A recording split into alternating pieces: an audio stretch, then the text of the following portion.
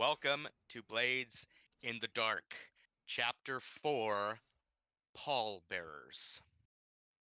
It has been 2 weeks since the crew ambushed the Fog Hounds on the Merchant's Way, and about a week after the Fog Hounds' ill-fated retaliation that left bare the sole remaining member of their crew.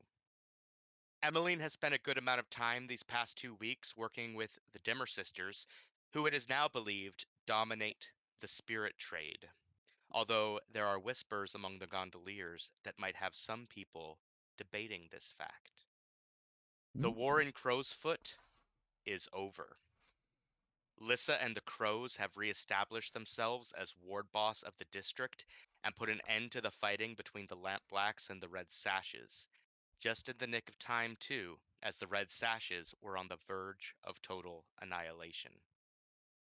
The end of the war in Crowsfoot has not received the media coverage one might expect, however, with the ink rakes instead focusing on a recent vote by the city council that saw Lord Strangford, the captain of the largest, most successful Leviathan hunter fleet, and the wealthiest man in the city, removed from his seat as city councillor. Mm. The reasons behind the vote are unknown, and the full impact of Lord Strangford's removal have not yet been seen, but a council seat now sits open regardless. Mm. The Nighthawks are at war with the Fog Hounds, though really in name only, as Bear appears to be the last remaining member of the crew and has since gone into hiding. You're still feeling some pressure, however, so perhaps Bear has been able to pull some strings from the shadows. The crew has employed a new cohort of distinctly non-Scovelander rovers that have proven themselves to be independent, if a bit unreliable. And Silas has acquired another band of Scovelander refugees who are waiting to assist the crew's next big score. Jeremiah has no doubt learned the identity of Rorik's killer from his ghost, but has not yet approached the crew about Lissa's assassination. Perhaps she is worried that disrupting the Crows after they just re-established control in Crowsfoot might prove a poor decision economically. Maybe she is waiting until this business with the Foghounds is resolved and the crew can dump some heat. Whatever the case, she has been tight-lipped on the subject, though everyone knows she seeks vengeance for her lover's murder. Despite the war and having to deal with some heat from the Bluecoats, this past week has been relatively quiet. You guys have been able to focus on your personal lives a bit, but have all agreed to meet up at the crew's lair later this afternoon to discuss upcoming scores and future work. So, as we begin today, I'd like to just check in on each of you individually, real quick. So, just some short scenes to establish some of the stuff you've been doing before you meet up all together back at the crew's lair. So, with that being said, who would like to start us off today? Well, I think Reese is, hanging out down at the lair, and just trying to keep out of the limelight. We've been seeing a lot of heat lately with our crew, and he's trying to stay out of trouble. Lately he's been spending time hanging out with Sarah over at the apothecary, um, and learning a bit more about the chemicals that she has there. Excellent. So, yeah, I think, hanging out in the lair, um, there's some new fixtures there, right? So like as per usual, the Emerald Nighthawk, that ship you stole from the vultures, is Mm-hmm. moored in the water. Um, but now the Foghound is currently dry docked, awaiting repairs.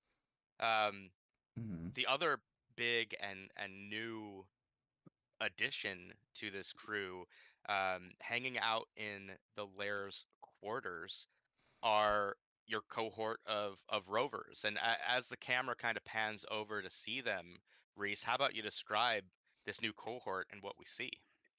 Can you describe where they come from a bit first, so I can get a bit more of a uh. How about you tell me? All we know is that they're specifically not Scovelander. Mhm. All right. Um, good call. And how many of them are there? Ooh, Hal, do you have this number? Yeah, so the way scope works is it's based on your tier, but Uh-huh. our tier is degraded right now. I think we can just roll that into their unreliableness. So we have one or two of them since we're tier 0 while we're at war, Uh-huh. but they're actually more like there are actually 5 or 8 of them, just some of them are away dealing with war. Ah, okay. And they're Yeah, just okay. probably looking for where Bear's head hanging out, right? Looking for evidence and stuff like that. Or protecting our interests now that we have turf.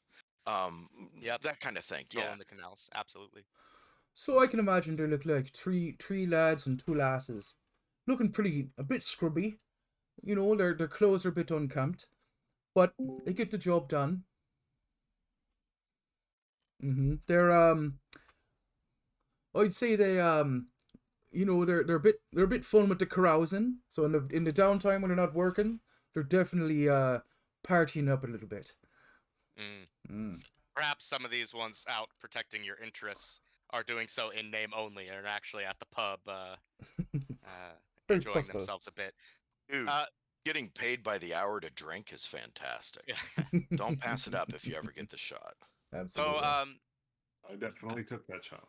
as you're hanging out in the in the lair and we kind of see your cohort for the first time, one of these so-called lasses that you mentioned, um, a woman by the name of Fleda Wilson, an Akarosi individual, Mm. um, who you've gotten to know over these past 2 weeks, you know, after their recruitment, and she is something of a leader among this band. She has been known to, you know, others have referred to her as fanatical, practical, but responsive. Mm-hmm. And she kind of approaches you, and When it's you like, say repeat her name one time. yeah, it's Fleda Wilson. That's Fleta. Oh, okay.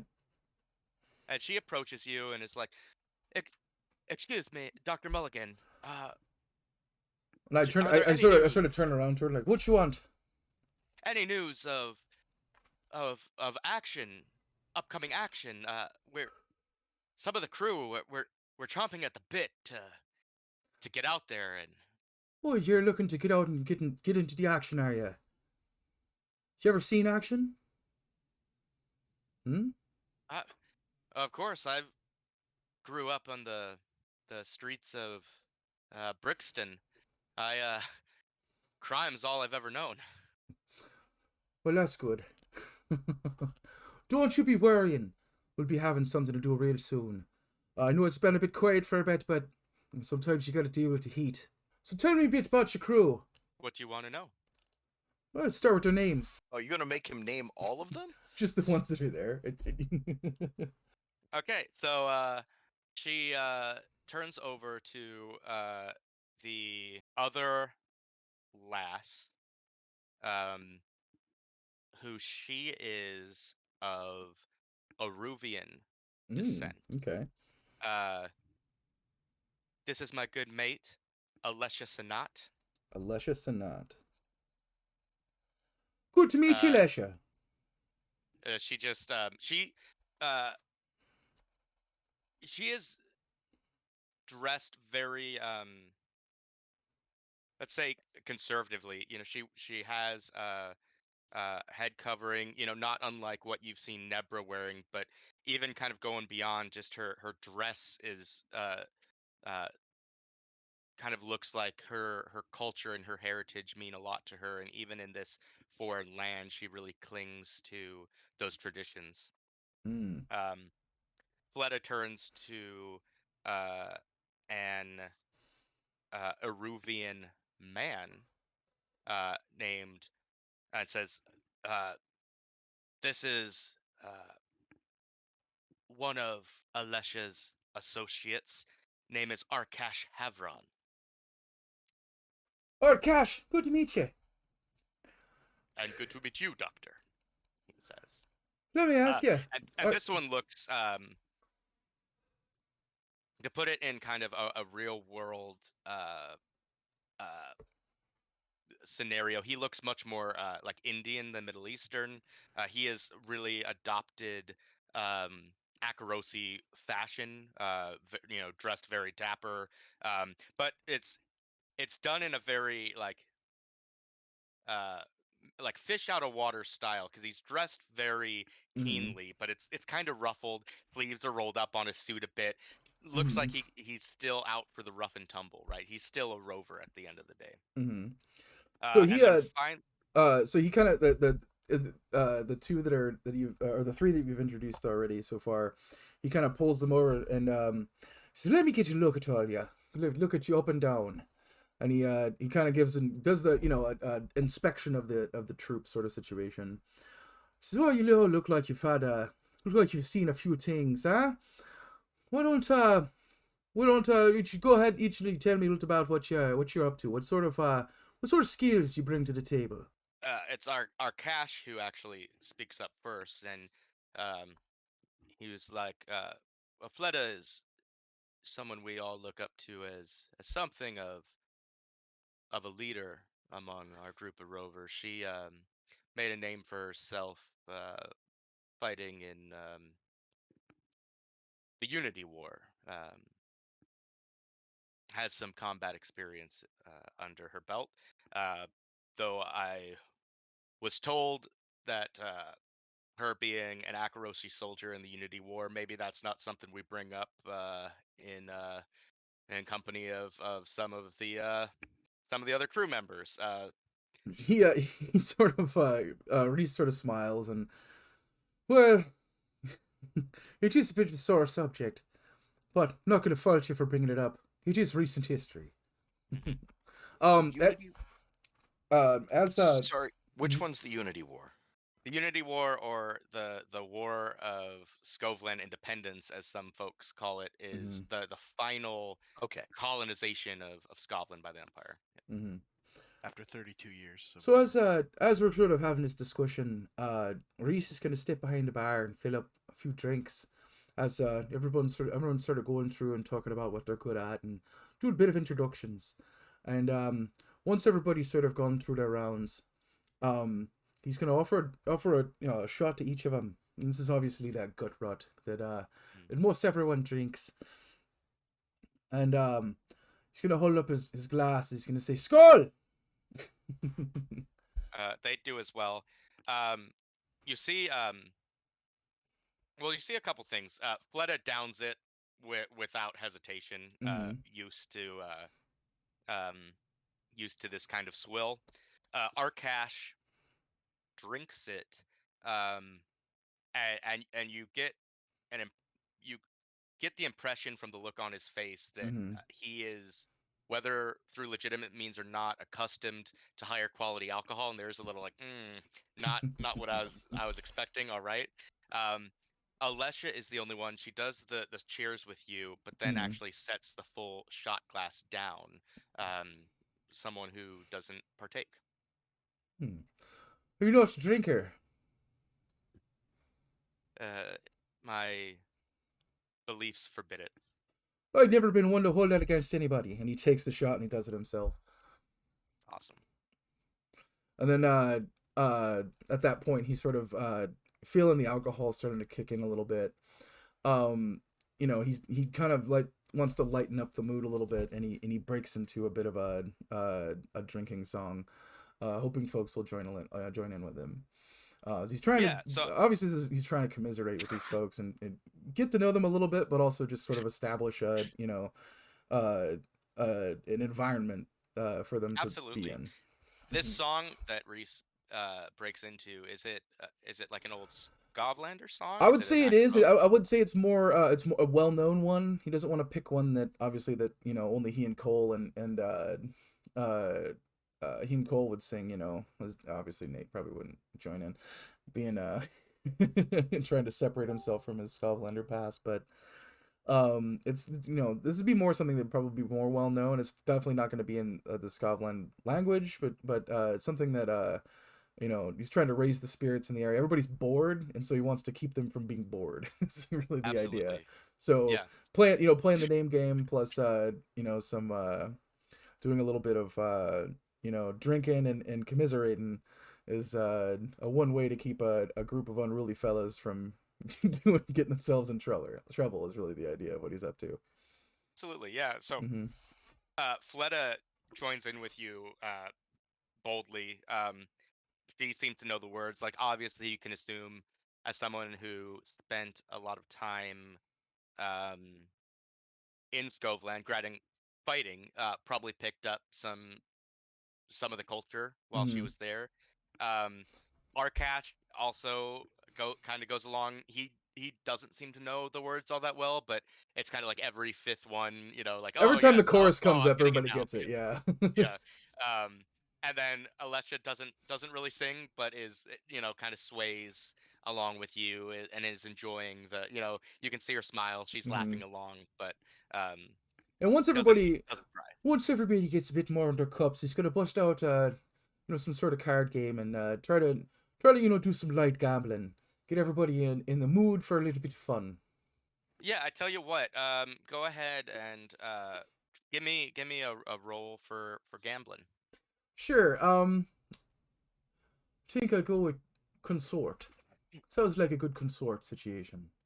See how well he plays the game, and would this be from a controlled position? I'll say it's a risky because you don't know Mm-hmm. the gambling background of these three individuals. Sounds good. This would be a limited effect, standard. Standard effect. Standard effect sounds good. Ooh, Fun. not So, very good at this game. You owe your rovers 1 coin in All right, there we go. in a gambling bet. Well, there you go. To be paid when the Nighthawks have coin again. Well, this is coming from my own pocket. Not going to make my game pay for my own debts. Fair enough, but you definitely, I think, they take the win, and any worry that they'd get rowdy to the point of difficulty kind of leaves the system. You feel like you've done a good job. It just cost a And little bit, but it kept us from getting more heat. exactly. So I started you guys off here on the faction page just so you could see we did have some folks complete Mhm. their clocks in last downtime, which you've probably heard some rumors about as I was describing the situation in the city. But that being said, I am going to go ahead and I'm going to move you back over to the home screen now that we're getting back into role playing proper. But yeah, Reese, so I think you spend the remainder of the afternoon with the cohort, getting to know them. Mhm. I think that's actually a great use of time, as there will come a Mhm. time where you'll need to command them. Um, Mhm. so yeah, and I think you guys spend the rest of the afternoon together up until the point the others arrive at the hideout to Mhm. start discussing business. Awesome. So who would like to go next? I'll go. So Cool. the messenger there's indulging the vice, but there's also things that are alongside that are basically the hobby side of it, right? Because it shouldn't just be that the messenger is only researching things when they're in trouble and need to indulge their vice. So um, they've been they've been trying to look into the Dimmer sisters, since now they feel a little bit of a beef. The Dimmer sisters are on their list, Hmm. um, but in a way that is looking for confirmation of ways that already fits into their paranoid ideas about what's going on with the world. So they've really just been uh, uh, looking around and trying to scare up information on them. So I guess this would be a gather information thing. Hmm. Yeah.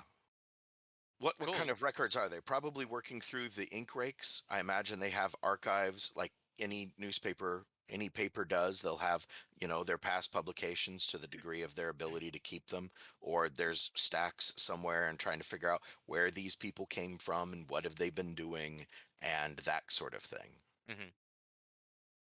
If that were going to be a role, I think it would be a study role. Sounds good. Sounds Um, appropriate. This is we'll say I think you're absolutely right in that I think there are many places in the city where you could get information on the Dimmer Sisters. I think the ink rakes are a good bet. So I think this is going to be a controlled position. Um, I Oh think it's yeah. going to be standard effect. Yeah, I don't know, like what could go wrong that would make it risky. I get information I'm going to act on immediately and get in trouble. Someone finds out I'm looking into them. Mm. There's not much there. Of course, depending on how the setting works. Nice. Woo! Success with no complication. So, Mr. the Messenger, what do you want to know about the Dimmer Sisters? I want to know about the part where they first showed up. What is the story of them first coming in? What is the earliest record of the Demmer sisters, and were they doing? Like, did they Yep. come from somewhere else? Is there something in there that will tell me things about? I want their weaknesses, but like, Yeah. I don't think you're So, getting that out of one study roll. So, I want to start on that. yeah, so you go through like the ink rakes archives and stuff like that to old publications.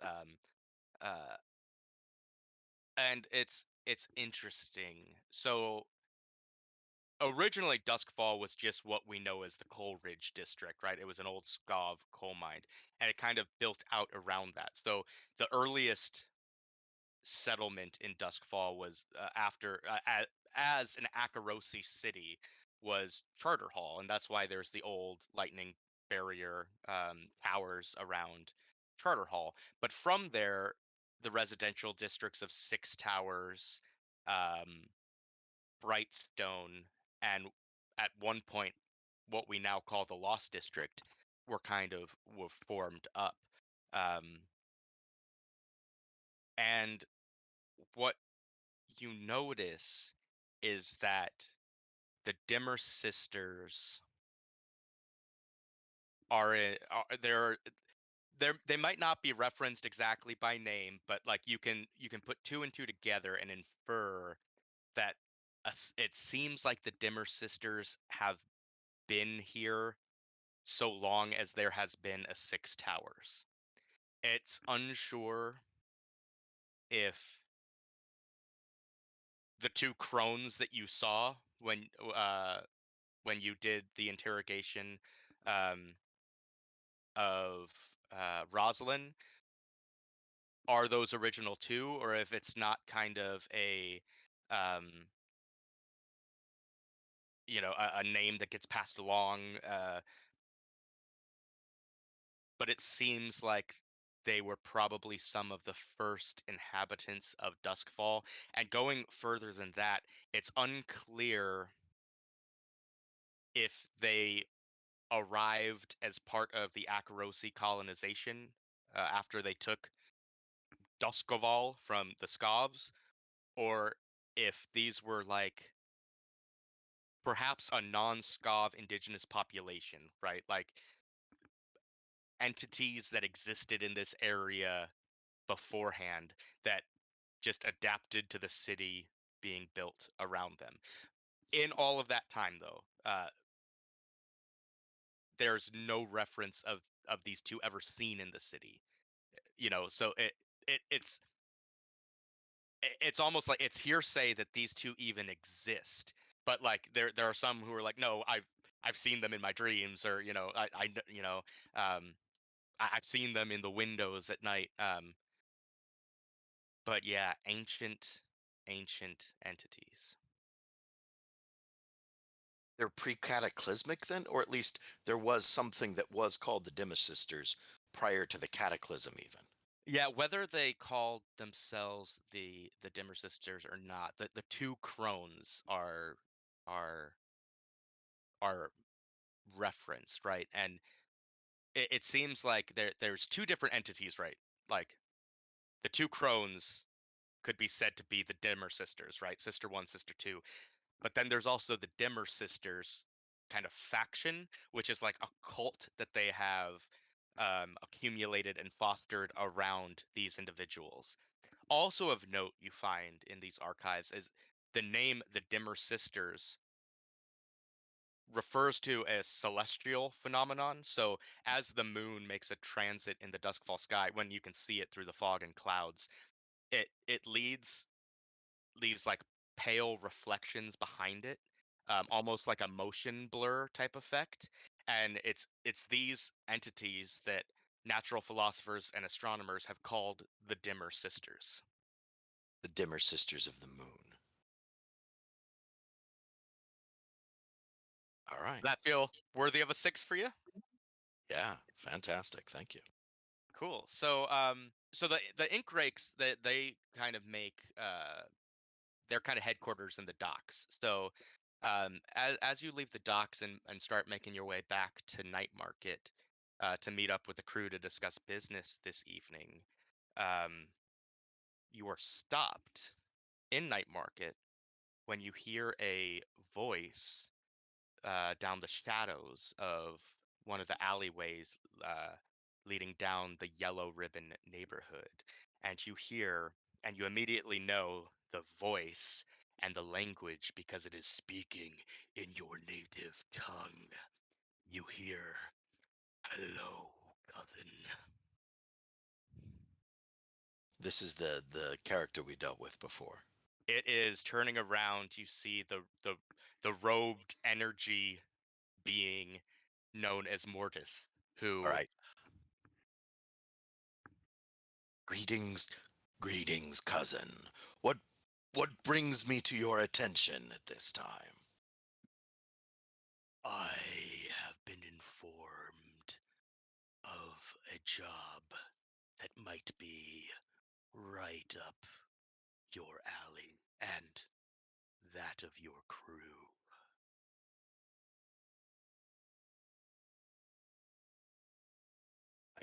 I am grateful to have your consideration. What would you have me know, cousin?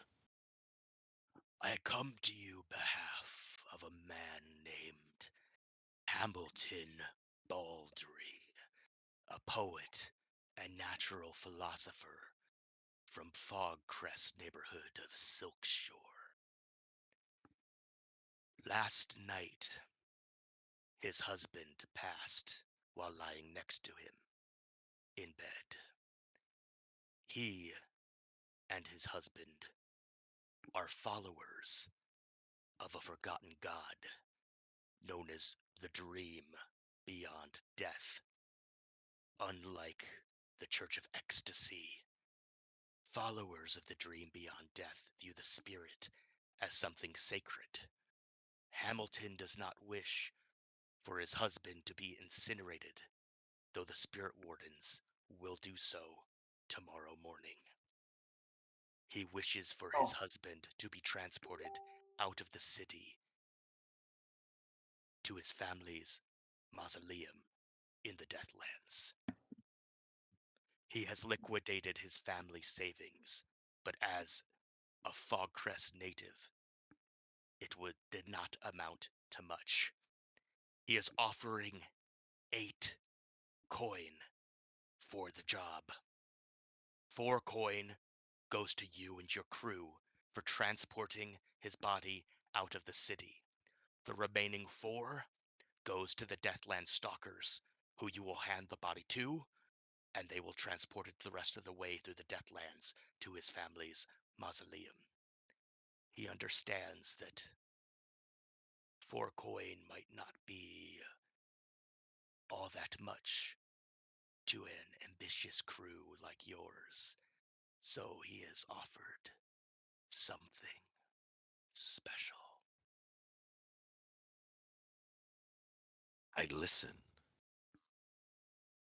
His family had a map to an ancient gate. He has shown it to me, and I have authenticated it. It is genuine. He is offering to give it to you, along with the coin, for the completion of this job. Mechanically speaking, what this will allow, should you choose to accept it, is to begin pulling scores to claim the ancient gate true claim without having to go through the path for it. Is that on our path? So it's a smuggler upgrade. It is. Okay. Opposite way that you guys were going. Yep. I mean, we'll probably want to go that way a little bit to get the side business eventually. And surely we want to be for turf one day. But that ancient gate opens up an awful lot of opportunities. Your regard for me honors me, cousin. I will take this information to my crew and advocate for our an advocate for our pursuit of this job. If you decide to take the job, simply let me know, and I will pass the information along to Mr. Baldry, the living one, not the dead. He can be found this evening at a wake being held for his late husband at his row house in Fogcrest. He kind of looks at his robed things, reaches into what can only be pure energy, and pulls out a slip of paper from the ether, um, and reads it, saying, you can find the Baldry estate, number 224, along the 600 steps. And so as you've known, you've been in the city long enough, Fogcrest is built on a hilltop, and its roads are essentially staircases up the hills. And one of the main thoroughfares is called the 600 Steps, and each step is essentially a landing with a house. And he is on step 224. Okay. But okay, did I miss something? It didn't sound like I actually need to talk with him until we want to collect. Like he's giving us this so we can collect. Okay, cool. Because I'll Yeah, be so talking if to you want to Mortis take, about accepting the job, and then we go steal the body from somewhere else if we take so the this body job.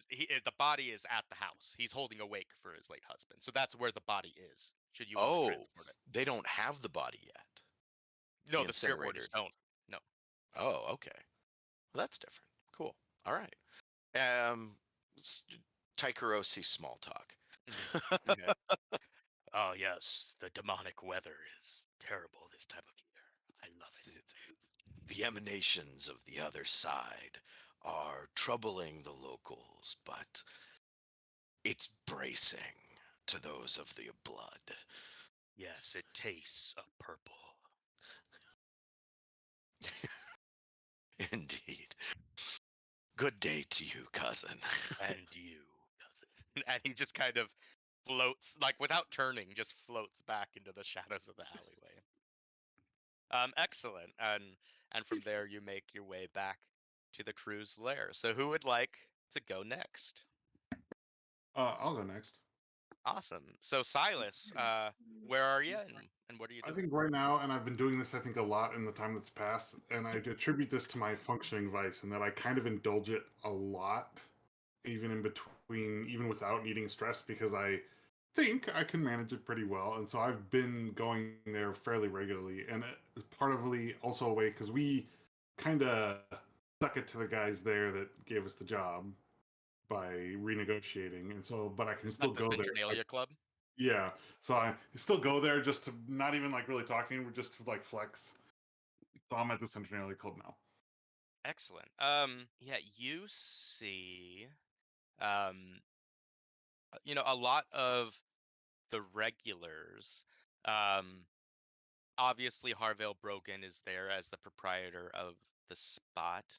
Um, the only other individual of note that you see there is Raffello, who I'm not sure you had much interaction with. The Nighthawk, however, got to know a little bit about his work and his beliefs while in Harvale Brogan's office, while the rest of the crew were discussing business. And really, not even the Nighthawk. This was Virgil who learned such information. That weird dude But that you we see him. encountered there. He's a known painter, and his work, and he actually, interestingly enough, lives in the Fogcrest neighborhood of Silkshore as well. He's a known painter whose work has been really blowing up in Brightstone. And he's kind of at that cusp between like local artists, like struggling artist, and someone who's about to make it rich. Um, he's a tall, lengthy man. Um, uh, of it's seemingly like mixed heritage, like probably Akarosi and Eruvian parentage. Um, Tan skin, curly dark hair, um, and he's uh, sitting at the bar drinking some libations that you would have thought at one point were probably above his station, and every now and again making small talk with Harvale Brogan. I'll go up and introduce myself. What'd you say? Uh, what was his name again? Rufus Raffello. Ruffello. Ruffello. You're the artist Ruffello, correct? Oh, hello. Yes, I see that my legend precedes me. Yes, your works seem to be becoming quite popular. Oh, well, what can I say? I am happy and pleased to see that the citizens of Brightstone are finally coming to their senses and adopting good taste. Yes, well, that's good for us all. You've seen some of my work then. Yes, I've seen it in passing various places that I attend to, and I wouldn't mind possibly decorating my own place with some of your work. Oh, well, this is something we could definitely discuss. I'm always looking for my next commission. And Silas, like Virgil got this information last time, but Raffello's work is on the morbid side. Um, it's done in very, like, he's an oil painter, and it's done in very warm colors and very evocative of flames, infernos of things burning, places, people. It's almost like you almost get the sense that this guy's muse could just be like looking into a fireplace and listening to what the flames have to say to him, right? Like, this there's a legitimate concern this guy might be like a pyromaniac, but like buildings aren't going up in blaze around I duskfall. feel like So this is probably a healthy outlet. yeah, exactly. Keep this dude painting. Yeah, so do you do just so do you do primarily custom requests or just Oh, uh no. Uh I follow a process. I oh, okay. only paint what is shown to me. Oh, so if I showed you something you'd paint it? Oh, no, you misunderstand. I only paint what is shown to me by the keeper of the flame. Ah, okay, that makes sense given how I've seen your artwork. That does make sense quite a bit. Yeah, and you've heard this name before. Virgil Mhm. probably is more familiar with it, but uh, the keeper of the flame is the name of one of the forgotten gods. Yeah. And even if he didn't, I think he's off the cuff enough to be like, "Oh, okay, yes, exactly, yes," and not, not be like, "Huh?" Um, yeah. So, yes, I'd love to commission something from you for my own place of business and living place. uh, that yes. Should we make an appointment? Should I come to your place of business or to your? Yes, we can make an appointment for sometime soon, and then Excellent. He has go from a bit of a smile that he's trying to conceal when you invite him over. Um, but he was like, "Great, leave me your address and we can make arrangements." there. Yeah, I give it to him. Excellent. Mm,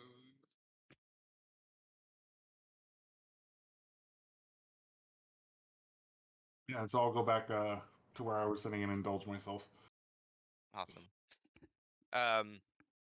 Yeah, so you take in the finery of the Saturnalia Club. Harville Brogan stops by on occasion and makes sure you're doing okay. You get the sense that as a criminal faction leader, he was disappointed in the way things went down. Beyond that, just as a person of Scovelander descent who made something for himself, he's actually quite fond of you. So there's like he's able to kind of separate those two things. Like business is business and our personal life is separate from that. So you guys actually strike up a nice conversation. Okay. And uh and yeah, take in the luxury that is on offer until the point where you need to go meet up with your crew and make sure your own business is being accomplished. Cool. So, who would like to go next? I can go next. Cool, cool. So, where you at and what are you doing? Cole has been spending a lot of time. Uh, so where the doctor, where Reese has been spending time getting to know the folks hanging out in the lair. I think Cole has been a little bit obsessive lately, and so even though he's not traumatized, so he's not obsessed, but he's starting to. He's still pretty stressed out after the events of the last score and the whole uh, becoming a berserker issue. And so he's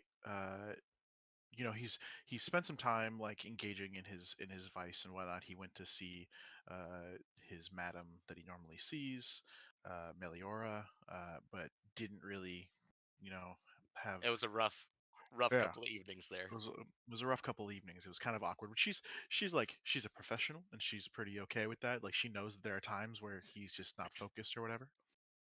Um, and so instead what he's done is he tried drinking, like he tried going to the bars with the Scovelanders, but it didn't really feel right, I think, for him. And so what he's actually been doing is he's been out in the streets, kind of like wandering around a little bit, maybe picking a fight here and there, um, like almost doing a like what you like an old school Batman type thing of Night waiting hawking it for about. night hawking it about a little bit, but like Mhm. waiting for a ruffian to come up to him, because he doesn't look like he's well dressed or anything, but he's he's carrying his shillelagh as like a walking stick, and going around. But if someone tries to jump him, he'll easily get in a fight. And then I think the thing that he actually becomes obsessed with is finding Bear, and working with the uh, the the rovers to kind of patrol their new territory. So he's Mhm. spent a lot of time out making sure that the new territory is secure and kind of Excellent. commanding So, people in that.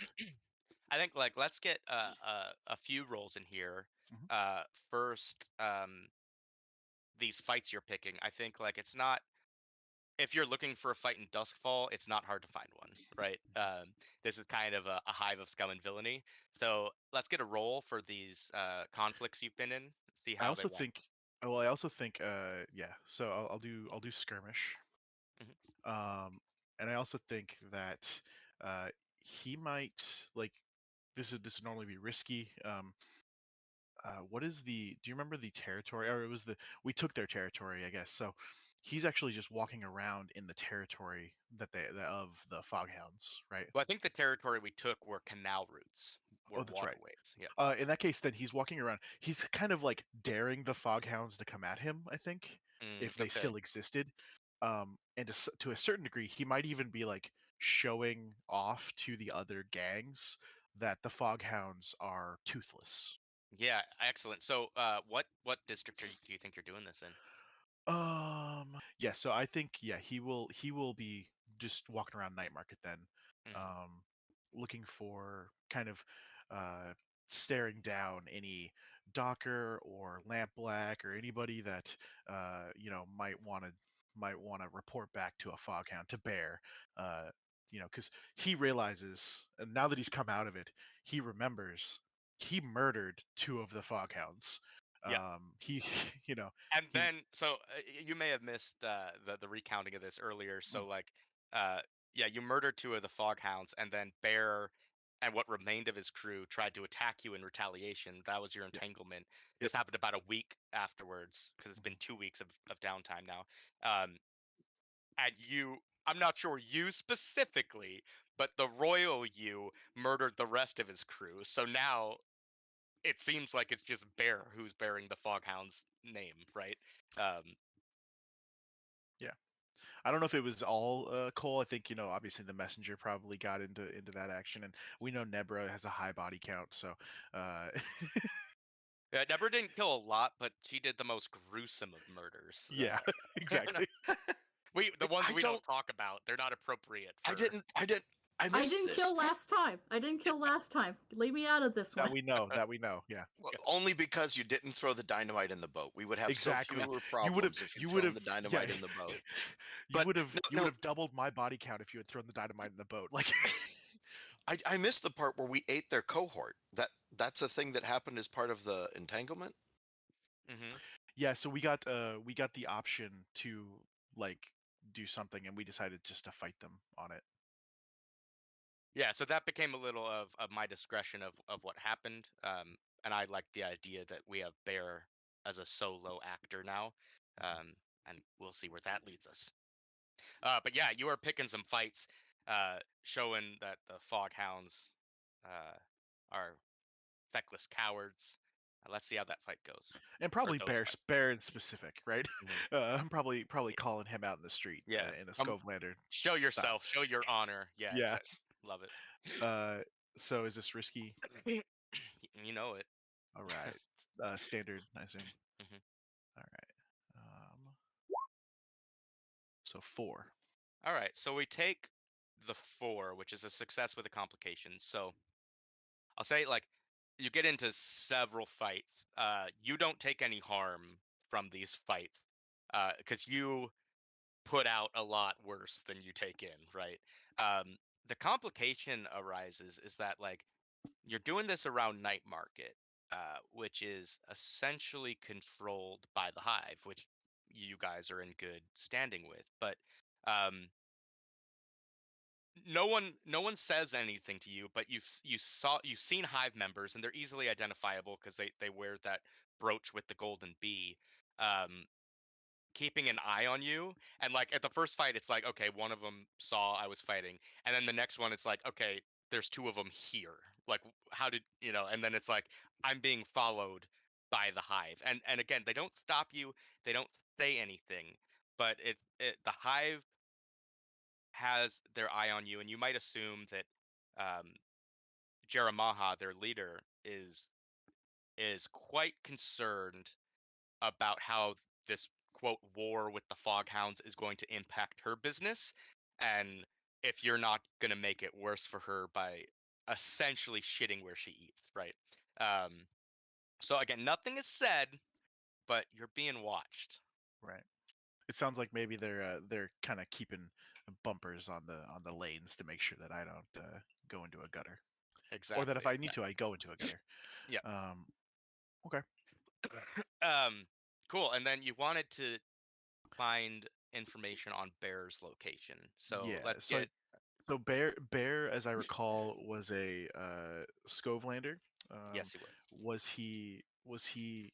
So I'm gonna go to my military contacts from the Scovelander regiment, and then work within them to get to the Scovelander refugees, Mhm. who we've worked with pretty significantly to try Yep. to, um, you know, get a message to Bear or get to talk to Bear. Yeah. Well, and you guys have access to a band of Scovelander refugees that Silas recruited for. Ooh, so actually, yeah, I think actually of anyone, so that we have these rovers doing stuff, and actually instead of like working with the rovers, really, I will actually be working with the Scovelander refugees, kind of either patrolling around or, in this case, uh, when it's just us in like by ourselves in an area in the Skovelander tongue, I'll talk to them and say, I regret how things went down, but this is how war works. If one of you could get me in touch with Bear, I would guarantee his safety because I would like to have a meeting with him. Hmm. Cool. Roll me something. Man, I'm gonna go with a command. Okay.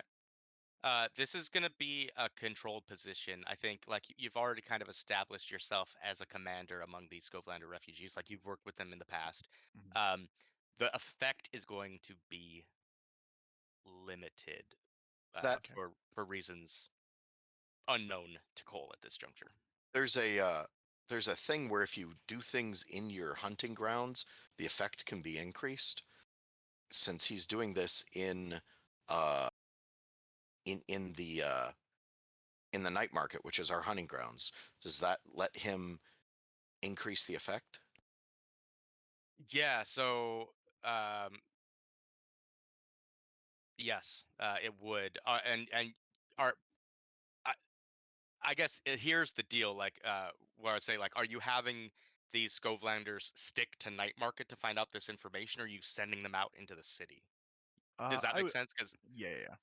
I would send them out into the city to try to figure yeah. it out. However, I would take a devil's bargain on this, perhaps, to get it out there, like, because even though I said it was in private, that Cole wanted to have a meeting with Bear, Hmm. um, like as they go out to do this, and that like they're Skovlanders, so they talk amongst themselves, and then it gets out farther and farther. So I would be okay if other people found out, or my devil's bargain would be that other people or someone potentially finds out uh, that Cole is seeking a meeting with Bear directly, um, in exchange for pushing myself essentially, um, to, and I think in this case, to could I increase the effect to standard? Um, yeah, I can take that bargain. I could see how this could play out. Because they're asking questions, they're not being exactly quiet about it. Like they are being quiet about it, but there's like I'm sending 12 dudes out to go go see Exactly. if they I'll can say find the like guy. the limited effect starting spot, right, comes down from if you are just like Blades in the Dark works on like a faction scale, right? If you are just one person, it is easy to disappear in some place like Duskfall. So there is a level of he might not be able to be found, but with the way you're going about things, I think we can bump that effect to standard and see how it Yeah, and the way I picture this is they're actually just going out and shaking trees, right? They're goes. going to the Lamplex, they're going to the Dockers, they're going to their contacts and people that they know in amongst those situations to try to shake Bear loose. Hmm. But they're doing it in like a nice way. They're like they got a sandwich or like a piece of meat there, being like, "Hey man, it's okay. Hmm. Like we're not gonna here to kill you." But he's probably pretty scared of that. So, um, so also a 4. For a success with a complication. Um, yeah, so the success portion of this is well, let me start with the complication and then we'll move into the success. Okay. The complication is you Bear is being harbored by someone or some faction. You don't know who that is. You don't know where they are, but like this war you're in, Bear's not enough to do it. He someone is assisting him, right? Um that is still a mystery. That's the complication. The success is on occasion he has actually been spotted in Crow's Foot trying to meet with Bezo Baz and the Lampblacks. To what end? It's unsure, but like the Skovlanders, like yeah, we talked to an apothecary, we talked to a merchant, and they saw this man meeting your description by the Lampblacks warehouse. Um, he has not yet been let in to meet with Baz, it would appear. Like the furthest he's gotten into the organization is a meeting with Pickett, who you might remember is the second in command of the Lamp Blacks, who is like, cool, I've heard your case. I will pass it along and see if Baz wants to talk to you about it. So where you don't know where he's hiding, you don't know who's got his back, you know that chances are good he might show his face again in Crow's Foot because it seems like he really wants a meeting with Baz. In that case, can I approach Pickett? Sure. So I do what needs to be done to set up a meeting. I don't know if we meet at a bar or something in Yeah, how about you tell me, like a neutral location? Are you heading to the Lamp Blacks HQ yourself? I think so. You first met her at Kellen's pub in the first game, right? Exactly. Um, and so what I actually do is I go into a known lamp black brothel. Hmm. And I know that there's a couple of these out there. Meliora has told me like who runs what in Crow's Foot kind of thing. 100%. Yeah. And so I go into one and I pay for my time, etc. But then in also talking with the operator of this establishment, I mentioned that I would like to that I'm going to have a drink later at Kellum's pub, and it would be really very nice if I was joined by Pickett. I had some things to discuss. Perhaps we could come to a mutual arrangement type thing. Love it. Yeah, so yeah, later that night, um you or not later that night, sorry, later that afternoon, because you do need to meet up with your crew Yeah. this So evening. But I'm having lunch essentially. I'm having yeah, yeah, lunch a drinks. Yep. lunch drinks. Like I'm having a couple of beers over lunch. Yeah, so you head into Kellen's pub off Market Street in the Saltpire neighborhood of Char Hollow. Um, it's as you remembered it, one of the oldest pubs in the city. It's it's probably one of those places in the city like you feel most at home. Like it reminds you of. Even though you were born here, like that nostalgia of what it means to be Skovelander is strong. Um, you it's actually like um it's actually busier than last time you saw. Like the lockdowns have gone away, because the war in Crow's Foot is over. People aren't scared that any violence more than normal is going to occur. So both like the rich and poor alike are there. It's crowded, relatively, right? It's still lunch, but like so it's not like rowdy, but like most tables are full. uh, Elwood Keating, the pub's proprietor, is there cleaning out some glasses, and you know, still kind of working, cleaning out the glasses. Come over to your tables, like, what can I get you, sir? Uh, Give me a sandwich and give me you know, a pint of your ale here. Of course, any uh, what's your choice on your protein? Uh, Anything with four legs will do. Expensive taste. I'll see what I could do. And heads to the kitchen to place your order. And yeah, Good at eating, about rat tonight. Good yeah, eating. about that time, This thing used to be alive. uh, Pickett walks in. You've seen her before. You remember she's an Akarosi woman in her late 40s, early 50s, scrawny, scrappy, rough, hardline face and short, cropped, wiry gray hair. I think like if I were to cast her, we've all seen The Walking Dead, right? I forget the character's name, but you know the one I'm talking about. Hopefully, uh, yeah, she's wearing her expression is gender expression is very masculine. She's dirty, looks very much the part of a manual laborer, um, and she approaches you, and in that raspy voice of hers, like, "Mr. Colburn, what do I owe the pleasure?" I motion over to the chair next to me here, and why don't you have a seat with me? I would love nothing more. We eating? Yeah, I mean if you're buying. Oh, I believe it was you who wanted to see me. I don't think that's how etiquette works. Oh, so you're right. But I'm just a simple Skovlander. I don't understand how all these things work for the Akarosis times. Give it time. I'll teach you. Oh, you're going to civilize me, eh? If I could do it to Baz, I can do it to a youngin' like you. Yes. Well, I think the Legion did a pretty good job of getting me as far as they could. She kind of looks you up and down in kind of that awkward, like, grandma thinks you're attractive way, and it's like, I could say so. I heard you've been perhaps seeing one of my countrymen. Uh, Goes by the name of Bear. Remind me which one's Bear. Well, he was second in command to the Fog Hounds before they got decimated. Rough business that, she says flatly. You know,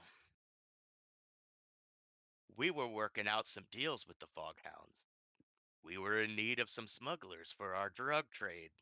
Hmm. They would have been very useful to not be decimated.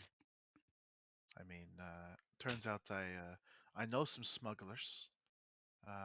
We might be able to, I don't know, absorb the business that you were looking to do.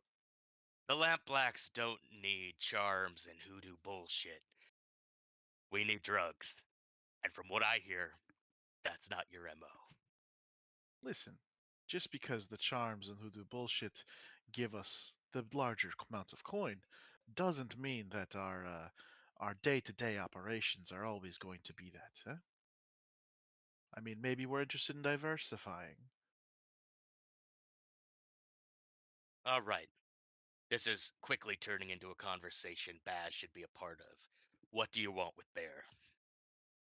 I want to offer him peace. Why? It'd be easier to kill him. Yeah, but he's one man. What does it matter to us? I killed his captain. I killed his third.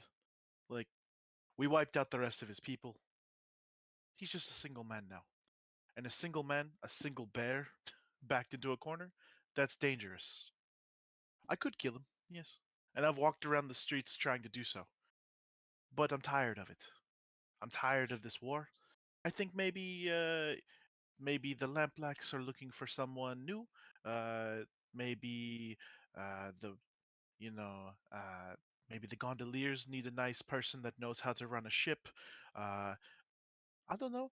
We just came into possession to a new steamship. Maybe the Nighthawks. We need some more muscle, because it's just me currently, right? Uh, but I think Bear has options. I think Bear needs to figure out his options. I already know that he's in the arms of someone. Otherwise, I would have found him already. But and if that's where he wants to be too, then great. We leave him be. I think we've done the things we needed. You make a compelling case, Mr. Colburn, but I am not Bear's mommy. What's in it for the Lampblacks in setting up this meeting? Well, as I said, you're looking for some smugglers. You're looking for someone to do some jobs for you. Uh, we know some people. We have looks like a second steamship now. Maybe we get that up and running, and then we use some of our people to cover your scores. Also, So you work for us exclusively, oh or no no for a no no. discounted cost. Listen, you know what my position. My position is your position. I cannot make these deals on behalf of my boss, just like you can't make these deals on behalf of your boss. Just like you said, maybe we talk to Bezobas. But either way, I think maybe we put your boss and my boss in the same room. We lock the door. We throw a kitten in there, and you and I we go have a drink. Yeah. Yeah, it sounds like Baz and Eventide need to hash things out before you and I come to accord of what happens to Bear. we could do that. But for now, I think maybe you can. It doesn't even need to be a meeting. I know Bear has been talking to you. I think maybe next time he comes to talk to you, or next time he comes to talk to Baz or any of your people, you tell him what I said, right? You tell him that on my word and on my Skovelander honor, that this, at least if he's willing to accept it, we can be done. I understand this was bad business. If they hadn't fought back, then and they haven't, if they hadn't opened up with a fucking chain gun on the top of their deck, I wouldn't have fucking drank that vial and I wouldn't have gone crazy. Yeah, we know how this goes. You've seen people in the wars. He has seen people in war. Oh This is fuck, how we it just works. stopped. We just got out of one. Yeah, and remember who helped you to secure that in the very beginning and got you your Yeah, nice the advantage. Skovelander refugees. Oh yeah, the Skovelander refugees that I recruited, handpicked from my people.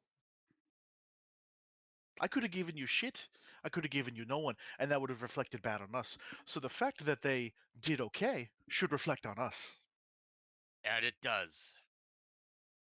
It pains me to say, but you did well. Right. All right. I will pass along your message to Bear free of charge. You get your boss to talk to mine about anything moving forward. That being Okay. said, it's in Bear's hands what he does with the information. Only Me and Bear the can decide. Lampblacks won't be held accountable. That's totally fine. Only Bear can decide what his fate is. But he could go to war. He could die for his people. But his people are already dead. So, I mean, what are really his options? I take a nice swig of my beer here, and I just enjoy my lunch and say, you know, what do you your territory seems real nice now that you've got it all under control. Are you fully established here yet?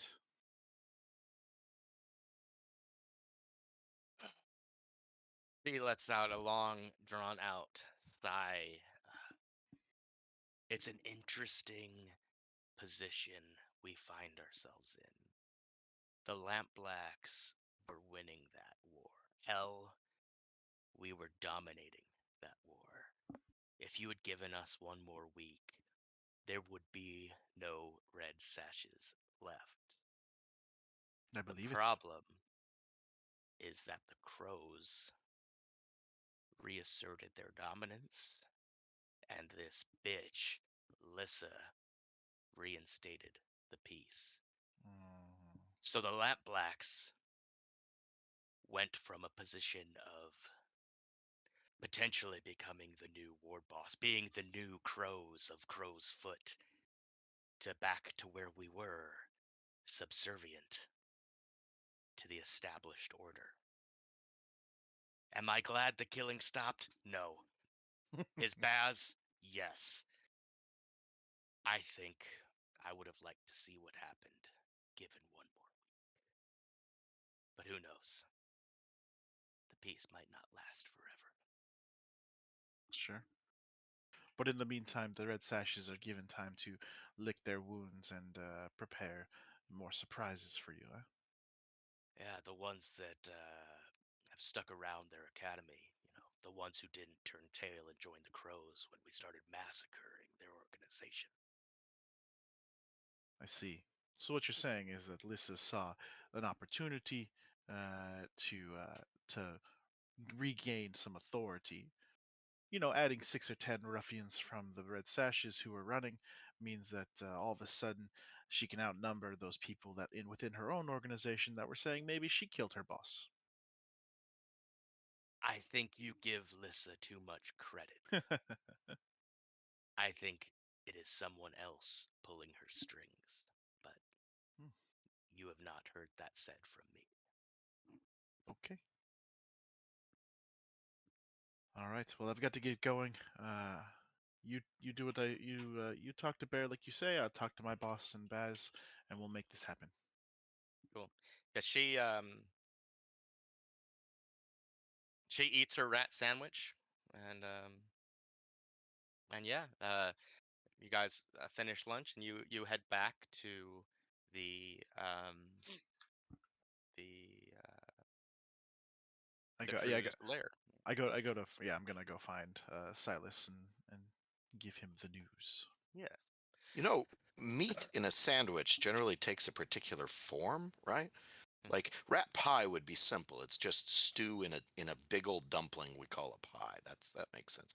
But in a sandwich, rat meat in a sandwich is either like leftover turkey or pulled pork sandwich, Okay. or they're taking rats, deboning the carcass and pressing them into loaves deli style. And you've Mhm. got like a loaf made of multiple rats of different parts of their meat, and then you slice bits off of that and put it in the sandwich. I mean, it could Yeah, very kind of. well be a sausage, man. It could be like a big thick. I mean, you take 100 rats and you stuff them into a sausage casing and you cut it into pieces. I mean, Yeah, are we, sausage we don't roast. are we we splitting hairs here or what? I like the rat loaf better. No, but... I like it. I like, was thinking like more pulled pork sandwich is where my mind Yeah, went. my There you initial go. thought was pulled pork, but I do like the idea. Maybe it's because it's cheaper here. It's pulled pork, but like in some place nicer, like Silk Shore, it's like a cured meat that is Oh God. seasoned and everything. And in Brightstone, rat's not on the menu. Are you crazy? No, yeah. Yeah. Yeah. Cool. So between I think who do we have left? It's Nebra and the Nighthawk. Which one of you wants to go next? The Nighthawk Okay. gets a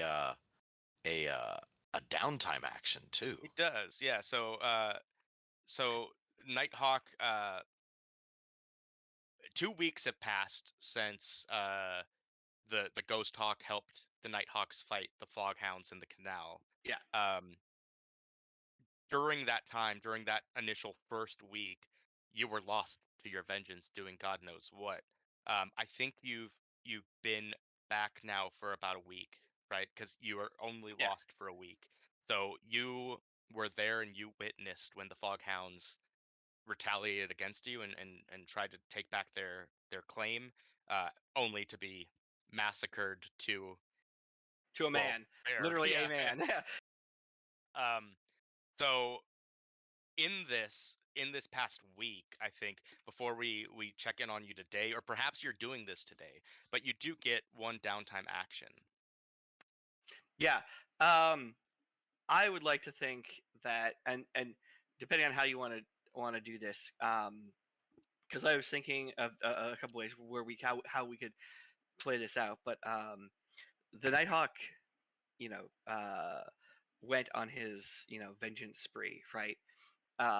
But like in a very Batman-esque way, I think he probably went after like low-life criminals and thugs who are actually wanted. And so, like Mhm. in a Batman way, like people woke up one morning and they're just like, "Hey, it's that guy we've been looking for." And there's a sign, courtesy of the Nighthawk, and they're just hanging upside down outside outside like the jailhouse or something. Mhm. And so, like this is kind of what I was thinking. Like, does the reduction of heat here a little bit of Yeah, like basically like I do like that idea. How do you think that reduces your crew's heat? so this is like it's like, oh well, I mean the Nighthawks are kind of ambitious and a bit chaotic, but they got a few people we actually did want we did actually hate, and so like it kind of like causes people to relax a little around us. Like we've turned in a So few you're like criminals. leaving a calling card so people know it was the Yeah, Nighthawks who brought these people to justice. yeah. Cool. Okay. All right. Uh, So s- I'll need a roll to So lower heat. so is this this is a mission completed by the Nighthawk, in favor of the Nighthawks? yes. Or are you calling like your crew the Nighthawks crew? That was it originally. We took out the apostrophe and scratched out crew. Right. Yep. So what's the roll I need to roll? It could be anything. It sounds like maybe a skirmish or a hunt or Let's see here. I think skirmish is fine. I can do skirmish.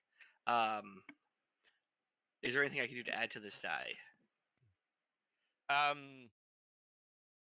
If you have a friend or contact who is helping you, you can add a dice. And you can also spend coin to increase the result of the roll. I can't remember. I think I have a coin. No, your coin had to go to Oh, that's raise right. us. Yeah. Then I don't have the coin. I mean, I guess the only person helping me would probably be the Ghost Hawk. In this case. But sure, if that counts. And the Yeah, so position long as you want it to. and the position is risky, controlled, desperate, controlled, right? Oh no, this is risky. Like you're going up and beating up bad guys. There's a chance. Okay. But wait, no, this is reduced heat. It doesn't matter. You're just rolling dice. Okay. Okay. Effective standard, obviously, because whatever. Mhm. Opposed type. Cool. So we take the 6, which reduces us down to 1 heat. Well Damn. done. I got a lot of bad guys. Yeah. So, well, I think it's like you said, right? Like, I think you targeted specific individuals that people had issue with, and I think using Virgil's knowledge of like who in the town could uh have sway, right? Right. And like, oh, you have a problem with this person. Well, so with strategically targeted attacks, and making it known that hey, the Nighthawks did this for you. Right. We're all right. Um, yeah, I think the powers that be walked into a blue coat precinct one morning and were like, hey, maybe this investigation isn't a top priority. Right. Which one of the many nobles that you assisted was the one to do this? You can't be sure, but the Right. results speak for themselves. Cool. So the Nighthawk, you have a little bit of time this afternoon before meeting up with the rest of the crew to discuss business. Where are you at, and what are you doing? I mean, I think one thing I probably am doing, probably talking with Alistair a little bit about where he probably wants to talk to me about, like, you know going after vengeance, because like another thing I wanted to mention too is I do think part of this was in effort to appease one of the forgotten gods, and he wanted to get information about how he should next seek his next goal, like in getting his own personal justice done. And so I think Alistair probably did want to talk to him about abandoning the people who are most likely to help you get justice, you know, for the sake of your own personal justice, right? Like you have to weigh these two things. Mhm. Excellent. Yeah. So I won't have you role play two characters talking to one another. That's fair. But yeah, how do you think Virgil leaves that conversation? I think Virgil leaves the conversation feeling, you know, like he's definitely thinking about it. Like, how do I, because he definitely, and I think this is probably ultimately going to result in his next downtime activity, which is probably going to be starting a clock for like seeking his own justice, but like then working with the crew on our missions and goals.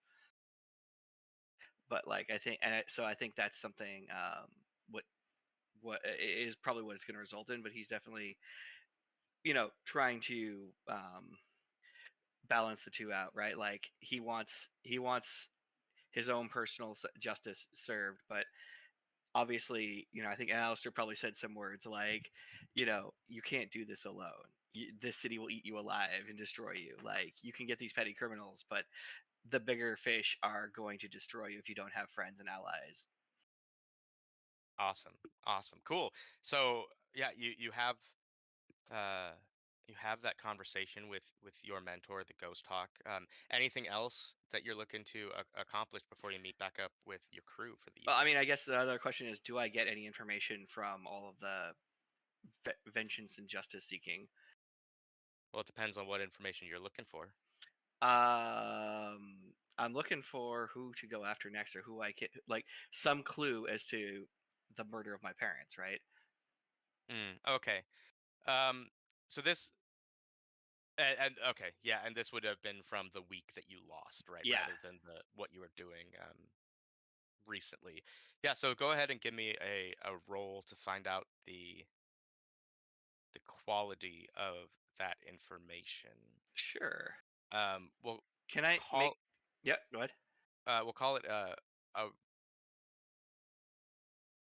information. We'll call it a controlled position limited effect. Okay. I was thinking a sway roll, since everything I'm doing may be very physical. The goal is to sway one of the forgotten gods here to, Yeah, you know, works for me. give me that information, right? Some interrogation. Right.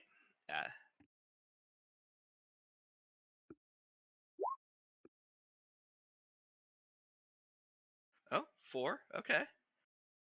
For a success with a complication. Sounds like working with the Limited forgotten gods. effect. Yeah. So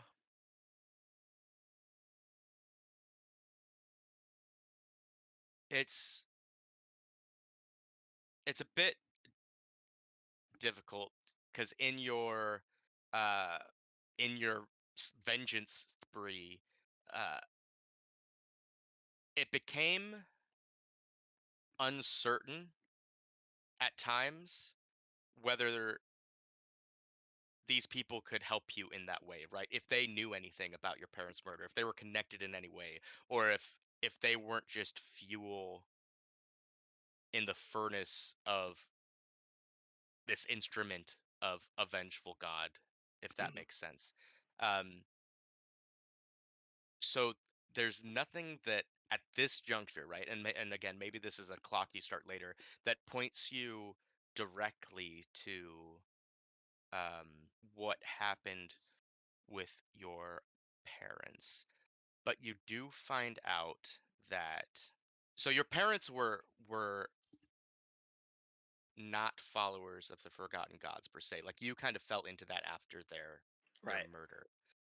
And you do find out some information during this time that strikes you as odd, because even though they weren't involved with the Forgotten Gods, at one point immediately prior to their death, they had started looking into one. Um, and this particular Forgotten God goes by the name the Empty Vessel. Ooh, I like it. Um, you don't know why they were looking into it. You don't know. You'd have to do more research on the name to find out more about the Mhm. Forgotten God. But uh, you do get the sense when you hear that, like when you first learn of that name, when it leaves one of these guys' lips, something inside of you, perhaps that which has been claimed by um, who is it? The Throne of Judgment is your Forgotten God. I believe so. Yes. Yes. Um, that is angered by that name. Okay. And angered in a way of like, this has a relationship. Like, my parents looked into this, and there's something to do with their ultimate demise and this. Uh, so you can infer that absolutely. That's not where the anger comes from. Okay. It's more like the Forgotten Gods are entities that exist, and it's not unheard of that one might know of the other or have dealings with the other. Oh, And so it this seems like god does your not like Forgotten God does not like the Empty this one. Vessel. Okay. Cool. Sounds good. I like it.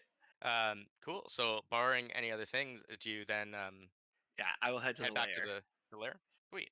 All right. So that brings us to Nebra. And so Nebra, I will say you can tell me where you're at and what you're doing, but you are actually with Emmeline as well. Okay. So I guess quick question before that. So is Reese the only one from our crew who has met the Rovers personally, or is it safe to assume that at one point everyone from the crew has introduced themselves and everything like that? Yeah, every one of you has met them at some point because they've been around for about a week now. Okay. Um, uh, you may have met different people because again being unreliable there's like a floating cast of these people who are Right. at the lair at any given time, but you've probably, I would say, all of you know Letta at the very least, right? Okay. And you have probably met the two Aruvians. Yes. Yeah. being like, "Oh, Definitely. sweet, I want to talk to you," right? Like, Yeah, yeah. Um, I'm wondering, is it possible to either do a roll or something to where Nebra kind of looks into the background of, was it Alicia and Arkesh, to see if she either knows them or knows their family members in some capacity? yeah, go right ahead. Oh, okay. And roll whatever you think is appropriate. So what I was thinking is doing a study roll.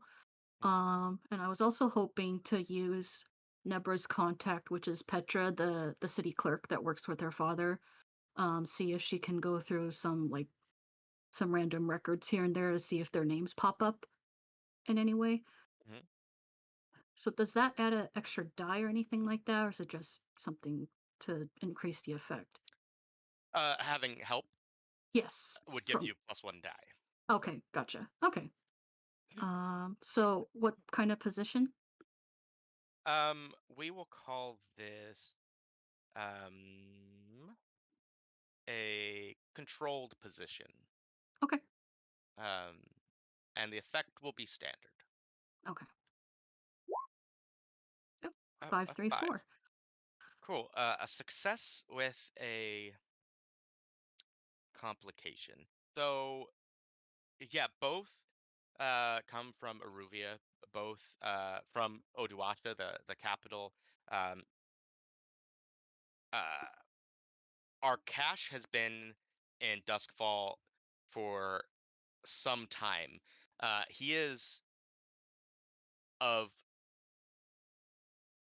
he is a like a bannerman to a noble house. Like he is not um noble himself, but his family is in somehow tied to uh the uh Ankuset deity, or noble house, who they are aligned with the demon prince known as Kuset, and they are responsible for Leviathan hunters, and the investigators and executioners of Oduasha, the Iruvian capital.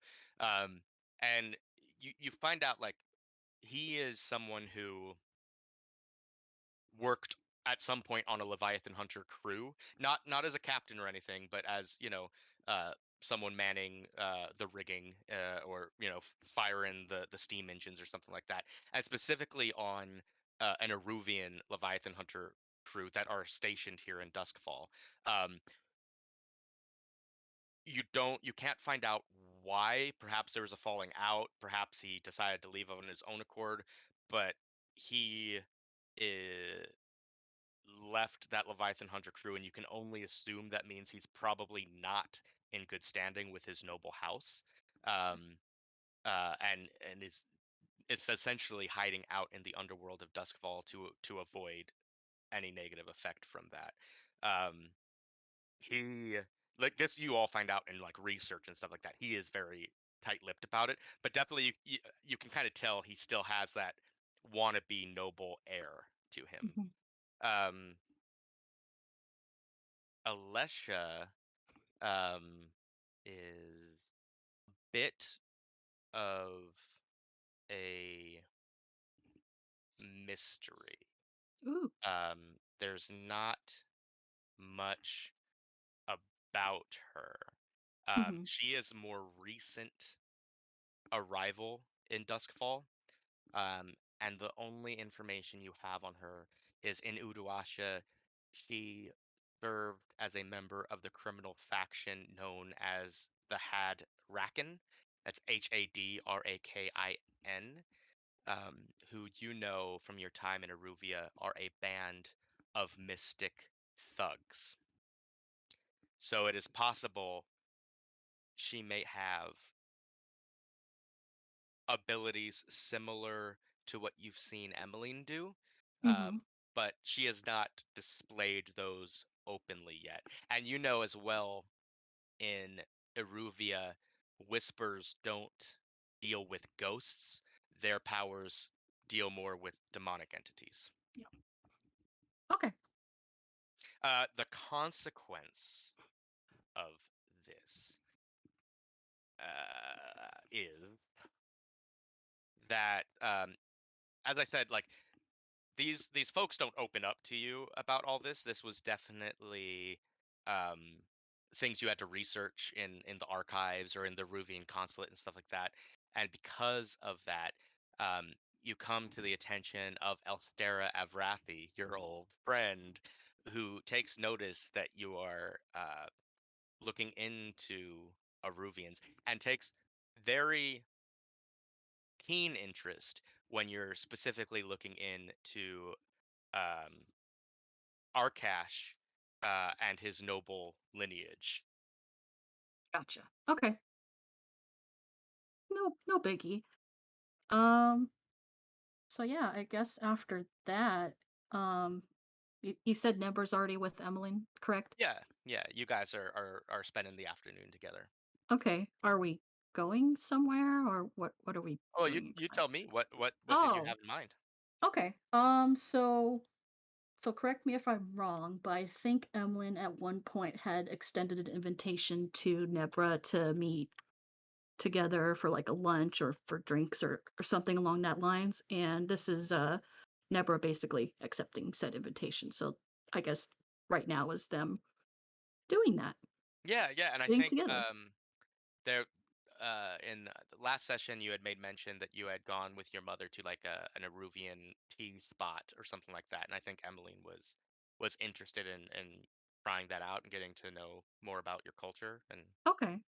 It is in Charter Hall though, so I don't yeah, know yeah, if yeah. Emily's still comfortable with that or Yeah, you get the impression like she, because as you found out last time, she tries to avoid going into Charter Hall or Six Towers, but I yeah. think like um to meet up with you, she does, but like you do notice she's super cagey about it. Like she's wearing like a hood up and is kind of covering her face as she walks so that no one recognizes her and stuff like that. And you get the impression like uh she's just being super weird. But like once you're in the restaurant, she relaxes a little bit, and Okay. once you get talking, kind of warms up. Okay. Awesome. Let's see. So I guess like oh, Evelyn, thank you so much for meeting with me. I know it's been on my list and I've been distracted with school and other things, so I really appreciate you taking the time out of your busy schedule. Yeah, no, of course. Um, I'm glad that we could meet. You're a very good criminal, and I'm happy that school seems to be less of a workload for you these days, and you can focus on the things that truly matter. Yeah, yeah, I was going to say school is not as exciting, I would say. I definitely have more fun with the other side of things, if that makes sense. Well, I'm glad you do it quite well, and with um, a lot more subtlety than Hmm. some of the other members of our organization. Yeah, we could use more subtlety, I think. We really could. Um, so there's one thing I wanted to ask you. Um, and feel free to stop me if this ends up being too personal or uncomfortable for you. Back when we were in the Saturnalia Club, Mm. I noticed that one of the Circle of Flame members, like in the robes, there was one that made you very uncomfortable. So I was He wondering if goes that. stone faced Oh, when you mention that. But continue. uh, okay. I was wondering if that particular person you knew and did they do something to you in the past? I just wanted to make sure that you're okay. Oh, she considers what you said, and some emotion kind of comes back into her face, and it's like, no, no, nothing like that. You know, so you know that I'm a whisper, and you've seen some of the things I can do. Yes. I was born unique, even among other whispers, in that Mm. I can tell when entities are in my presence. I know intrinsically when ghosts are about. I see ghosts where other people can't, even other whispers, without conjuring and the mystic rites. Um, that individual you mentioned, there's something wrong with her. In She's what not a sense? ghost. She's Oh. not a ghost. I know what that feels like, but sh- she is something, not what she seems, and I Mm-hmm. sense it. And it is something I've sensed before in my time working under Lord Skurlock, but I'm not entirely sure what it is. I know she's not a ghost, Mm-hmm. maybe a vampire, but there's something unnatural about her. Just out of curiosity, have you ever detected demons before? Um, I I I can't say with any certainty. I don't think I've ever met Mm-hmm. a demon, and I don't know if my ability would trigger the same way. I mean, my focus has always been spirits. Um, it's possible. I Mm-hmm.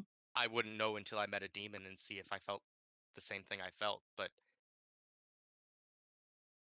I felt a sense of dread and unease being in her presence. And Mm-hmm. what's more, I feel like she knew I felt it. Oh. And I think as the night went on,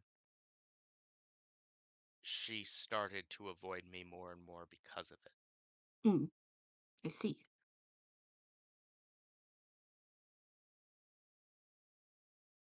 Interesting.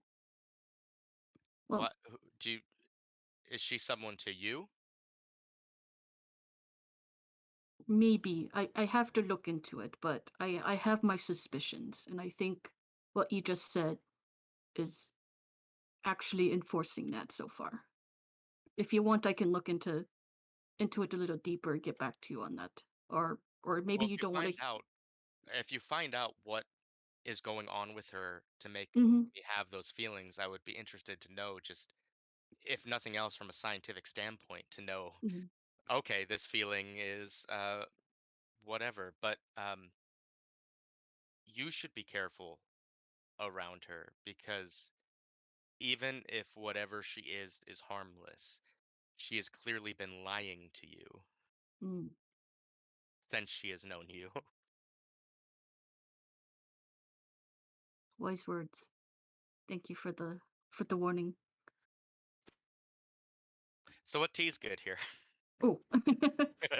So she goes and I'm assuming there's like a paper menu or something. So she kind of points out some Aruvian specialties and try to gives like a brief description and a comparison. So like, oh, this is like a, how would you say, spiked coffee? It is coffee with a little bit of Aruvian alcohol in it. It does not make you drunk, but it adds Hmm. to the taste. But you can also get the tea plain. I Most think I Aruvians prefer plain. I think she gets the alcoholic one.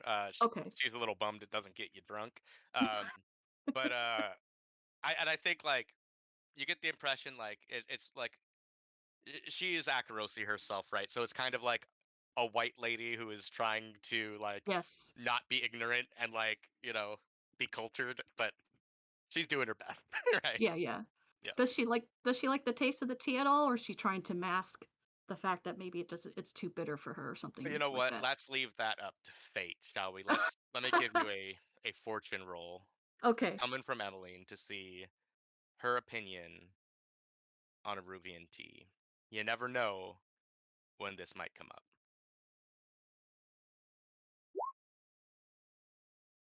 No, she really enjoys it. I think this might be like her new thing. Yeah, you That's you get the sense that's like, wonderful. yeah, she's like, I think even more than that, she's like super interested in the culture too. It's like, ooh, tell me more. Like, Hmm. oh, show me pictures. Tell me about the capital. And I think like another thing, if you do discuss it, that would interest her is the lack of ghosts in Aruvia. Right. Yeah. Yeah. That could definitely be another conversation. Yeah. Yeah, I think that's pretty much it that Nebra wants to do at this point before probably just going back to the lair Mhm. to meet up with everyone else. Awesome. Sweet. Sounds good. So we are about to um, all meet back up at the lair, and we will all meet up together. So we all make it back to the crew's lair, and let's say you can all kind of determine in what order you arrive, but I think we kind of arrive right at the point where Reese has just lost the crucial hand of poker with the Rovers. There's a lot of hooting and hollering among the three who are Right. in presence today. Well, what's going on here? Well, we're just having a bit of a card game. Luck seems to have been eluding me.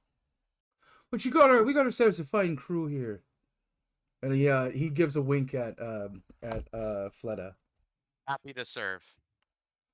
How you been doing, Silas? Very well. Should bring any Very news? well. Nothing terribly raw. Just might have some artwork commissioned for myself. Bath up my place. Smart work. What you talking about? Artwork, pictures, paintings. You can't eat none of that. What? You can't eat none of that. What sort of access you after? What? What? Sort of luxury. It's It's unscovelander. luxury. Yes, luxury. This is why I am here. This is why I do what I do. For the luxury. I don't need to. Reese just thinks about how much Quicksilver you could buy for that bloody painting. Oh, well, please don't take my paintings. Or so. Well, I Don't didn't say surround that out yourself- loud. But Emmeline will speak up as she walks down the stairs, and will be like, "You don't surround yourself with a group of thieves and not expect to be stolen from." I mean, sure. What are your new partners stealing from you? Emily. I would love to jokingly say my soul, but I can only be so very little confident that it is only a joke. Hmm. There have been Dimmer sisters longer than there have been Scovelanders in the area? What's she talking about? Long before even the Scovelander colony was present in what would eventually become Duskfall. There were Dimmer sisters here. How'd you come by that information? I read Emily's it. definitely looking at you like you're a tinfoil hat's conspiracy nut, right? Like not having seen the same things you have. I have citations. I've been doing research into the villains that have absconded with our friend here, and it turns out they are.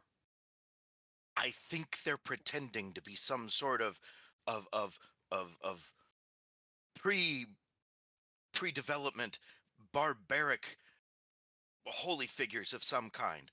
I think that there's been a continuity of fakery going back more than 1,000 years. They're cataclysmic. They're pre-development. Something probably picked up from the natives when the Scovelanders first came here. So, Are they like gods? I mean, maybe there's things less than gods, and not just demons and ghosts either. There have been, everyone has bugaboos that hide out there in the Oh. wilderness. What's it called? Demigods, right? Is that the one that's below that? It depends on your taxonomy, as I understand it, but I'm Right. not my field. Gotcha. I'm more into history. how does this Fair. affect us? Well, it affects me, Silas. Oh, okay. Well, more Also, important. Oh, sorry. Go ahead. No, go. Oh, I was just going to say, more important question, Emmeline. Are they still treating you right? Yeah. No, they. I mean, the fine meals and the catering to my every desire has Oh. ceased a bit since I actually agreed to work with them and wasn't being held against my will. But honestly, that's probably for the best. I'm not one who really favors that type of treatment. Um, but no, they've been quite nice. They seem Okay. to enjoy what I bring to the table. I've not had any dealings with management, if that makes sense. Hmm. So they're friendly demigods. Got it. Well, they're I pretending to wouldn't be. go so far as to say they're friendly, but they are being nice to me. If they were actually demigods, why would they have stuck around? Now that doesn't make any sense. What it must be then is this long lineage of chicanery and fakery that has just been useful and carried back. You'll see this sometimes, that the good lies get passed down families, Hmm. or a chain of spinsters in this case. I see.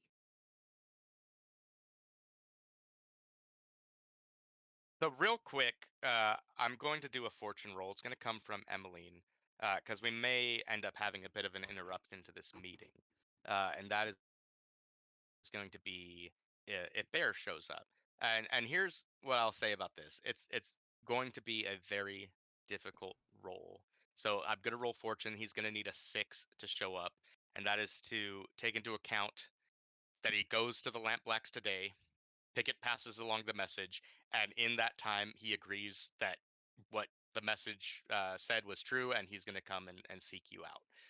That's not to say you can't continue investigating into him, or he might not come later, but this is just, does he make it to the lair today? We didn't invite him to the lair, right? Or to you would get word that Yeah. there is a meeting is set up close, but not tonight. So, has anyone found the man who would be our enemy? No. No, me and the Skovlanders, we've been looking for him. He's being protected by somebody. Do we know who? I was not able to find out. I talked to Pickett from the Lamp Blacks. It's not them, but Pickett is going to pass along a message. Perhaps we get to chat with Bear. She knows about his whereabouts? This is Emmeline speaking. My friends have seen Bear contacting Pickett. It sounds like, you know, they were allies previously, the Lamp Blacks and the Fog Hounds. I had lunch with Pickett today.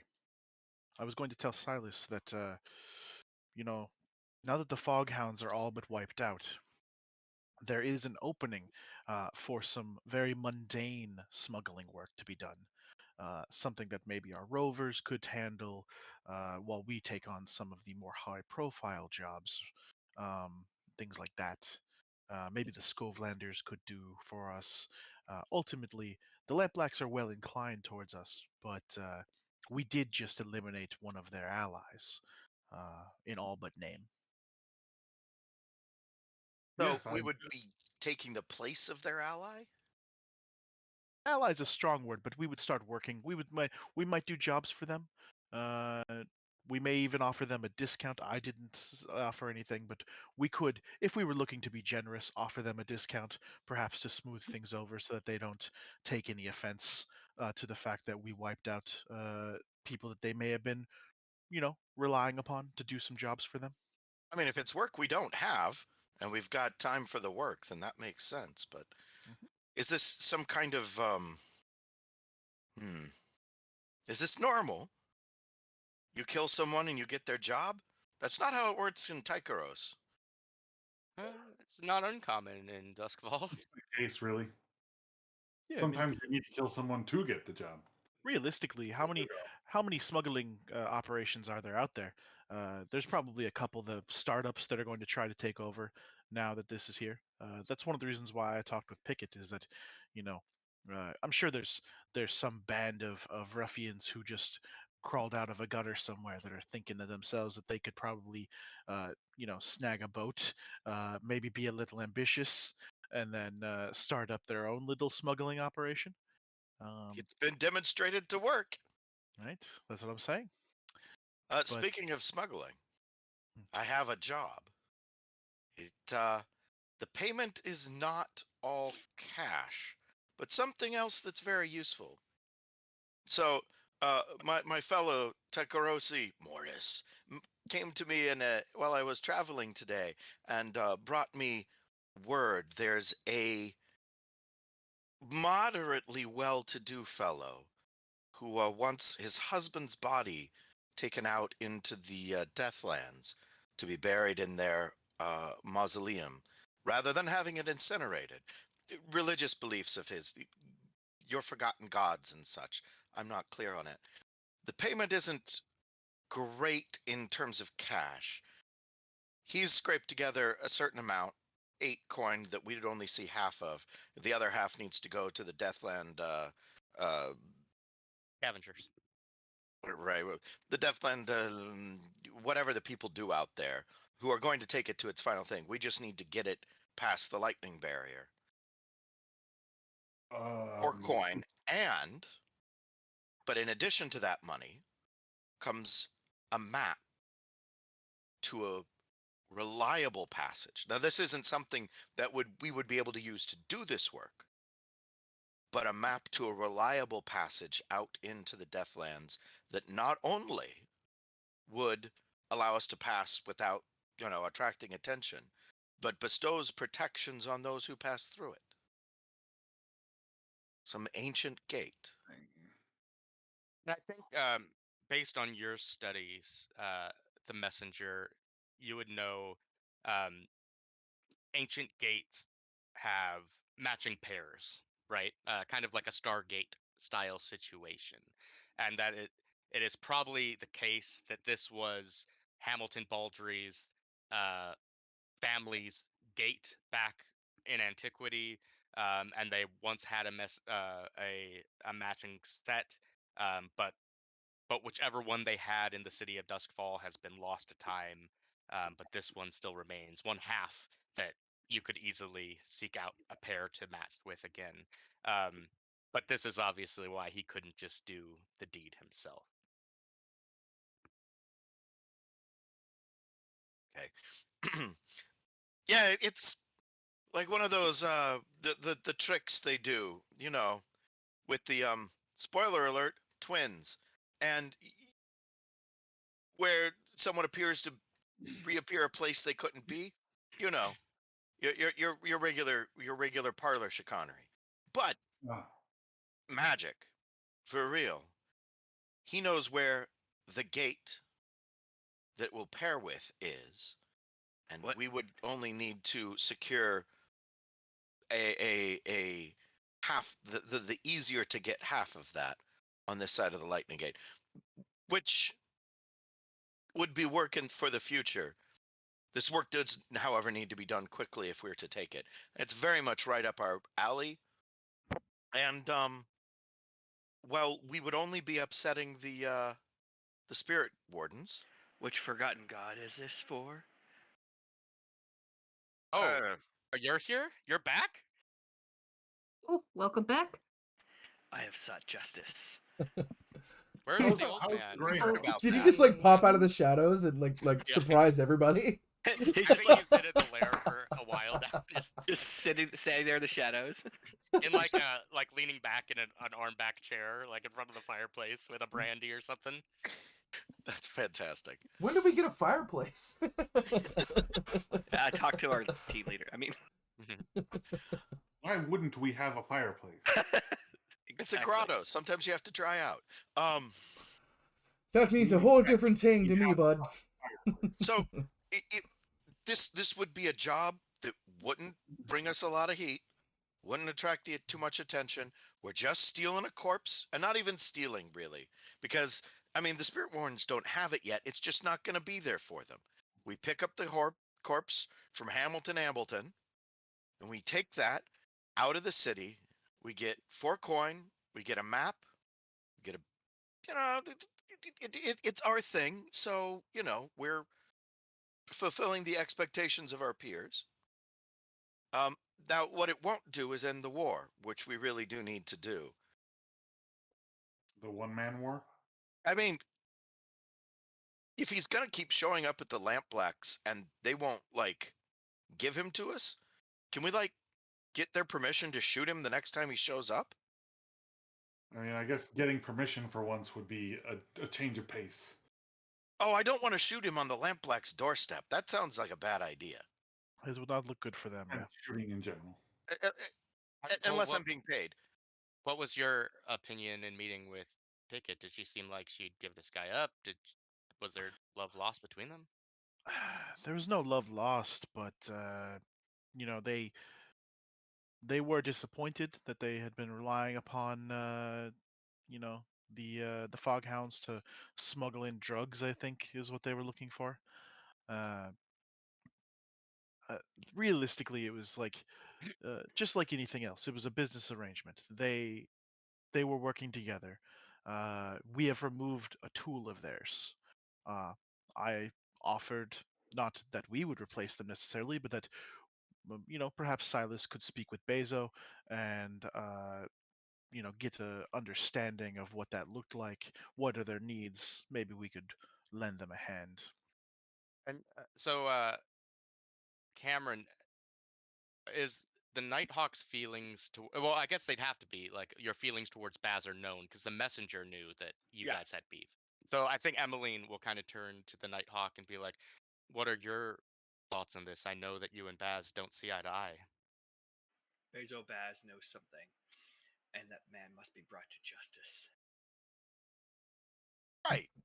So, nope, that'd be more war. Well, I'll point out. Oh God, no, go ahead, messenger. Yeah. No. You go ahead. I'll call it off the messenger. Well, I'll point out that the Lamplex, in small part due to our help while we were doing other things, they were dominating their war with the Red Sashes. They had nearly wiped them out. Pickett is a serious player. I mean, she's an old gal, but she knows a lot. She's been around. You don't make it to her age without doing a lot. And she told me that if they had had another week, on just another couple of days, they would have completely wiped out the last of the Red Sashes. As it is, the Red Sashes aren't shit right now. They're essentially a weak organization, but those that had a fair number of them have fled and have joined up with the Crows and are now part of the unified again Crows who have reinstituted the peace under Lissa. So This Emmeline speaking. The Red Sashes are losing a gang war, and a good number of them, rather than sticking it out and fighting it with their comrades, join another force and are now in a position of power. Indeed. Are we entirely sure this wasn't to the Red Sashes' plan all along? Or even the Crows? Well, Is the leader of the Red Sashes still alive? And do we know where she is? I don't know. About the drug smuggling, I believe a lot of our relationship with Jeremiah is built around the fact that we're not stepping on the hive's toes because we're smuggling the weird shit. If we take up smuggling drugs, that might, well, we'll be fine, I'm sure. But our We'll probably relationship could be start with smoother. the weird stuff. Sorry, what was that, Nate? They'd probably prefer us doing that as opposed to the weird stuff. They're Well, not if we're known- doing that, then like we're stepping on their toes. Because like they're a provider of products and goods. you should Sure. give With them the a- messenger on this one, I'm not necessarily sure they'd be upset that we're smuggling something, but that we're enabling the Lampblacks to infringe upon their domination of the contraband market. Sure. I'm only just going off of what I knew of the the lay of the land, as it were, previously. The Hive didn't even know the Fog Hounds existed, right? The Hive has no relations, as I can tell, with the Lampblacks, even though they do see the Crows as an enemy. So I understand that the Lampblacks are dominated essentially by the Crows. So I guess by extension, perhaps they're an enemy because they're in a different district, that kind of thing. I don't know. That sounds like politics. That sounds like a thing Silas would deal with. Yeah. It seems like something you should deal with. Yes. Yes, it is.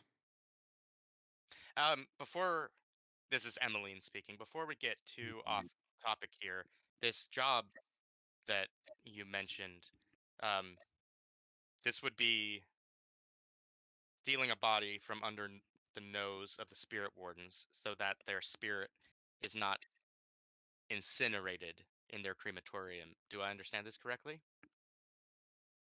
Well, I mean, we don't have to take it from the spirit warden. We'll be taking it from Hamilton Ambleton, who But has the the spirit body at a. wardens would be pissed off. Oh, they're gonna want it. Yeah. Excellent. So normally I'm all about coin and I'm fairly easygoing, but Silas, we're doing this one. I was. I just was also feeling this one just out of it may involve less death, ironically. Do we? Do you have particular feelings about the spirit wardens, Emmeline? Oh, yes, I strongly not in favor. Hmm. I'm sorry, I thought that was well known. I will try to make my opinions on them much more clear in the future. Oh yeah, No, it's very well known. respect that. Didn't realize it would. I knew you didn't like them, but I'd like to hear what that's about sometime. In the meantime, we have two problems. We have this job, and we have a one-man war against us. It shouldn't be that hard for us to deal with just one man. But he's sapping a lot of our resources. As long as he is out there trying to fight us, he will continue to sap our resources. I agree. One man's actually a lot more dangerous than a group.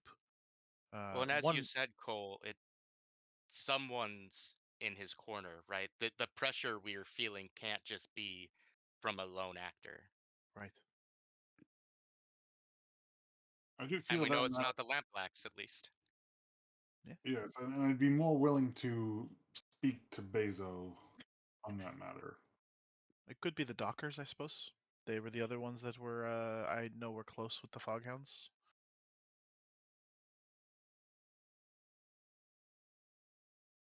I mean, at that. Oh, go ahead. yeah, I mean, you two high hat guys have a talk and let us know how that goes. That sounds appropriate. But you know where this man shows up sometimes. And it sounds like Pickett might be someone we would like to deal with perhaps a bit more than Baz if we ever get the opportunity. But we have anything to offer them that we'd like to offer them in exchange for them turning the other way if the man falls down dead the next time he shows up on their doorstep? On their doorstep? I don't know. I mean, probably. I mean, yeah, I know exactly what they would want. They would want us to work exclusively for them. That's not going to happen. Everybody wants us to be their bitch. Yeah. Kind of the Feel way like the the world prettiest- works. Girl at the ball. What was that, Reese? Kind of the way the world works. Now, I think perhaps we might be able to find a middle ground there, where maybe he doesn't appear dead at their doorstep. Maybe he appears dead in the street a couple blocks away, maybe an hour or two after meeting with them. And in exchange, we do a couple of jobs for them, maybe at a discount or something. But we could do something along those lines. But also, I don't think we necessarily need to kill Bear. I think we've, we fucked him up pretty bad. But at the end of the day, he's a survivor, right? He survived all of this. He survived being a refugee. I think he could see some logic here. You just want to take his dominant hand? Well, Bear was an expert sailor from what we encountered in the Merchant's Way. If he could be flipped, he could be a great asset to Fleta and her crew. If we can trust him after what happened. Well, I mean, that can be Fleta's problem. Eh, No offense, I believe in you. listen, I'm also happy to take a good conversation with him and say, hey, bygones be bygones. You opened with the chain gun. I downed a rage essence vial. Things got out of hand. They did quite get out of hand. I mean, if you can talk him into going and joining the Leviathan Hunters, that's cool too. They always have use for a good hand. I mean, that might be who's backing him. I don't know. It could be anyone. It could be the fucking vultures for all I know, right? It could be the vultures who hate us. They hated them too, but your enemy of your enemy type shit. I mean, does a world exist where we take out Bear, eliminate the Fog Hounds completely, who were enemies of the Vultures, and then despite having stolen their boat, we become closer to the Vultures than ever before? That does seem far-fetched. I don't know. You know what? Things are far fetched, but when you start talking to people and you start saying, "Hey, this is the situation. Either you work for us or you don't." I think once you get a brutal reputation for a member of your crew rampaging in it through an entire crew, uh, people are more apt to settle down and talk. I think that's also probably true. I think maybe this is one of the first times we have to go to war over something. Let's hope. Yes. I think as much as he is sapping our resources, this is something I could do.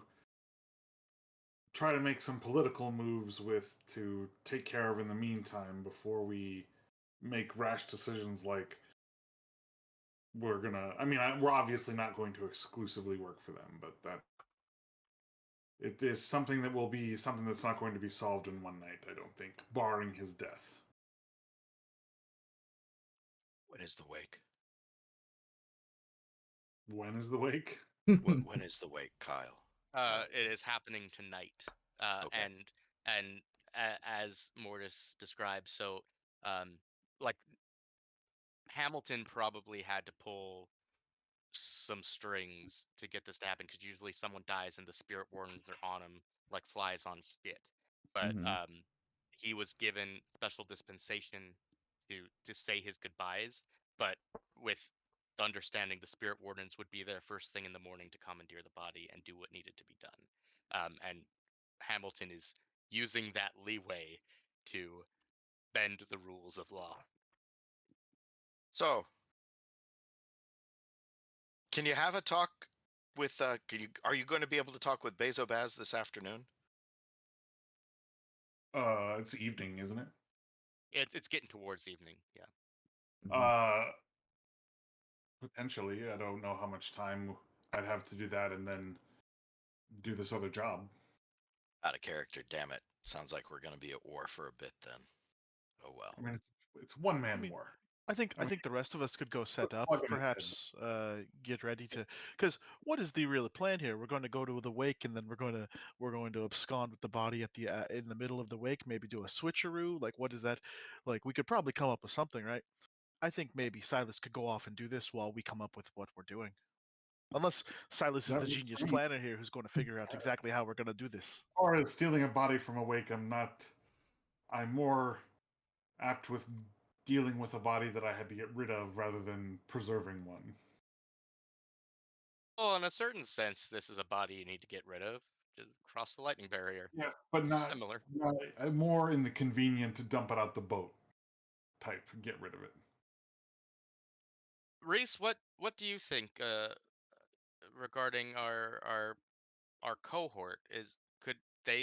Are they ready to put out? Perhaps they could Put out. seek out Bear. I know you had the Scovelanders do it, but Well, they're definitely chomping at the bit to get out there and get their hands dirty. From what I've seen, they're pretty savvy. They've got quite a good leader, and I think they're ready to work. Who has the best out of character? Who has the best command? It's gonna be me. I have 3. Yeah. Wow. Yeah, it's got me beat. Because like the way the mechanics work with cohorts is you're either sending them to go do a thing on their own, or you're doing a lead a group action. And for lead a group action, you can either roll the skill that's being used, or you can roll command. But since they're rovers, can we figure out hunt down Bear as a rover related task? What I'm saying is, since they'll probably be rolling no dice, but 2 dice take the lowest. Unless there's a way of framing it narratively that makes sense for them being rovers. yeah. Actually, So shit. Since we're tier 0, they're rolling 2 dice and taking the lowest anyway. yeah, I think I think being rovers, they could take that action, and it would look like they'd probably take the boat, and which like then I guess they don't need to take the boat. They could do it by land because we'll probably need the boat, I would imagine, for what we have planned. But like they could, in my mind, the best use of them would be to take the boat, check out districts, track down information. But again, Cole did have the Scovelanders do it, and they pulled up next to nothing other than we know he's hiding out. I think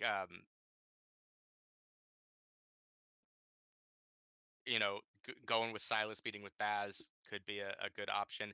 I think we can kind of assume, based on some of the places that we've looked, and how our crew would go about looking, or how our cohorts would go about looking. um it seems like Bear is keeping all out of the canals, right? Like he tried to take the canals back last week. That didn't work out. I think he's hanging out somewhere on land,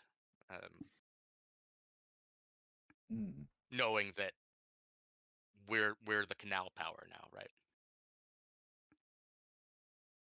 Yes. We are the canals. But I think this works well. Is that I'll go make the deal, or try to make a deal with Bezos. Is it Bezos or Bezo? Bezo. Bezo Baz. I feel like I'd said that icy as well. Bezo, and see if we can come to an understanding regarding Bear. And knowing that our specific hard no is we will not exclusively work for him. Or them, that crew. I would love to be in that meeting. Oh, I don't know that. To what end? His own end. Justice. Maybe he can be your muscle if things go awry. He has a reason to attack. You'd have to be someone to let me do all the talking. We can't. I understand you have beef with this guy, but we can't act on that right away. It seems, given our current predicament. Yeah. Also, listen. Nighthawk. I know you're saying that this man knows a thing and he has to be brought to justice. Those 2 things don't seem like they are equal, right? Like, just knowing a thing doesn't necessarily mean that's justice time, right? Like, shouldn't you ask what he knows? Don't you want to learn what he knows versus like bring him to justice? Like, I don't. Ah, yes. He should be interrogated first. Good point. Yeah, Well, that's the point I was interrogation making. is a strong word. It's very difficult to interrogate someone who has you at gunpoint. Yeah. Can be done. Not easy. I'll shoot you, not unless you answer my questions. What? But yeah,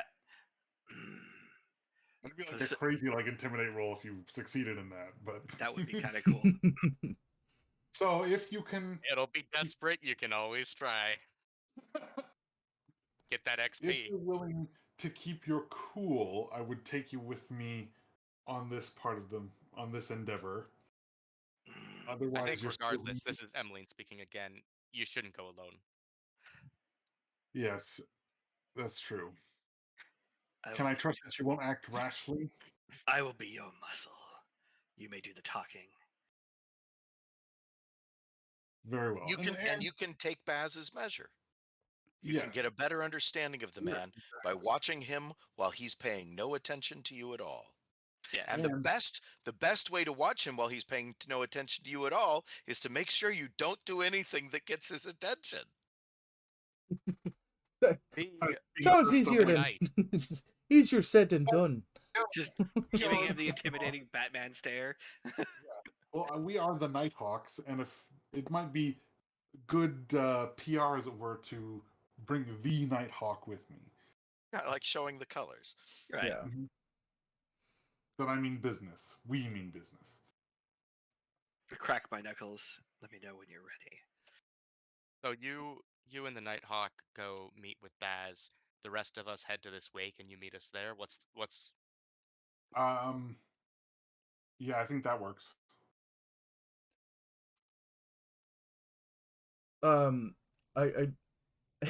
I step over, or Reese steps over to Nebra.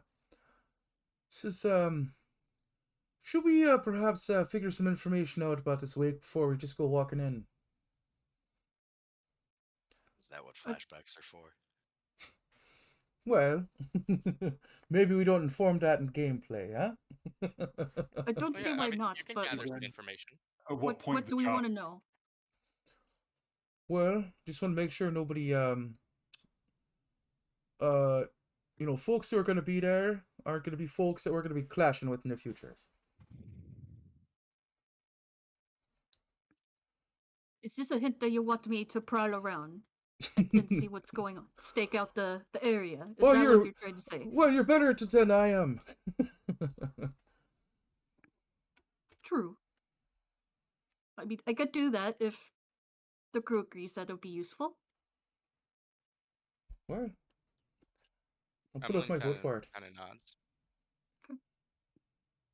Hey, you just want to be walking in blind, you know? Okay, so it sounds like a plan is beginning to form. So our main score tonight will be the transport score. of Baldry's husband. So, and before that, I will we'll do this. We'll do the scene with Bezo Baz.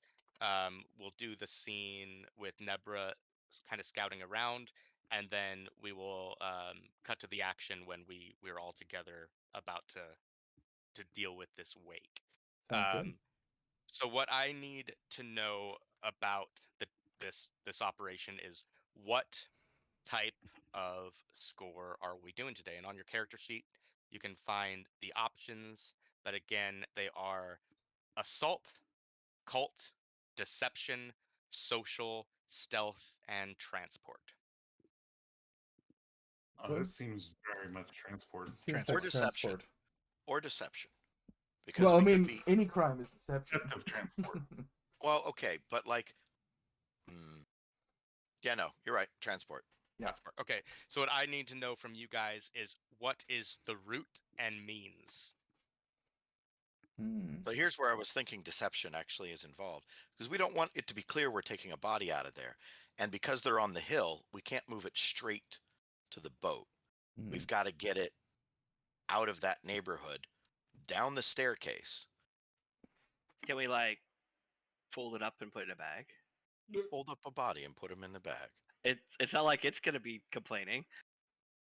I think a chief. Yes, I'm absolutely is thinking not we should to fold up the create body and put it in a any bag. form, up to and including Which folding it up.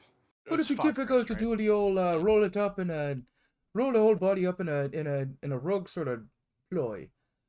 So it's in Fogcrest. Realistically, On the we 600 steps, if you so you can Right. see it's not terribly close. Like it is on uh, a canal, but it's not terribly close to it. yeah. So it's a couple of blocks away from like the Azure Bridge, right? Which district is Fogcrest in? Silk Shore. Thank you. Okay, so Hmm. my thought is this: we could have the rovers in the Nighthawk, or sorry, the Emerald Hawk, right? Emerald Nighthawk, I think. The Emerald Nighthawk. Okay. We could have the rovers in the Emerald under the Azure Bridge. If we could somehow get the body, maybe I don't know, the our Scovelanders, if we could obtain a carriage or something, maybe we were doing deliveries, maybe we were picking things up.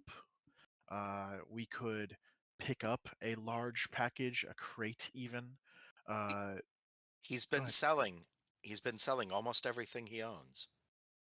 Yeah, you do know the issue with the carriage in this particular way is Fogcrest doesn't have streets as we might know them. All the streets are staircases leading up this hill. Mhm, mhm. In that case, could we just carry it?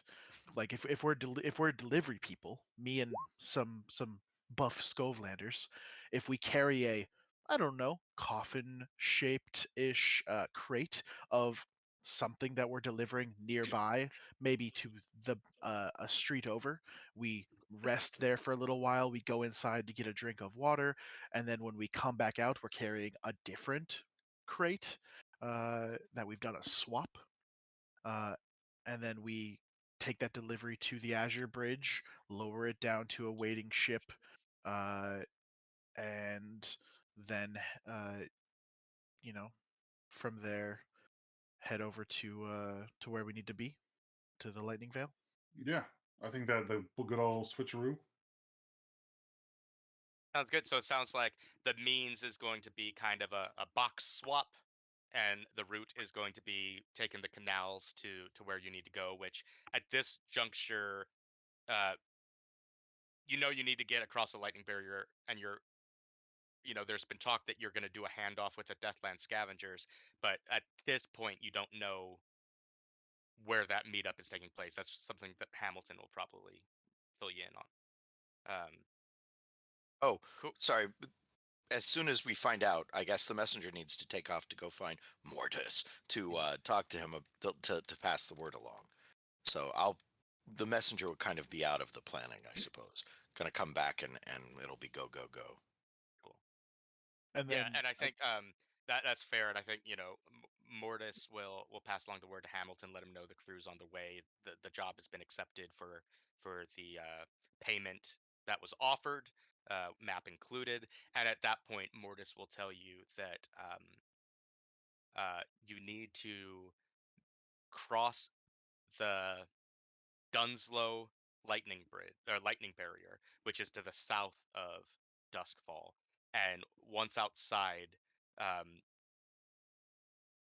you will be approached by a member of the Deathland Scavengers, and you will know them when you see them because they all kind of have to dress alike to survive out in the Deathlands, um, and they will do the handoff and take it from there. I'm sorry, you said Dunslow? Yep. it's the farming district. There's a whole lot of lightning barrier that runs along Dunslow. We're just to cross some part of that. Hopefully we can do it on the Dosk, maybe? I don't know.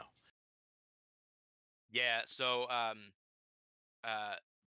all those farms, if you're looking at the map on the main screen here, like below Ironhook Prison, those farms are actually part of Barrowclef. So Dunslow is kind of that upper third quadrant. So like if you look, say like let's say about here, past this lightning barrier is where you'll want to exit. Due west or east? It's east, South. right? That's south. Oh wow. Yeah, that's south because the compass is pointing the other way. Oh yeah, I see. Yep. All right. To be fair, you might be able to make it out using the dusk here. You just have some land travel once you cross. Creepy land travel. Cool. Awesome. So sounds like we have that going for us. It's So just a trek across the Deathlands in the Forbidden Zone. yeah. So Not I'm gonna get big. a fortune roll getting started up coming from Emmeline, which will be our engagement roll. So it's going to be 1d for sheer luck. Is the operation particularly bold or daring? What do you guys think? We're crossing a lightning barrier. Yeah, going into That the is a Forbidden great. Deathlands. That is a good question. How do you cross a lightning barrier? We're gonna find out. Yeah. Use your flashbacks and such. That'll be a 2D.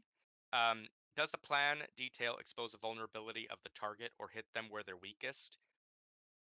I mean, yeah, because our target really is the spirit wardens, Yeah. and the vulnerability was created by. I do want to say his name right out of character. So what is it? Hamilton Baldry. Hamilton Baldry. So Mr. Baldry created a vulnerability for us. So I do think we're kind of That you hitting the can spirit exploit. wardens in their vulnerability. Yeah, that's fine by me. So that's 3 dice. Can any friends or contacts provide aid or insight for this operation? Somebody have a contact in the blue coats, or what is a sentinel? I've got a contact who says they're a sentinel, but they're not my friend contact. They're just a I think that could be up for your interpretation, however you wanted to play them. Like I think they could be a blue coat sentinel, or they could be like a member of the brigade on fire watch or something like that. Could be anything. someone have a better contact. My blue coat contact is not favorable to me. So Yeah. I do have a already, my devil's bargain last game was kind of spitting in his face, metaphorically. so I do so as it is somewhat appropriate for this mission. I do have I do have an associate. It's a negative associate, but it is an associate that is a corpse thief. So it could be useful. I have Harker, a jailbird. Again, a negative associate. Well, so going back to the jailbird, Harker, Ironhook Prison is in this is in Dunslow. Yeah, and the Deathland Scavengers are all ex-convicts, were like death row inmates who were given the mercy of being sent into the Deathlands rather than face execution. Then I feel like Harker, the jailbird, might be a decent person to talk to. Okay. Yeah, that could be solid. Cool. So, what type of info did you want to get from Harker? I think questions about how escaped prisoners got across the lightning barrier and how they got out there to become Deathland Scavengers in the first place. Mm-hmm. Cool. Yeah, I think Harker can tell you a lot about the Deathland Scavengers and stuff like that. How they cross the lightning barrier that's like a Deathland Scavenger's proprietary secret. He's not entirely sure, but yeah, I think he can give you some information at least about who you're dealing with. So when you make the handoff, you're on good footing. Right. So we'll call that 4D. So let's see. Is this operation overly complex or contingent on many factors? And it's Sounds- contingent on shit not going down at the party. It's contingent on the route working out, and it's contingent on the Deathland Scavengers not. Yeah, screwing you over. Yeah, All right. we essentially have three phases, right? Getting the body, transporting the body, getting across the barrier. It's getting to be a number Alright. of things. Well, it also So that's a sounds -1, like so they paid us for a coin to dump the body in the river. I mean, that is also an option, right? no, We don't get paid if that Emmeline happens. says Yeah, we don't get get the paid body if that where it needs to happens. go. Is her opinion on the matter. So we're down to 3 dice. Is the target strong against this approach, or do they have defenses or preparations? I'm gonna say no, as you said. Hamilton created a vulnerability. I don't think the Spirit Wardens are expecting this or have put defenses in place. Are any enemies or rivals interfering in this operation? Ooh. No, I'm gonna say no because you're not enemies with them. Um, are there any other elements you want to consider? Adjust the dice accordingly. I don't think so. I think a 3D engagement roll is where we're at, which is pretty good. So I will roll that now, and we'll see how we do. Where did chat go? There we go. Ooh. A 4. Cool. So that is a mixed result. The crew will be in a risky position when the action starts. So that's kind of a baseline where we might expect. Yeah, it's where we live. It's where we like to live. It's risky. Cool. So first things first, before we break off into the scenes that everyone is going to do before meeting up at the wake, I need to know everyone's load. I'll start with Emmeline, being that the plan is to go into the Deathlands and she is a whisper. This is those one occasions where she's going as heavy as possible. I'm gonna go light. I'm the muscle. I'm gonna go heavy, and I'm gonna look like I am down to fuck around and find out when we talk to Bezo Baz. I'm gonna be going normal because I believe it sounds like I'm gonna be Arian. carrying a crate Mhm. as a delivery person. Shouldn't our cohort be like they move things? Having them carry it sounds, but nonetheless, sorry. The hound, it's right here. The messenger will go normal. Reese will go normal as well. So before I decide, I know the main difference between light and normal is the number of the load, but is there anything else beyond that I need to consider? No, just the light, normal, heavy just tells you how many checks you get. I guess the one thing to say, so your load does have a visual impact to those observing you. So light looks like you're a normal person. Normal looks like you might have some bags. Like if you were going to be searched, a normal load, they might search you right at a Mm-hmm. checkpoint. Heavy load looks like you're up to no good, right? You Right. have Okay. thieves gear and stuff like that. Okay. I think because Nebra actually has to do some prowling and stuff, she'll go late. Awesome, cool. Let's go ahead and kick it off with uh, Silas and the Nighthawk arriving outside the Lamp Black HQ, this converted warehouse in Crow's Foot off Foghorn Way in the Salt Ridge neighborhood. Um, Walking there, you obviously pass, some Lamp Black crew members, some leg breakers and thugs, um, who like you get the sense that they know who you are. Like Silas had been there in the first game, so there's some whispering going on, and by the time you two make it to the door of the warehouse, Pickett actually comes out to greet you, um, and says, "Well, hello there, Mr. Eventide. Mr. Colburn sure works quickly. I wasn't expecting you this evening." He is a very efficient colleague. He's efficient at a lot of things.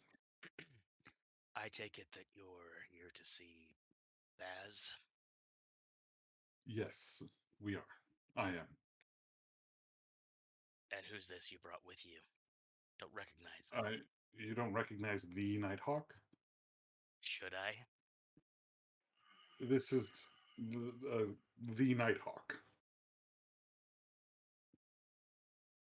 Well, I the stare Nighthawk. even more intimidatingly. She doesn't. She doesn't seem phased, and I'll say like you don't know if it's because she's not intimidated or if she's just in. She's held this position for so long she knows she can't look it. You know what I mean? And she's like, "All right, well, the Nighthawk.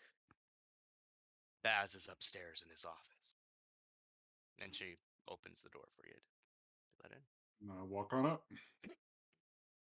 You see Baz sitting at a table, and again, this was an old coal warehouse, so this is like on an upper level, accessible by a wrought iron staircase. Um, he's, as you remember him, an Akarosi man, well built, broad shouldered, dark brown hair, Bandholtz beard. Um, and as you enter, he's like, "Mr. Eventide, welcome. Can I get you a whiskey?" Yes, please. Thank you very much. And he pours 2 glasses, and then as the Nighthawk enters, is like, "And for you, my good sir." He'll He be fine. pours a third Okay. and slides it over to you. "So, Pickett informs me that we have some business," he says as he clanks. Yes, this in the matter of what was it, Foghorn?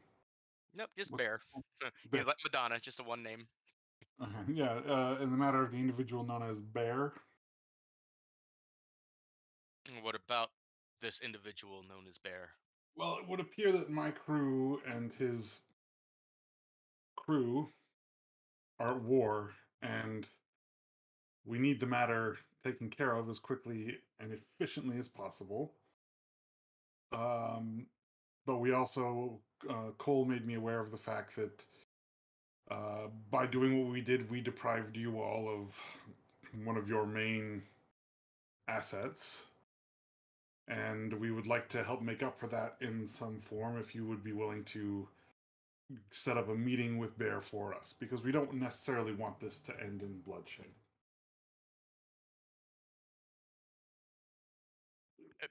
Interesting way not to end it, considering how it all began, but fair enough. I will say that it has come to my attention that Bear is seeking a meeting with me. Pickett has turned him away on more than one occasion. My eyes narrow. Oh. Previously, I had not wanted to get involved. The Fog Hounds were useful to us, but it was solely a business arrangement we had. When they no longer became useful to my business, I saw no reason to continue old alliances. To my mind, Bear is on his own. Well, I think we both know that's not entirely the case, but he Yeah. wouldn't have Lampblack support. I don't want to stand against you, who have been helpful in our war against the Red Sashes, nor the Hive, who could make life extremely difficult for my operation here in Crowsfoot. Mhm. If you want me to take a meeting with Bear, I can do this. If you want him delivered to you, living, dead, I could also do this. If you want him to come on his own volition, I could pass along the message. All I need from you, Mr. Eventide, is to tell me what it is you desire and what you're willing to give my organization. Ooh, well, I think it might be best to arrange a meeting. I don't know that I want him until we are Bear and us are square. I don't know that I want him near our place of business. at least on purpose for our purposes. And as far as what we are aware that you took a loss essentially from them, and we'd be willing to take a job, perform a task in order to make up for that.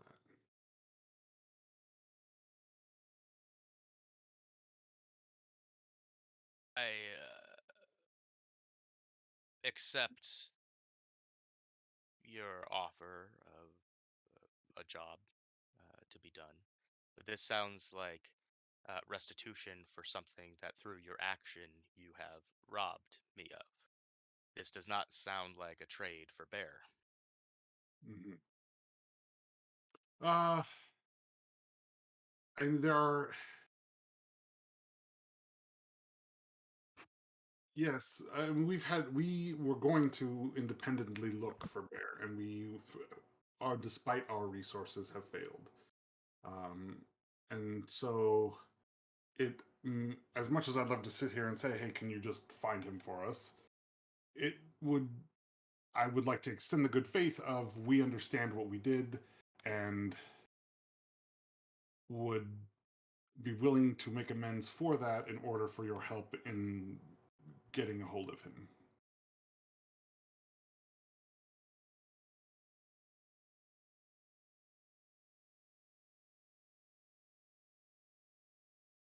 Okay. I'm still unsure why I'm helping you. I start cracking my knuckles.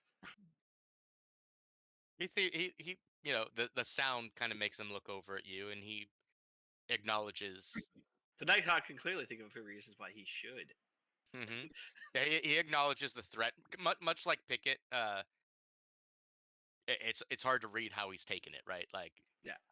You don't get to be a gang leader without having Yeah. a good poker face, right? Right. What could you offer is like a favor in the future? What do we have now? I mean, all we have is favors. Something weird. Not exactly. You could We've offer got a something new weird. steamboat with a chain gun on it. And like, I would rather we use that in the future for us because a steamboat with a chain gun. But I also kind of want the war to end. And if we gave up like the chain gun, we have a weapon that is surely some kind of valuable contraband. Or offer him the Nighthawk. Hey, this guy's going to be a pain in your ass. You want to just take him right now for that? No, I kid. You saw him crack his knuckles. Like, that means business. This is the guy who's trying to kill you. I offer him as tribute. And he'll be like, I And volunteer. Cameron loses another character, and no, You're right. So, you know, I don't know why it is you would help us, despite the fact that we have helped you. But I'm not saying that as sort of a like arm muscle thing. As by virtue of what our engagement with the Fog Hounds, we now are in possession of a large steamboat with a chain gun on it that can be useful for various tasks should they be needed. Do you say this to brag, or are you I'm making just some saying sort the of deal? assets we have to offer you on a job if we can come to an arrangement here. At the end of the day, we need Bear, and right now our best perceivable way to do that is to have you help us in some fashion. Okay, Mr. Eventide. I will help you with this bear problem. I'm not going to go get him because I know who he is harbored by. But next time he approaches me looking for a meeting,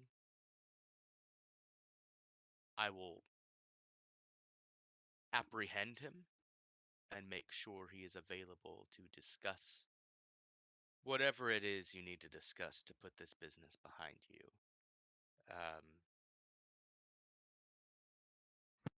For this,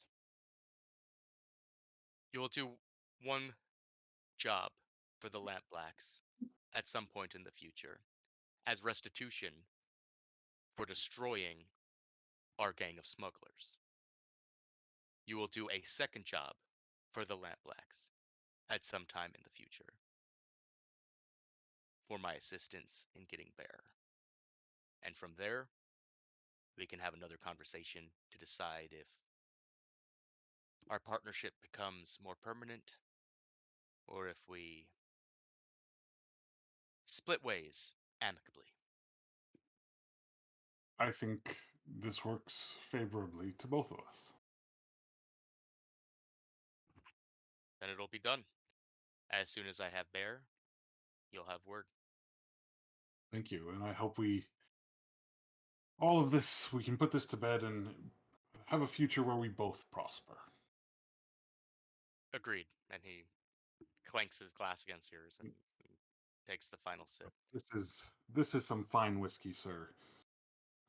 Only the best for May I friends ask and colleagues. what kind it is? Yes, it is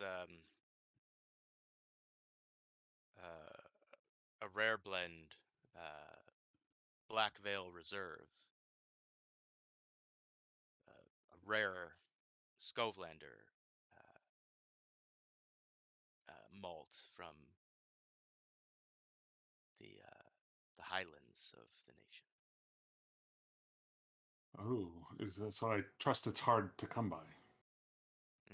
Yes, I am something of a collector myself. I like the finer things in life. I don't busy myself with the swill and rutgot. Life's too Oh, short. a man after my own heart. I Nighthawk knew we'd is get just along gangbusters. glaring unamusedly at all this. Would it be too where would I acquire this for Oh my myself? god. Besides coming to meet you. Mm. Well, for this, you would need a band of smugglers, not unlike the Fog Hounds, who could get Black Veil Reserve out of Scoveland. Oh, well, I see some bootlegging in our future. If that is all here, I would bid you a good night, and I hope to hear from you soon. And you as well, and Mr. Eventide, do be careful about eating anything until this business with Bear is over.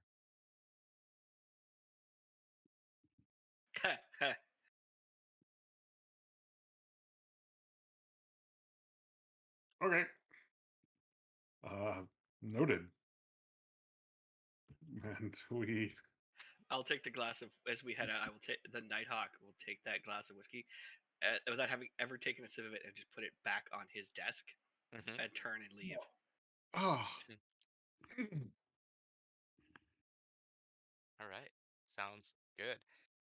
Anything you guys want to do on your way out? Or are you gonna head straight to meet the others at the wake? We'll ask the Nighthawk as we are alone and out of earshot of anyone there. As far as we know, was that meeting satisfactory for you? We're definitely gonna have to kill him before he calls his debts in. I feel like Base's in character. I don't know what the Dustfall equivalent of Jesus is, but I'm basically saying that as I facepalm. Awesome. All right, so Nebra, you were doing a bit of scouting, and let's say like at this point, the crew's probably getting the boat situated under Azure Bridge, and you've kind of gone ahead up 2/3 of the 600 steps. It's a bit of a winding experience. So much cardio. Yeah, but you get up there, and let's go ahead and have a roll as you gather some information about the spot. Sure. Let's see.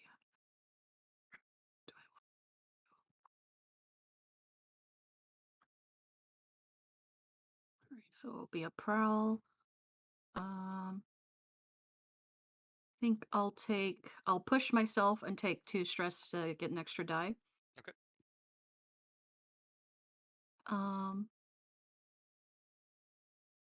So what not what kind of roll? Like would it be standard, limited? a fact. Yeah. So it's going to be a risky position. Okay. And standard effect. Standard effect. Okay. 2, 5, 4. We take the 5. A success with a complication. So here is what you gather.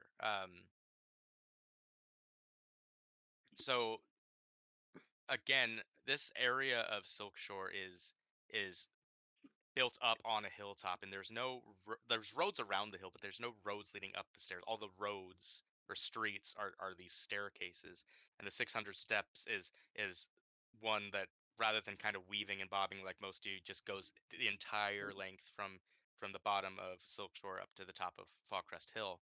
Um, and on these steps, as I stated, are these row houses, and all of them are kind of split levels, and they're divided into units that multiple, you know, different families have different units. So you could have like step 1, step 2, step 3 as one row house broken into units, 3 different units on each step.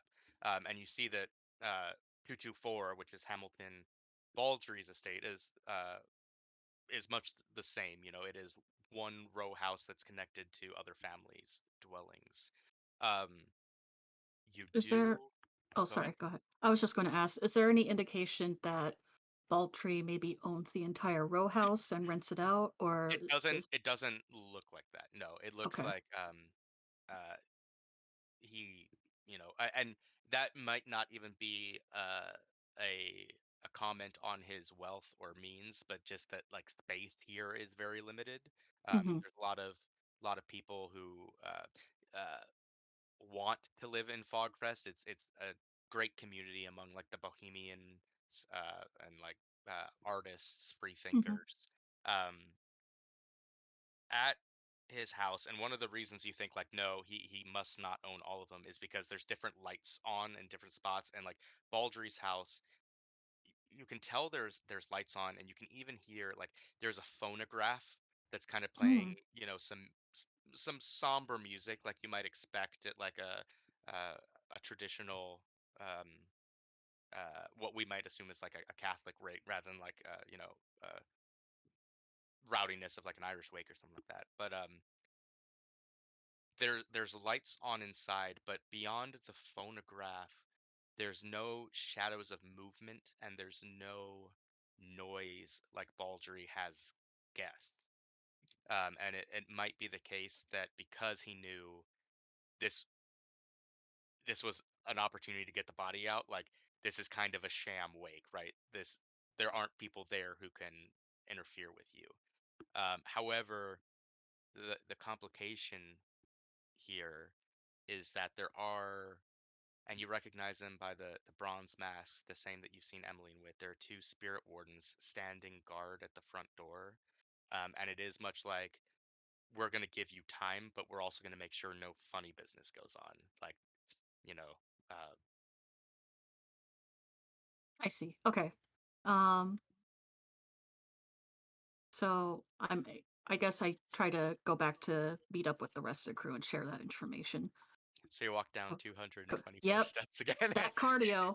Yeah. Yeah, I get to them. I'm like, this is the last time I go up those blasted stairs. Ugh, horrible. And we'll say like at about this time, because the scouting took a little bit, that Silas and the Nighthawk meet up with the crew at the rendezvous spot.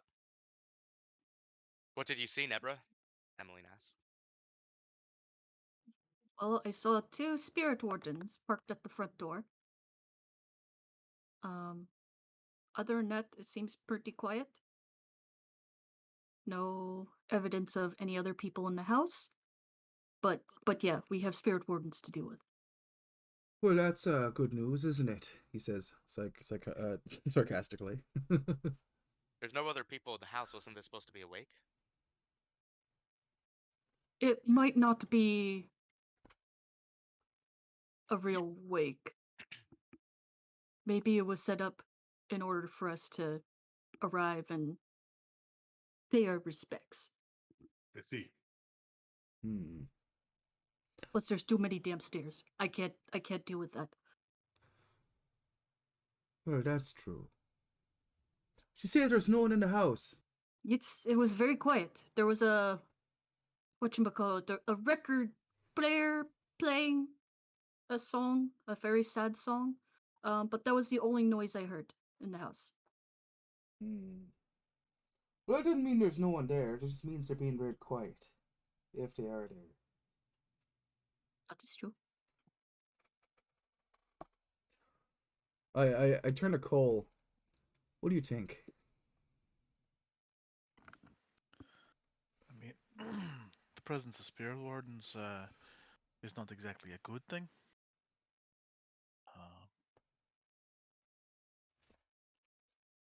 I would make a suggestion as a joke, but I think maybe y'all will take it a little bit too seriously right now. Is that, a couple of blocks over, maybe we would knock off a bomb or something, but the spirit wardens run off to go handle that.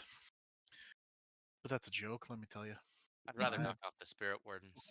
Like style, it's kind of like the wheels turning as you say that. like Like it's an you're option, like, but oh. I'm listen. I'm taking it very seriously. What everyone has been concerned about. I'm not interested in causing any more unneeded death necessarily.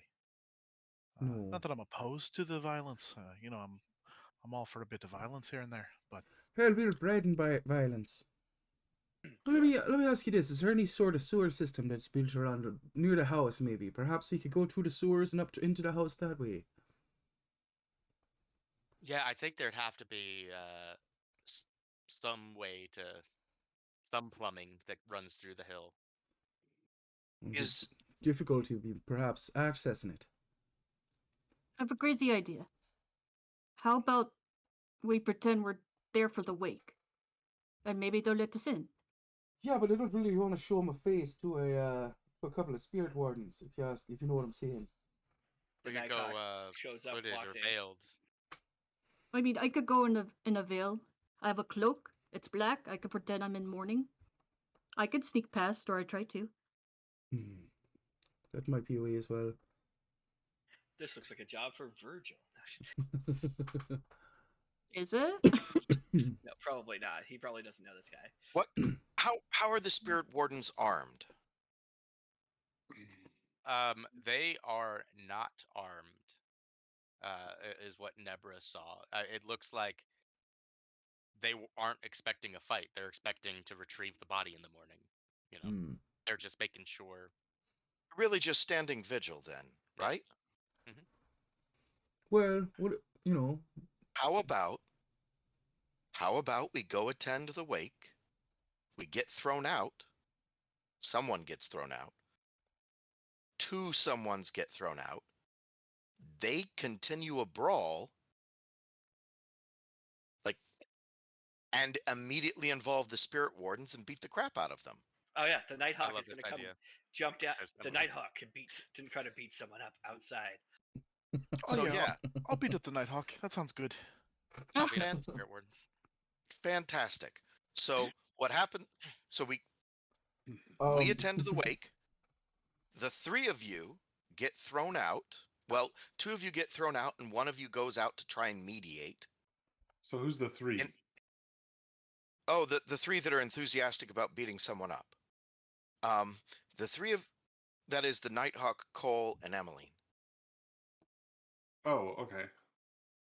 Nighthawk and Cole are in a fight. Emmeline is trying to mediate. They get, or however you break up your acting abilities, they make their way out to where they're at by the spirit wardens. The mediation fails. Only surprise, the fight is actually with the spirit wardens, and you suppress them. Then we leave with the body. All right. Sounds good to me. The Nighthawk getting the Nighthawks into more trouble with the spirit wardens. Well, sounds good to me. I'm always down for a little bit of violence. The group. So it sounds like we're all going to have to check off a box for subterfuge supplies, unless someone has disguise as part of their. I do. I have a fine cover identity. Cool. All right. I guess the rest of us check off subterfuge supplies. The Nighthawk's not going to be subtle. Well, for the part where we're attending the wake, dude. The Nighthawk goes as Yeah. the Nighthawk goes as the Nighthawk. That's fine. Just don't be an ass. Is anyone but Emmeline going heavy? I'm going heavy. The Nighthawk is. Right. You- So,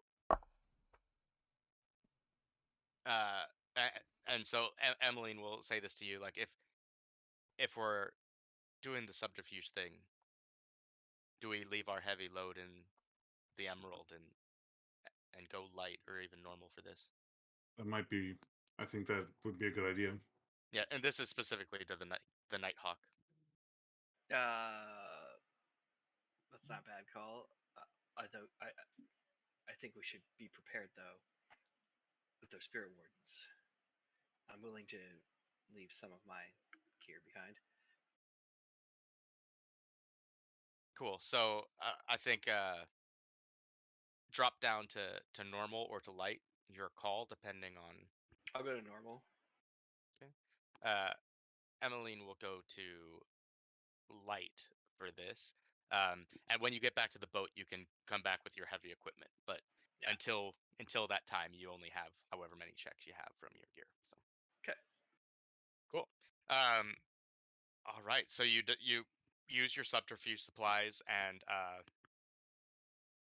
disguise yourself as mourners. Make your way up the 224 steps. Again, it is a winding experience, but eventually you make it outside the. I told you. Along the way, does Nepra see any You sort do of well, like Em. flowers she can pull out? Absolutely. Okay. There. I mean, this is Duskfall, so they're Sorry. like Oh, flowers. winks at What- at best. Oh, But okay. yeah, there's like some random, like let's say like among the weeds you can find like the rare night blooming like white flower that is often placed on graves or something of that nature. Okay. Yeah, she'll grab. Maybe I don't know if anyone else wants to carry flowers, but she'll definitely grab one for herself and in order to continue that disguise. Awesome. I think I actually will disguise myself as like I'll have like a mourner's maybe mask or something on. Over the top of your regular mask. Yeah. But like I have cloak and dagger, so I get plus 1d roll to and I also get when I throw off the disguise, the surprise gives me initiative in the situation. So Right. when we get this, when the brawl gets started, suddenly it's actually me, the Nighthawk. So it sounds That's like fine. as we approach, it sounds like someone's leading a group action to get us past these spirit wardens in disguise. Yes. Sounds about right. Yeah. I mean, would this be? I guess what kind of role would this be? So consort or sway make a lot of sense. Okay. Prowl would make sense if we didn't want them to notice us. I think it might be. I think sway for myself. right. I don't have sway, but I have consort, and I can flash. I can. I I, think. I have crit sword as well. But yeah, Yeah, and I think yours are whoever probably better. does the primary role of the subterfuge, I can help with my find cover identity. Okay. So who wants to lead the action? I have 2 dots in consort. I have one. I mean, And if- the main if- thing when you lead isn't that you'll be the most successful; it's that you're going to eat the stress Right. for all us failures. Are we at? But also- Do we start at 0 stress, or do we start at the stress we had in the last game? Or you Start start at the this- stretch you had last game. Okay. Yeah. Well, I look I- at this cloak and dagger ability, and because he I gets, started 0 stress because that was my thing. Ah. and I indulged my vice perfectly. Um, Mm.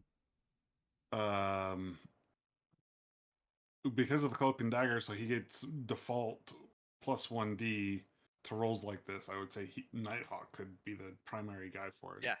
Yeah, that sounds Cool. good. So everyone is gonna roll. What do we say? Consort. Mhm. Cameron, you're gonna take the best roll out of all of us.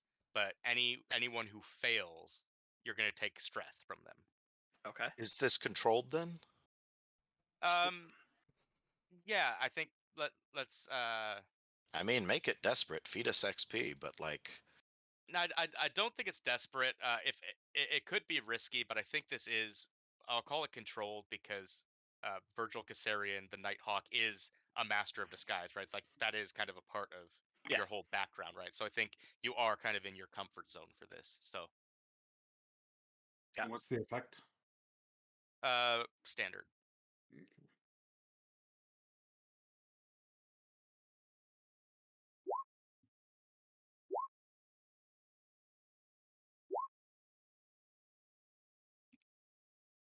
Oh, 6-1, and I have to take the lowest? Break my heart. All right. So it looked like Cameron, you're going to take 3 stress Okay. from Cole, the messenger, and Reese. So how about you tell us uh, what that looks like? They maybe struggled with the deception a bit. You had to step in because we are taking a I'll- 6 from Silas. yeah. I think there's some moments where they're clearly like we've come across we've come as a party of mourners. This is probably some traditional like thing.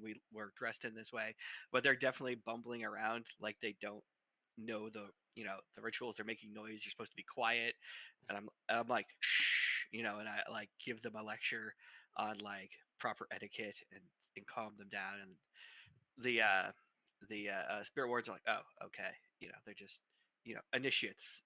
They don't know. Yeah. The spirit wardens don't speak to you. I think they kind of give the side eye when it's like, "Ooh, what is this?" And then when they're like, "Oh, they're mourners, they're in distress and stuff." It's like, Yeah, it's like, oh, okay, they don't know, they don't understand. Yeah. yeah, cool. So they let you pass into the house. Um, so once inside,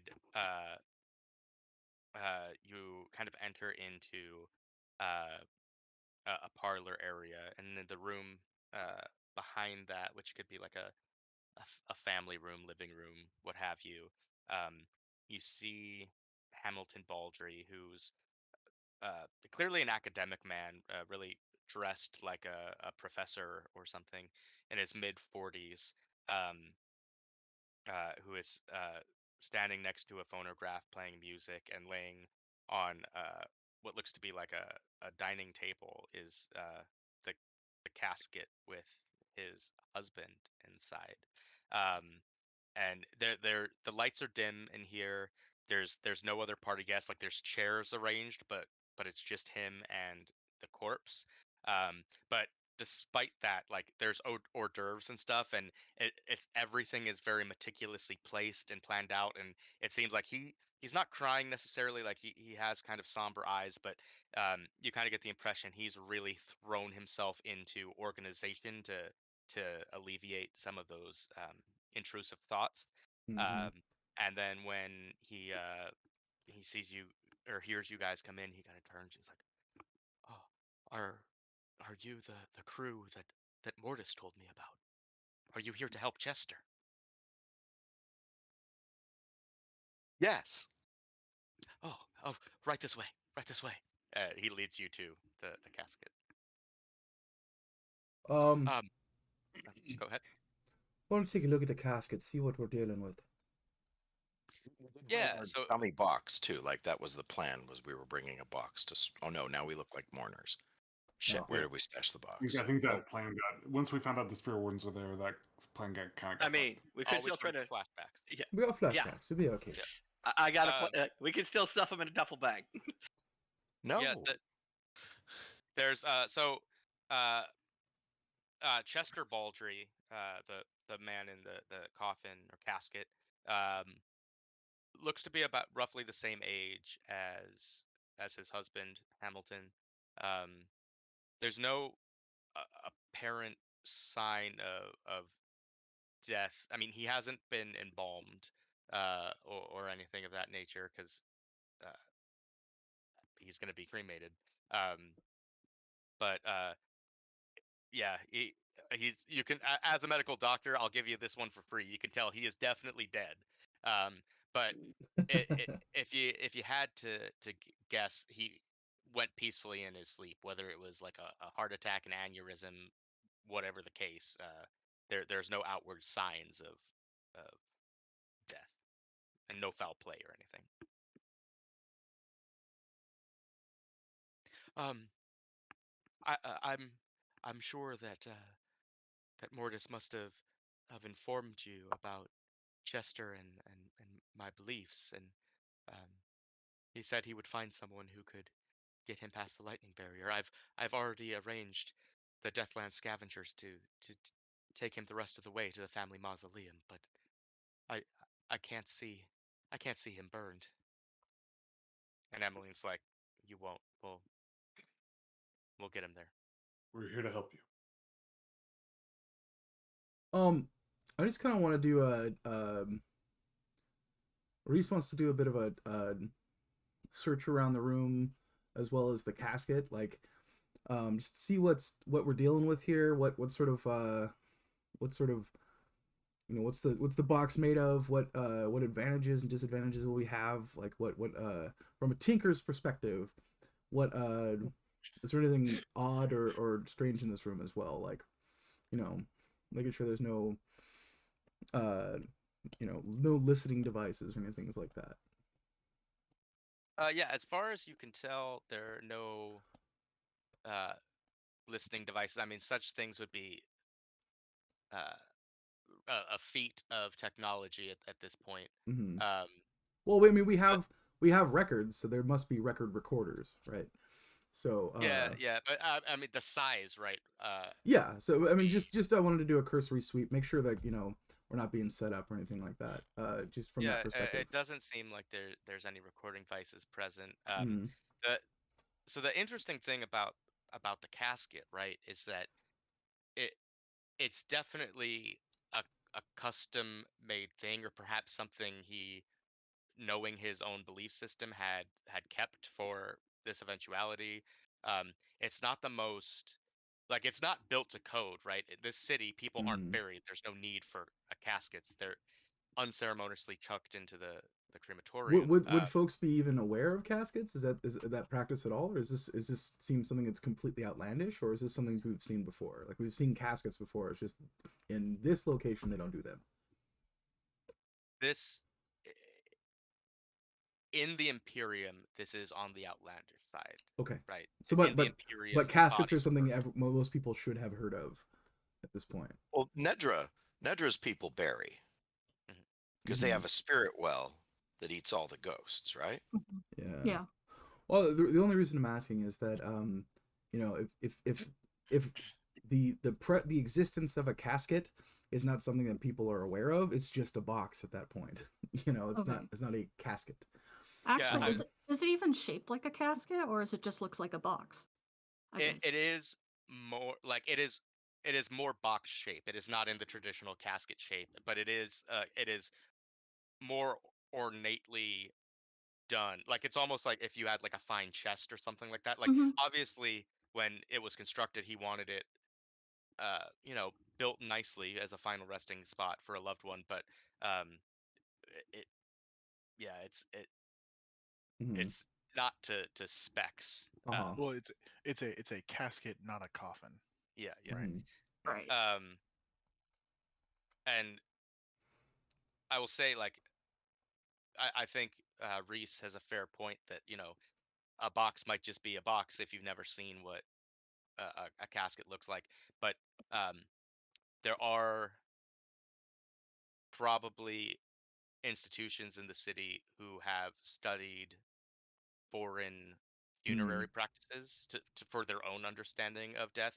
So psychopomps like the gondoliers would probably understand the meaning of it. The spirit wardens almost definitely would understand what's being. Well, that's really the end of it. Would the spirit wardens know it's a casket if we walked it past them? Oh yeah. I mean, that's what they're there for. They've been inside. Well, probably. that's why I was asking. If people are only ever cremated, then a casket would be foreign to their eyes, right? They wouldn't know what it was. So I think even if it were foreign to most people's eyes, the spirit wardens are probably versed default in everything. Well, that was the whole purpose of the question, just to see what our options are with that. Now is it just like a wood box, or? Yeah, ornate, an ornate wooden box. Okay. So it could still be a chest carrying other things, just an odd and inconvenient shape. So if we accompany it with other carried things, we'll look like we're just moving some stuff around once we get past the spirit wardens. So if we take a tablecloth and turn it into a sack and put just trash in it, junk is fine. We don't need to rob this man. Then we can, like, all of us look like we're carrying stuff, and we'll just be a group of people traveling through this area carrying some things we bought. Well, and Emmeline will say, as you know, to your point earlier, this man was known to have liquidated his estate and to be selling stuff off to. For I mean, I can only assume the spirit wardens don't know for what purpose, Or but if maybe we people just were bought coming some of in their and buying, furniture. Yeah, chairs. We could carry chairs as well. That's Or true. maybe we just bought some of their furniture and we're moving it out. Where is this gate? I think Cole's gonna kind of venture off a little bit, in search of like a wardrobe. Mm-hmm. do you ask? Are you asking Hamilton where the gate is? Yeah. Um, it's out. He kind of seems taken aback, like he wasn't expecting to talk about this at this juncture. But he says it's by my old family estate out in the Deathlands. It's not terribly far from where they used to live in the Lost District, though outside what you might consider proper ex-Ducks Fall territory. Mm-hmm. Nebber would like to ask Hamilton if he has any names or has like a description of the scavengers that we're supposed to meet up and transfer the body to. Oh, yes, if you'll just give me one moment. Of And course, take your time. he goes over to uh, end table and from one of the drawers takes out a little black book and kind of searches through it. Obviously, kind of his meticulous notes on what needs to happen and who's doing what. Um, if you kind of spy a look, it's clearly written in some sort of shorthand or code, because it's almost illegible to you. Like he's definitely doing his work to cover his bases, but he kind of reads something and turns back to you and be like, the contact you're going to be looking for is a young woman by the name of Sister Thorn. Okay. Thank you. And your penmanship is impeccable. Oh, thank you. You're very kind. So yeah,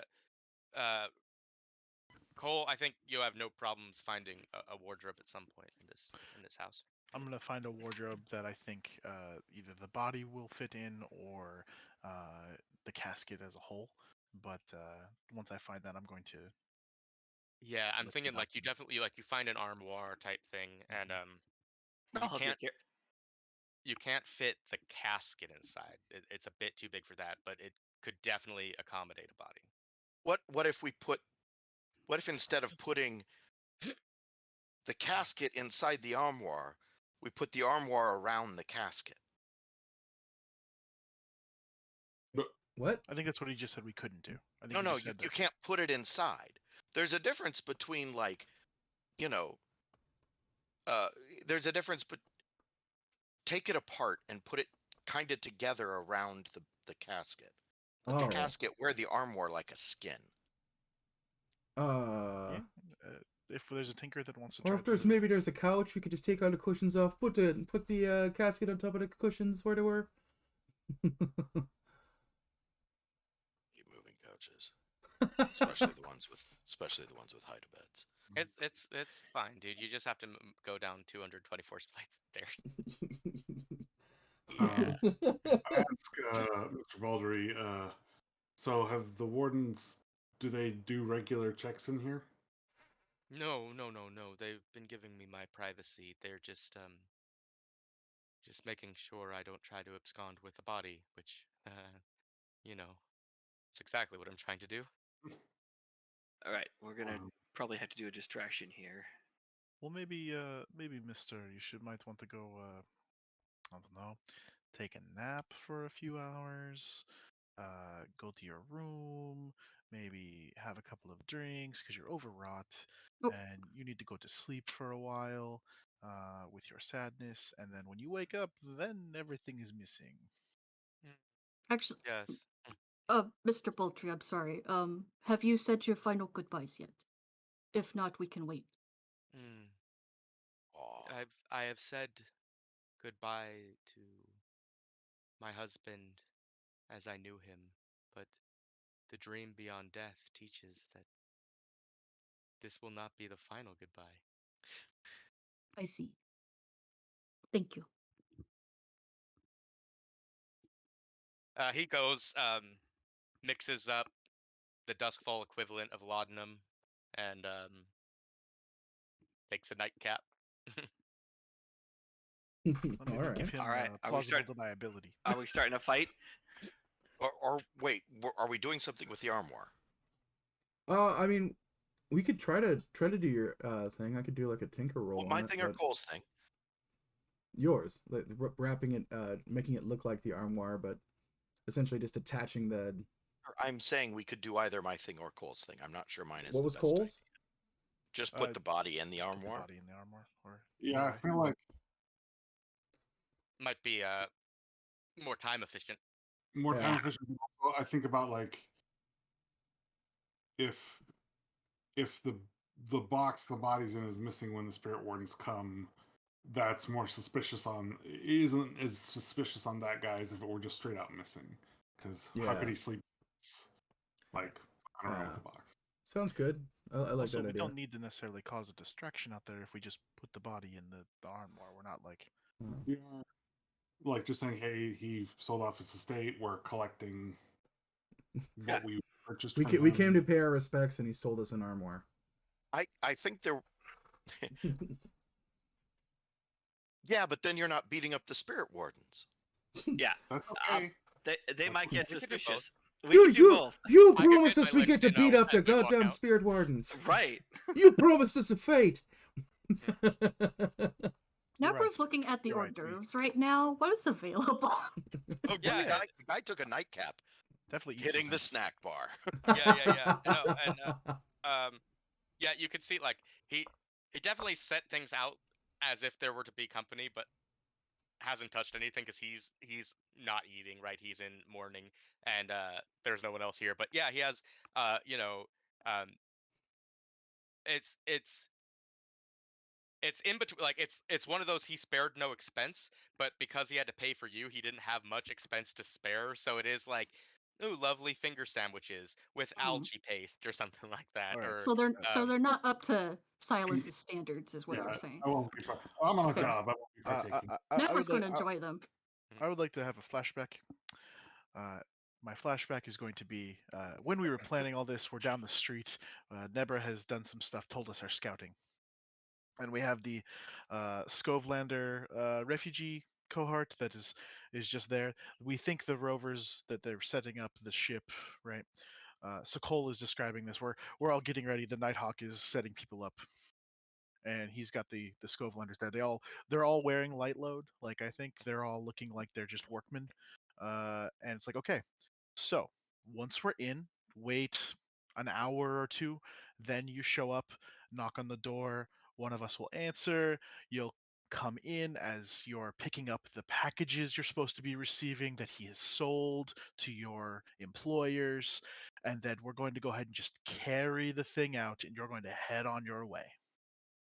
excellent. I love it. We'll take one stress for the flashback. Um, let's do a role, probably command or something similar to lead the Skovelander refugees. I mean, this is a brilliant idea. You're in tight with the Skovlanders, so I think this is going to be both a controlled position and a great effect, or whatever the highest effect you can have. I think extreme is the highest. Yeah, let's go all the way to extreme. Extremely effective. Would anyone like to help me on this? I can help you out. Just in case. Just in case. The Skovlanders, of course, No. sticking together. I say to the messenger, Mhm. conspiratorially. Well, I'm like, I think Pepper's eating sandwiches. like I'll help him out, and I'll do it. This- Use my foresight to do it without stress. Oh, there we go. 6. Woo! All right, a Woo. success What's without this complication. extreme effect here? Yeah, so I think you guys load up Chester into the armoire in the time that you know you put Hamilton to bed. Nebra's eating snacks as people are working, and then eventually you hear the knock, knock, knock, knock, knock at the door. I'll go answer since I'm like the contact, I think, Mhm. for this. And one of the Scoveland refugees who has kind of set themselves up as a leader named Willard Gibb is at the door, dressed as you said as kind of a worker, and initially with the knock, the spirit wardens are kind of looking of like, are these don't look like mourners? What's afoot here? But it's like, excuse me, sir. We're here to pick up the items we purchased from the estate sale. And he kind of looks at it was a Mr. Hamilton Baldry who was liquidating some of his late husband's estate. And I And say, then they're kind of like, oh, okay, we get it. yeah, and I say, oh yes, Mr. Baldry has been overcome and has gone to take a rest, but feel free to come on in. He said that to expect you, so I open the door and let them in. And Willard kind of turns to one of the spirit wardens like, so sorry for this. It won't be but a minute, and we'll be out of your hair. Yeah, please, lead the way. And he, We're- Sorry. So Go ahead. we're not gonna get to beat up the spirit wards. we still can. Well, We still Yeah. can. Don't worry. Don't worry. No, please no. Hmm. Please. All right. And then we close the door once they're in, like the 4 or 5 of them or whatever come inside. And I close the door, lead them to the armoire. We give them a couple of other sundry things, like to like, so like one guy has his hands full of like or actually one guy has his hands full or whatnot. Yeah. Well, you could just take a cabinet.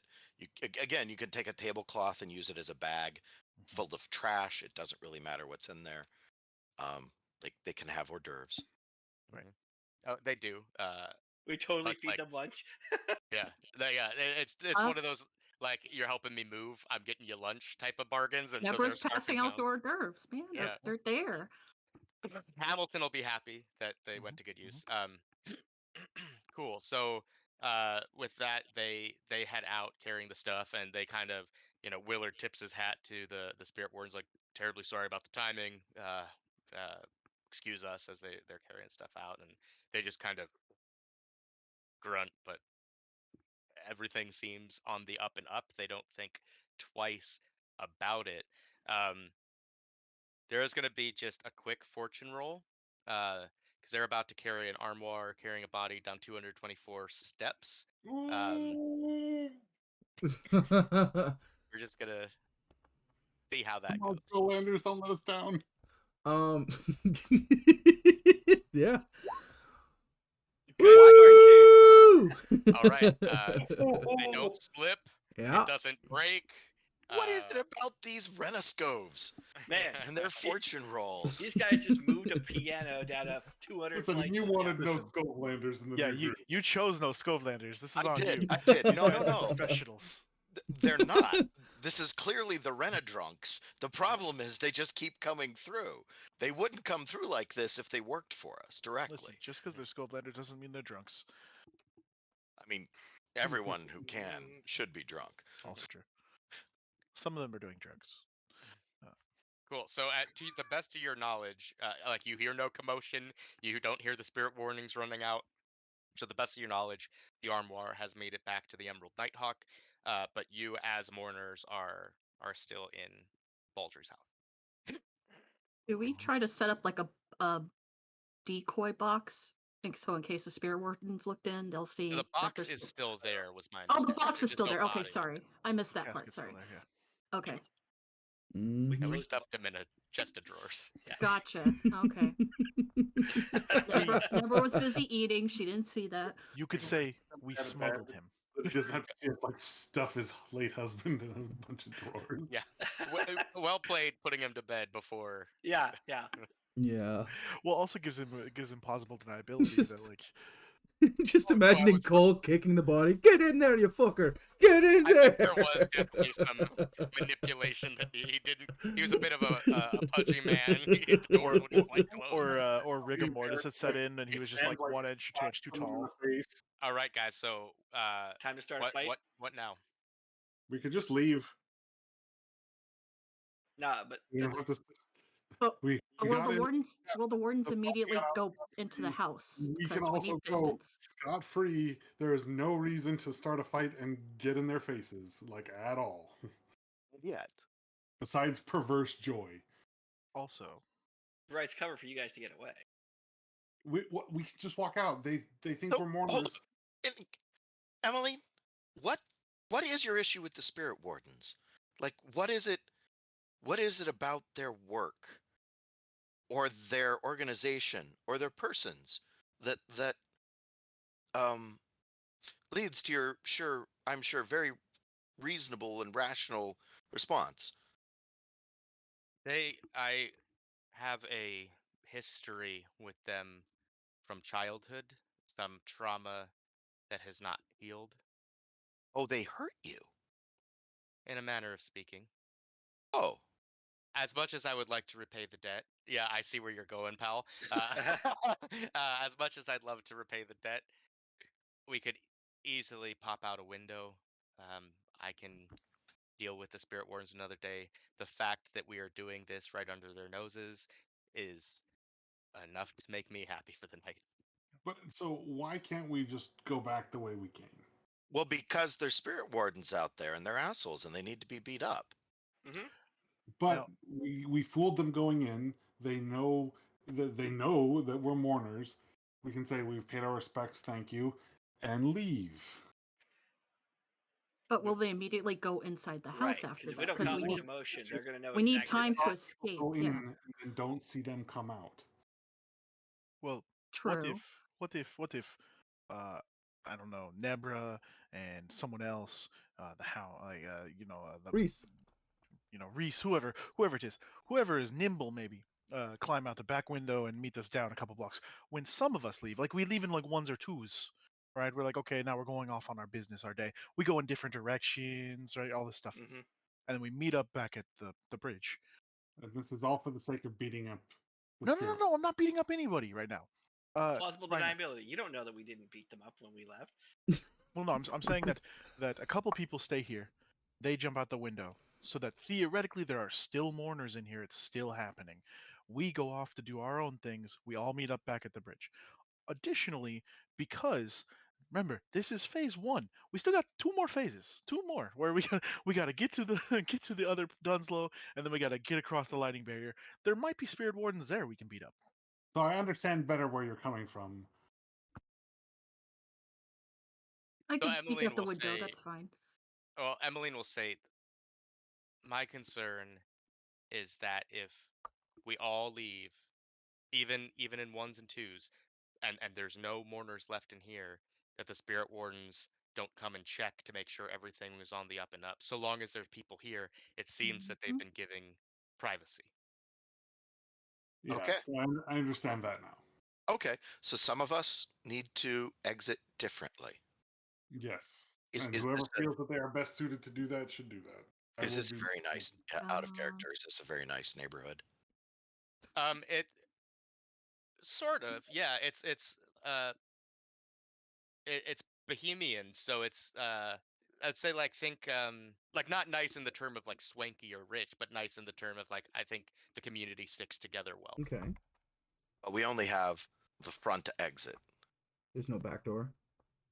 No back door. There are windows and stuff like that. You are like this is built into a hillside, so like you will need to kind of climb down the hill or Could the- find a way to get back to the stairs.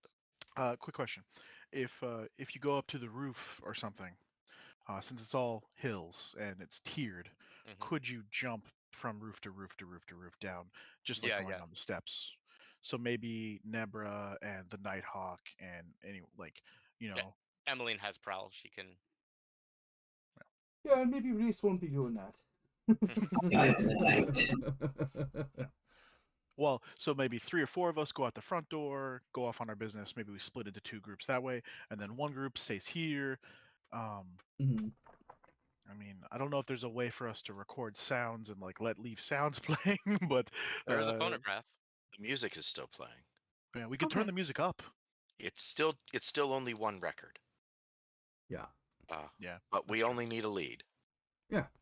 So I mean, as long as we don't see the entire group leave, we should be fine. Is my thought. All right. So who's just flying casual like? How about right here, same as here, Reese. I don't have prowl either. So the And four of I'm us. trying to think of a way to roll something else like hunt, but Well, that it's would be nothing. one prowl. Well, I can't do it without being a weasel. would you like me to lead a group action to have everyone prowl out the window? At least the people that want to sneak out. That sounds good. You are a resident sneaker. Yes. Sneaky, sneaky. Cool. Emmeline will take advantage of that. Nighthawk, you want in on this? And we'll call it a risky standard effect. Okay. I'm going to push myself again and take 2 stress to add a die. Remember, you're going to be taking up to 3 stress after this. I'm also happy to help her by Oh. engaging the spirit wardens in conversation as we're leaving. Yeah, I love that. Yeah. So that's more of a setup, Yeah. since that would lower the. Oh, sure. Yeah, and I'll join him for that. Yeah, I'm happy to set up instead. Okay. Cool. So Okay. So would set up add a that up die, or is increases that the just effect. it just increases the effect? Got it. Yeah. Okay. But I would allow that. Like one can like Charles Cole could set up and Silas could help, because I could see I'm gonna take their attention away, and then Silas, if they're like, "Ooh, I heard a sound," Silas will be like, "No, talk to me, talk to me." Yeah, So that's I'll allow yeah. 1 dice and then an increased effect. That's fine. Okay. Thank you. I thought you had 3 prowl. Oh, you have 3 Finesse. finesse, of course. Woo! And Nighthawk? Oh, sorry. Yes. Hold on. Risky standard prowl. Okay. Oh, So you take a stress from the Nighthawk, who and you can tell how you help him prowl down the rooftops. But we will take either one of the 6s from either you or Emmeline, a success with no complication. Maybe his cape got caught on something. Yeah, probably. He's trying to wrestle with the cape because it's very expensive and he doesn't want to lose it. Never tries to untie everything. I don't know. I'm not sure. No capes. No capes. Cool. But you guys, the 3 of you do make it down to the boat. So the 3 of you who are going past the spirit wardens, this sounds like probably another group action to make sure they don't have any follow-up questions. Yeah. So it would be Cole, Silas, the messenger, and Reese, correct? Mm-hmm. And that would be Consort or sway. Mm-hmm. Consort. I can do Okay. consort. All right. Do you want to lead a group action for consort? All right. And I'll push myself. Put me at 3. What's the position? This is we'll call it risky standard. Okay. Ooh. Sorry, guys. Yep. Yeah. Look at you. Woo! Once again, the Oh, that's not so 6-1. bad. Oh no. Damn, that sucks. Ah, All right. So burning 6s. and Silas, you get a roll as well. Yeah, I was like, why isn't it going? Oh, I gotta pick the Awesome. dice. So we take the 6 either from Reese or Silas, but You take The 2 bell stress. ringers here, Colburn and the messenger. They're causing you to stress, Silas. What happened there? How did you have to manage that? I think who was it? It was Cole and Reese. Messenger. Mhm. Cole and the Cole messenger. and Oh, Cole and the messenger. I think both of them aren't like the most subtle of individuals, and so I had to kind of like I think they fumbled at starting conversation, and I had to be sorry. They're confused. They're mourning. Like it's been a tough time for all of us, as you can probably understand. And then you turn to them. Do you think I need that type of heat? Right? I think I need to know you, and like just like Excellent. So yeah, with that 6, a success with no complication. The spirit wardens seem to accept your story that you've said your goodbyes and you're good to go. There's still others inside mourning, and you guys make it back to the boat. No problem. You are walking down a lot of steps, so again, it is a winding activity. But when you meet back at the boat, the armoire has been loaded up onto the Nighthawk. The Scovelanders are on the shore, kind of waiting direction. And you brought the rovers with you as well, right, in the boat. So I think as Nebra approaches, Fleta will kind of turn to her and be like, "The Scovelanders told us there were snacks." Absolutely. Meanwhile, I hope- Nebra's muttering, "I never want to see those We just flippin' packed stairs him again." We just packed him into one of the bags. Yeah. I definitely packed Flashback. I snacks. packed all the snacks in a bag. Oh my god. There you go. Cool. A 1 stress, but Okay, I'll do that. I love it. Yes. Nebra takes out the bag with snacks. She's like, "Here we go." Excellent. Yeah, they eat up. You're keeping them happy and fed. when That's they what you when they need to make do to comments be like that, Silas is like, "All right, I like these guys because their heads in the right space." Mhm. Cool. Nighthawk and Emmeline, you guys have your full kit again now that you're back on the boat. But yeah, you guys are heading up the Silk River past its junction with the Little Dusk right here, up to Really the Dusk River to make landfall in Dunslow. Who is driving the boat or commanding the rovers to drive the boat? I think this should be Cole. Nedra's still the best pilot we've got. Mm-hmm. Yeah, I think Nebra should just take the helm, right? Never, are you until we- okay with that? You want to be the driver? Wait, so is Nebra the driver, or is she just helping the rovers drive? What? That's up for Nepper to decide. If she wants to take the wheel, it sounds like everyone's cool with that. Mhm.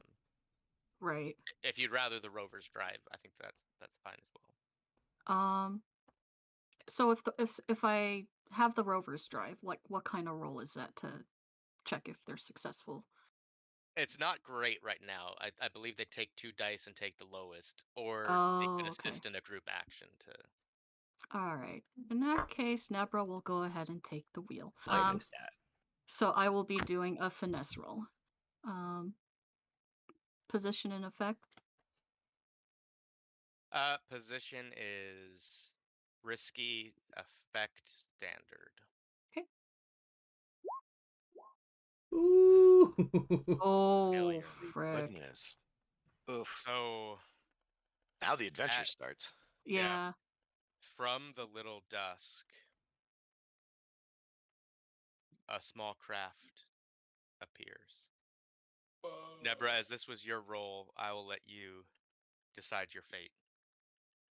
It is one of 3 individuals, factions.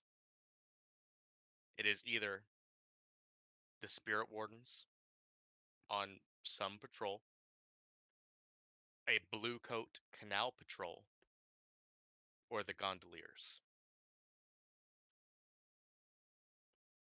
What's the gondoliers deal? They're the Psychopomps. Oh, They want us to pay tribute to them whenever we use the territory that we took. Okay. I mean, if we have some, I mean, I'm assuming we grabbed a bunch of crap alongside the body, so I think as long as we can give that up as tribute, rather deal with the gondoliers. Here's an armoire and some chairs. The gondoliers aren't just about a protection racket. Like they've got a Oh, no, they've got a thing. they're all about ghosts. Yeah, and we have a goal for this ghost, and they might have a different. Well, we also have a a big gun on our boat, so. No, we're not on that boat. Oh, I thought our boat was needed repairs before we could use it again. No, that boat needed repairs. Yeah, 'cause Oh, we okay, fucked- my bad. Yeah, we- the Fog we Hound needed repairs. Decisively fucked that boat. Okay. I don't know. I Also, still. mechanically. Sorry, go ahead. Oh, I was just going to say I still feel that Gondoliers is the best out of the three. Yeah. All right. So Yeah. We'll deal with them. rowing There up they are. to the boat is a gondola with the shrouded figure that you have come to recognize as a member of their organization. They approach your ship and kind of come up side by side, and the gondolier turns, and you can see his pale, sallow face under his black, cloaked head. Good evening, he talks. Good evening. It seems that you have business on the canals. Business that we had previously no knowledge of. Which is fine, so long as proper tribute is made.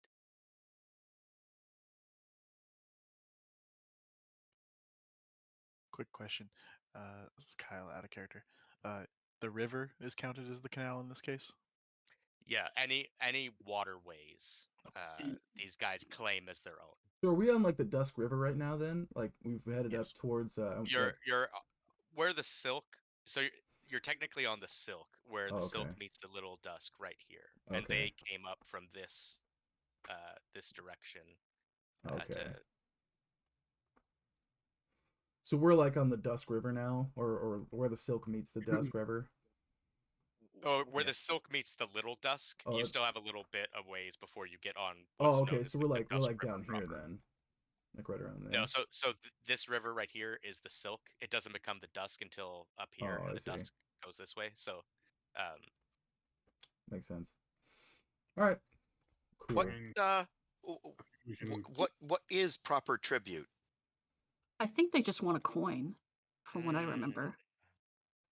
yes, now that your reputation has improved, we think 2 coin is adequate tribute. 2 coin for every job that's done on your canals. Unless you take issue with that. Yeah. Is there something else you like, or is it only coin? Oh, there are other things we like. Such could be negotiated should you come across them. Indeed, you have a reputation for acquiring artifacts that may well be right up our alley. Artifacts that need to be protected, controlled, or destroyed. Out of character, so we're obviously not going to give them the gate. No. We don't have any other artifacts. We're not gonna give right them 2 now. coin either. You want to start a fight with the gondoliers right now? Well, We're already at war, dude. Or would it be? I don't know if anyone has coins. in we're their None of already us have currently. we're already in debt as well. So do we want to Okay, be further in so- debt or more and more? Listen, you're in debt. That's not us. We so owe out of- 2 jobs to one guy. 2 jobs. Different than owing 2 coin. and Yeah, that but could still those be but acquired jobs in- tend to bring us multiple coin. Correct? Yeah. So if we have to do a job for somebody, it means we're not making any coin for it. Not That necessarily. was never agreed upon that you do the job for free. Just that you would Yeah, do but the it was job. never agreed upon that they would pay us either. So, Well, And- and that come up, but I feel like, well, we owe him jobs. That doesn't necessarily mean we owe him coin, because they're still. And I feel like he's look, a man, time is decent- money. Right. So we either sour our relationship with the gondoliers, or we pay them 2 coin and Jeremiah another coin, and we get a single coin and Mhm. a map out of this job. I think that's all right. But like, this is very frustrating. Mhm. Well, let me Out of ask this: what are the what are the so the gondoliers? You know, they're their own situation. How are they in terms of what's their relationship with like the Hive and the Dimmer sisters? So they're a 3 strong, so not a good one to spend a fight with. Sure. They are. Where's the They're allies? ally- Their they're allies are the of Lamp all Blacks citizens. and yeah, all citizenry. Their enemies are the Red Sashes and the Spirit Wardens. Okay. Oh, okay. Like I'll lean forward and I'll tell Silas, like, we should only pay them 1. Our reputation changed literally in the same moment that they negotiated their first deal with us. We haven't even done a fucking thing for them. out of character, would it be possible to offer 1 coin now? Oh, actually, no, we don't have coins on hand. like anything we promise is going to have to be a promise. Like, we can't pay them now. Oh, there is one thing. I understand that your traditional and sacred duties were to some degree denied you by the Spirit Wardens. And that's correct. It is correct. Is there some amount of tribute that can be waived for work done that is also to the detriment of the Spirit Wardens? When we're cooperating against them, is that helpful? Very much so. Cool. Out of character, I want to sway them to let us do this without tribute, because fuck the Spirit Wardens. Yeah. Nice. Sounds legit. I think this is a controlled position. Can I help you out? We'll say limited effect to start. Cool. So controlled. I want to push myself to bump that to a standard effect. Okay. So that's 2 stress for pushing myself. I welcome help from the Nighthawk. How are you helping me? I mean, fuck the Spirit Wardens, man. But like, talk. I will help you out by talking about, the way things used to be. Like when people actually turned into the forgotten gods, and like used religious like connotations of like the modern faith of the city is corrupt, right? These beliefs are wrong. Does that sound good? That's very risky of you to go that direction, but I think in this case it will actually pay off. Well, depending on the dice. Cool. So So this I don't is need to roll. I'm just giving you an extra die, right? Yeah, you take Yes. 2 stress, or you take a stress. He gets a die. Okay. right, and I've taken 2 stress to improve. Now I can take 2 stress to push myself for position, and I can also take a devil's bargain for another die, if I could think of one right now. Well, I mean, how many die are you rolling right now? 2. I would love a This third. is something that would be very awesome if it succeeded well. Like, So you can get. I mean, I could help him. Well, yeah. we've already got I have help. I have a We've already devil's got- bargain for You you. have, Cole, why is it you always have a devil's bargain? Because I'm really good at this part. The devil's Why? bargain could be that we take a negative reputation hit with the spirit wardens when it comes out that we are working with the gondoliers. Ooh. Okay. Like cool. so, like a gondolier let it slip that I- we were doing something against the. So I'll allow it if you so choose, but here is the deal. I want to be above board by this. If memory serves, you guys are currently -1 with the spirit wardens. That should be on your character sheet. It is. If you take another -1, that'll drop you to -2. There's a good chance you're going to take a reputation hit for this score with them as well. Yeah, Yeah. no. About that. To be knocked down. Okay. We'll be at war. We do with not the want to spirit be at war with the spirit wardens. Yeah. Some of us do, just maybe not yet. Yeah. Yeah, time for everything. Okay, so not taking a hit with the spirit wardens. All right. Well, then what if our reputation goes down with the red sashes? Red sashes. Where are we at with them? 0. Oh well. But yeah, the I don't spread give a shit. sashes are the enemies of the The gondoliers. gondoliers. So, right. So the devil's bargain here is that I am also pointing out that we align with the interests of the gondoliers in that we have done damage to the red sashes in the past and have the intention to continue to do so. Because they also represent a corruption of something that was done properly in the past and by old traditions. This time, traditions of another place. Right.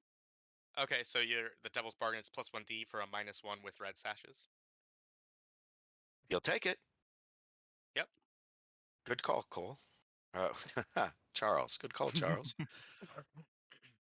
All right. Big money, no whammy. I should. Woo! A crit. Yeah, So the yeah. standard effect Got bumped. gets bumped up to a greater effect. Yeah, this works gangbusters. They will not. They accept your terms. They appreciate action taken against the spirit wardens. The understanding that there is a traditional and correct way to handle the dead in the city of Duskfall, and the spirit wardens are a perversion of those traditions. With that crit, here is the deal. The gondoliers serve the same purpose as the spirit wardens. If they had discovered you were transporting a corpse outside of the city, so a ghost may live, they would not have taken that kindly. You were bound to take a reputation hit with the gondoliers at the end of this because of that fact. But I will say they will not search your vessel.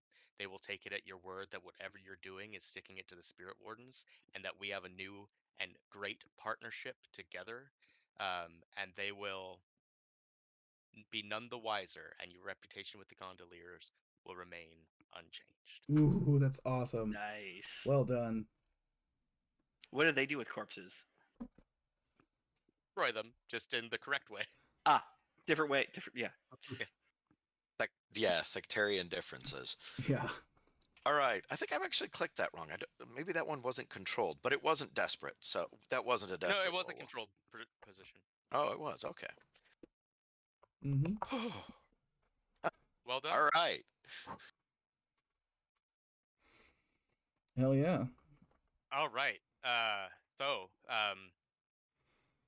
with that, the gondoliers, well, we'll say right in that critical success. Not only does this gondolier, let you go on your way. I think they escort you up towards the Dusk River, turning away blue coat patrols, because we all know even the blue coats give the gondoliers their space when on the canals. And as you kind of get about here along the Dusk, um, they turn in here on the Merchant Water, so you can go about your business undisturbed. But they have got you to a good landing spot up here in Nice. Dunslow. Sweet. Yeah, that was a good roll. Yeah, well done. Compliments to the dice. Yeah, I mean, that was a fantastic roll. that'd be like a great 660. stat roll in D&D, you know. So are we kind of landing near kind of like Ragtown? Yeah, give me 1 sec to pull up my Dunslow map. Oh, is it? You put on the maps in the In in Google the Drive, yeah, handouts, the high right? quality ones. Oh, okay. Maps are in the handout. If you want one you can zoom into, those are on the Google Drive. Oh, okay, Yeah, cool. exactly. Yeah, kind of. I'll say you're not going to those docks. You're being a bit more inconspicuous than that. But yeah, probably by like Grace Lane and Ragtown. And this is just literally uh, a shanty town almost that has been built up around Iron Hook Prison. I mean, this is the first time the cameras kind of come to Dunslow, though some of you have probably been here in the past, but it is very different from many other locations in Duskfall. Um, I mean, the streets here are cramped, multi-level. You know that some are of stone, but the ones that are in your immediate vicinity are dirt and sodded into thick black mud. No street names here. Um, there's decrepit wooden row houses that make up Ragtown. Many of them have been abandoned from fire damage or have fallen in from age. There's stone silos that have been converted into makeshift apartments by squatters. Um, and in the distance, outside of Ragtown, you see mud-covered laborers who are returning from work in the mire, destitute families scrounging for scraps along the main roadways. Um, and yeah, on occasion, the aboard Iron Hook guard with their rifles slung against their back. Maybe even sometimes a taskmaster who's lashing a prisoner on the way to the labor camps. And so we're going to a place down, I guess what's called the Night Soil Road. That just means shit road. Well, so all the night soil in the town is collected and then put into a farm because it's one of the only Yeah. nutrients that happens in this place. I'm just saying night soil means shit. All right. I was actually going to ask Kyle, does the Emerald, because it's a canal boat generally, it's like a steamship, but it's fairly like low, like low profile, right? Mhm. And it's fairly thin and long. Would it fit down like the irrigation channel or the weir water? Um,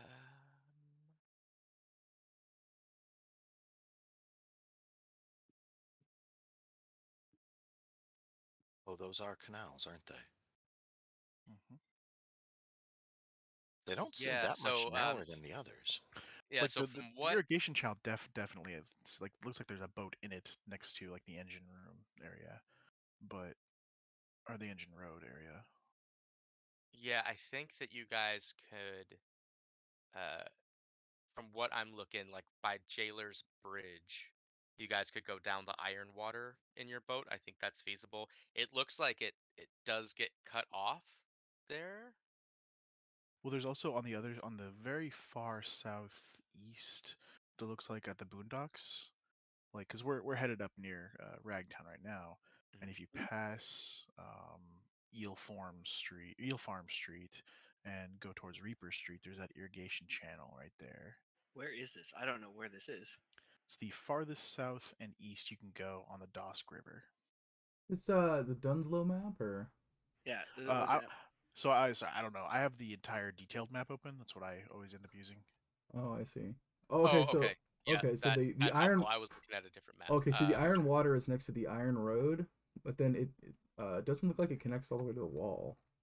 Like these are canals, but they're like I would imagine they're fairly shallow and they're meant for irrigation. Well, the irrigation definitely connects. The iron water definitely connects. Like there's a bridge that Yeah, it yeah. goes There's a over. bridge, so it goes underneath. Oh, I Um, see. yeah, I see what you're saying. Yeah, I think it would be But if you look it'd be a just tight south of, fit, but I think you probably could make it. yeah, because if you look just south of the night soil fields, Mm-hmm. there's a little picture of a boat. Just Yeah, across the Yeah. ranger street. So I assume that there's got to be like yeah. Oh, No, I okay. think you could do it. so. And I think maybe, and I'm willing to take the middle ground and say like the weir water probably not. Like it looks maybe too thin or too Hmm. small with the boat size, but like the irrigation channel might be exactly the width of Yeah, think yeah, like England English like little channels and rivers where it's like it's dredged constantly, but it's like literally you could walk on either side and hold your boat. yeah, yeah. Exactly. No, yeah. I think you're able to fit there should you want to go that way. Okay, I will point that out to the crew that I've I've done some I've spent some time in Dunslow, mostly in the fighting pits, but Oh, I see the bridges now. I see what you're saying. Yeah, it's tougher to see on the smaller maps for sure. It's like the well, and way the they're big map is sectioned out. so big that it like takes, at least on my computer, it takes some time to like churn through the Yeah. zooming in and moving around. But Yeah. once you have a general area, you can kind of move it. Hmm. Cool. Sounds like they can get us pretty close to the wall there, right? It's Made a pretty good. barrier road, which is the road that kind of Mm-hmm. runs along the lightning barrier. Hmm. Mm-hmm. Cool. And then it looks like we could probably set up shop right under that bridge there, right next to the barrier. If when we need to do whatever skullduggery we need to do. You guys are able to head down the irrigation channel, no problem. I think, um, as we said, it is a tight fit, so it's almost like you're you could reach out and like scrape the land with your hand if you wanted to. Yeah. Um, Push. Well, yeah, and I actually think I actually think that that if we were that like if we're right there, Cole might even jump up onto the shore and just walk along with it as like Mm-hmm. the as you would if you were like going through one of these channels to make sure that like maybe there's a pole or something so you can kind of push off the sides or something. hmm yeah, and I think like you do get well, it's evening time right now, so a lot of the workers have been let off the farms for the night. You might get the occasional glance from like an ironwork guard or something like that walking the roads, but it's not uncommon that a boat will come down these ways. So Mm-hmm. um, Do we see they the trees that create light? uh you do those are further west in Barrowclef, the Radiant Energy farms. Um, but yeah, you see their light giving off in the distance. Nice. Very cool. Is it really loud here? Like is because like I'm guessing on the cause is this like where there's like this is the what is traction engine road? Something Like so- like during the day, yeah, because like the mire is an old scar from an impact from some celestial body that's mined by prisoners. So there's a lot of clanking, a lot of industry in the farms, a lot of uh, there's not much law. Like the shanty towns that are built up around the prison are almost anarchy, incarnate. There's not much law and order there other than prison guards doing what they want when they want. Um, at this time of night, I think that the most of the sounds are coming from the towns rather than the industry or anything. But Okay. And we're stopping under one of the bridges near the mire on that thing there, on that irrigation channel. Yeah, I mean I was thinking we just might stop it right at the Boondocks, which is like that first bridge, the first big bridge. Yeah, that'll get us to the wall, and then we can look for ways to get through it. Mhm. Sounds good. We We can have use no idea how to get through the lightning barrier. listen, Absolutely that's do. We are walking up here with a plan. yeah. We just haven't figured out what it is yet or made the Right. flashbacks to make it happen. There. It's called winging it, pal. Pump House Road, I think, is where we're just walking down. Sounds good. Mhm. yeah, so I think at this, well, how Because I take it you're not gonna take the whole armoire. Are you wrapping him in sheets or something? How are you transporting him? I think we Yeah, should do the sheet route. I think Yeah. we wrap him in a sheet and I carry him kind of like a sack of potatoes, just up and over my shoulder. Okay, wrapping a body in a sheet is kind of obvious. You can tell it's a body. There's a reason you roll people up in rugs. Yeah, looks like a rug. Do we have, a nice rug? on this ship?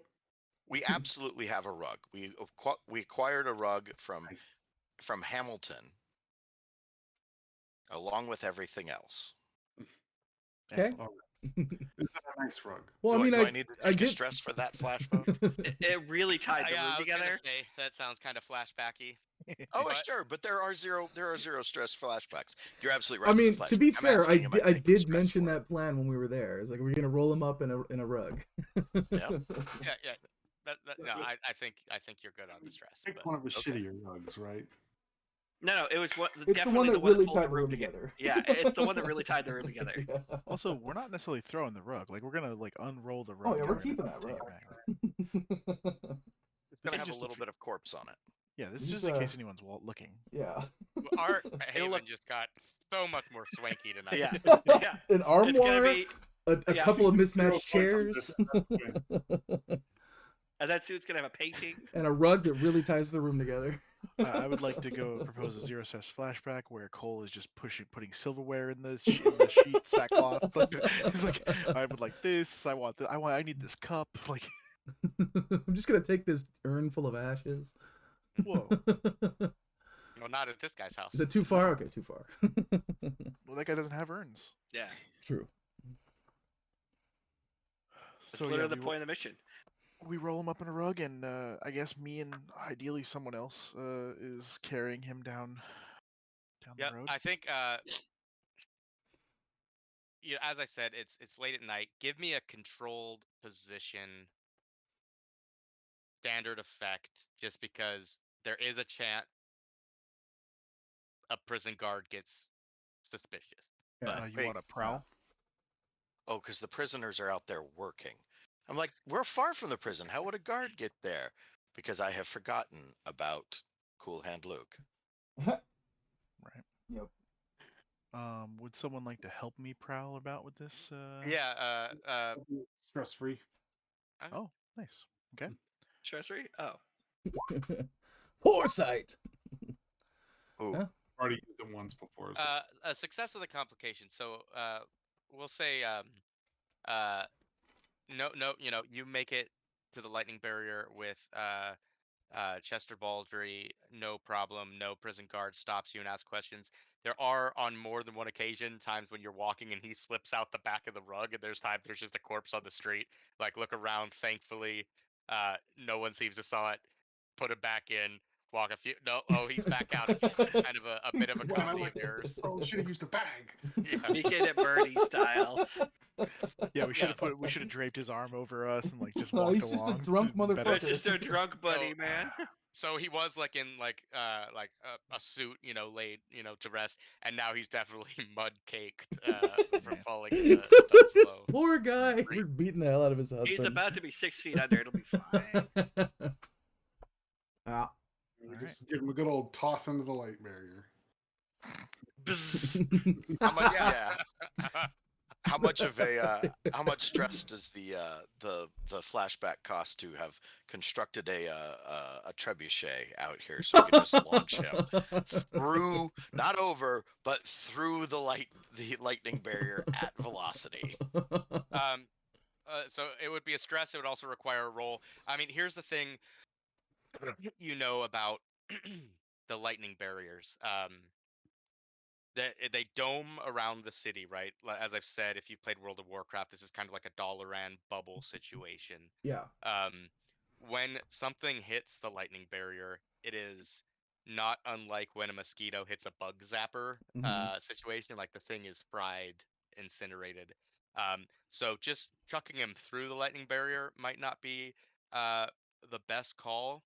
You know that like when the trains from Gaddock Rail Station, the way they do it is there's actually personalized lightning barrier devices attached to the train, because they need these to go out in the Deathlands and not attract angry spirits and other horrors that stalk the wastes. And what that does is when lightning barrier comes into contact with lightning barrier, it kind of allows uh, the two to pass with it like creates a bubble that allows you to move through it This is Gauss's unmolested. law. Okay. Yeah, yeah. Uh, So okay, so we're essentially just trying to walk through an electric field, right? All right. So yeah, we could totally utilize Gauss's law for that. If you had like a hemispherical like piece of metal, you could literally just get under it and like, solid snake style, just crawl through the wall, because Gauss's law would keep the charge on the outside of the metal and you'd be safe inside. You don't actually need to go through the lightning field. Well, Yeah, the we have body to meet does. The Side. body does. That's what I'm saying. no, we do So- too. Yeah, We but need we to have meet to up meet with- with the other guys to ensure the Yeah. delivery. Well, And we the can gates- meet them. We can meet them at the field. And the gate's over there too. We're not going to the gate today. We don't even know where it is. We don't have the map yet. We don't have the map yet. But we know it's out there, so we need Mhm. duty to figure out how to get out there. One Yeah. day. Well, okay, so Probably today. we I feel can't pass the body through the lightning gate without damaging it, correct? Yes. We'll use your technique. Oh. You've already told us how to pass the body through the field. We just have to put it upside down, put it under a great big walk, Mm-hmm. and then just push the walk through. Well, how do we know it's going to get to the people that it needs to get to? Because we'll see them through the lightning barrier. They have to meet us at Ah. the All right, so barrier. this sounds like two flashbacks. It sounds like a flashback to meet up with them to get them to meet us at a specific place. By the No, wall. we're not doing that. We already have an arrangement to meet them at the wall. Yeah. No, not at the wall. Ah, This is in the Deathlands. yeah, we're supposed to meet them out there. Oh, Yeah. all right, withdrawn. All right, so okay, so No, I that will. could be a flashback to change things up. Yeah, that's what I'm saying. It Well, sounds like two flashbacks. One to arrange the meeting place, and two to create the object to get you into the. No, we have a meeting place. We just need to get out of the wall. That's what we need. the Okay, so flashback that's for. what I'm trying to figure out, Cameron. So I'm gonna do a Talking about flashback. walking into hell, Cameron. So I want to do a flashback where Reese will essentially tinker something like that, which is essentially like an inverse Faraday cage. That's that you could mount on top of like a wheelbarrow or something, and just kind of lug through the wall, and it will keep the electric current on the outside of the barrier and keep us from being electrocuted by the field. Cool. Yeah. I think that'll be a two-stress flashback. That sounds It's about right. It's pretty complicated. a mission critical thing. Yeah, and Yeah. I will. Let's do a tinker roll. I think we can safely assume that you were putting this together earlier this afternoon as soon as the Yeah. messenger let you know, hey, this is the score. Yeah. So let's call it a controlled position standard effect. Okay. Two and this- stress flashback because mhm. you had to work quick. Yeah. All right. Well, I want to. So it's a two stress. I'm going to take another 2 stress to push myself. And you said this is a standard effect. Controlled standard. All right. So I'll use that standard to give myself that push myself to give me an additional die instead of pushing the effect. Does anyone want to help me? Does anyone have thinker? Emmeline will take a stress to help you. She doesn't have tinker, but I think she can tell you like Mhm. the kind of how the lightning barriers work because she Okay. is equipped with a lightning hook. She understands some of the technology to keep the ghosts out and can kind of help with her knowledge there. Okay. So this is a controlled and standard effect. Just to double check. Mhm. Okay, and that's plus 2 dice. One from me and one from you, right? Okay. Here we go. Maybe not. I just hit submit. Okay, there we go. Cool. So we take the 5. Yeah, it's it works. You have this thing that you can get across the lightning barrier, or get things across the lightning barrier, but it does come with a flaw in design, and I will say, Reese, it's a flaw that you noticed when you built it, and it's one of those like you had to do it in such quick time that you knew it wasn't going to be perfect. Mhm. But how about you tell me what that flaw is? What is the thing that is wrong in this design? Sure. Let's say okay. So there's a couple. It I was only gonna gets s- one person at a time. well, that was gonna be how it worked anyways. But I was like, well, what if it can't come back through? It's destroyed going through, or whoever's pushing the thing would take some level of harm. Where so Reese would take harm from operating the device, while everyone else would be fine, but he would take harm. So I would leave that Yeah, up to you, whichever one you would find makes more sense for this. yeah. I Either think just in case we want to uh, leave and head into the Deathlands. Let's say that it's there's some issue with some feedback in it. So Mhm. yeah, operating it, you'll take a level 1 harm, zapped. Yeah, okay, cool. So he'll be a bit twitchy. And I want to say, like, this is something that since you said it's something he knew about, his newer cavalier attitude from being traumatized and being a bit more risky is like, I'll be fine, just a little bruise, that sort of Hmm. thing. Excellent. And when he's like, oh, it's a bit stronger than I thought it would be. Yeah. Woo! I guess not your skeleton there, What a Conte. rush! Yeah, sounds good. So we are now in the Deathlands. Fuck me, right? Head on pivot, looking frosty. Exactly. Yeah. So So they got mine looking for body snatchers. the Deathlands are a wasteland of petrified trees, ash, and choking clouds of miasma, and you all can immediately tell it is very difficult to breathe the atmosphere out in these lands, um, to the point that you know good and well that if you were to stay here overnight, you wouldn't wake up the next morning just from suffocation alone. Oh damn. Um, it's very irritating to your lungs. Um, Though you don't see any at the moment, you know that restless ghosts and other horrors ceaselessly search for the faintest spark of life essence upon which to prey. So head on a swivel. Excellent idea. Um, Mm-hmm. you know that you're meeting Sister Thorn, a member of the Deathland Scavengers, out here somewhere to take possession of Chester Baldry's body and deliver it to the mausoleum. Um, but that is where we're at now.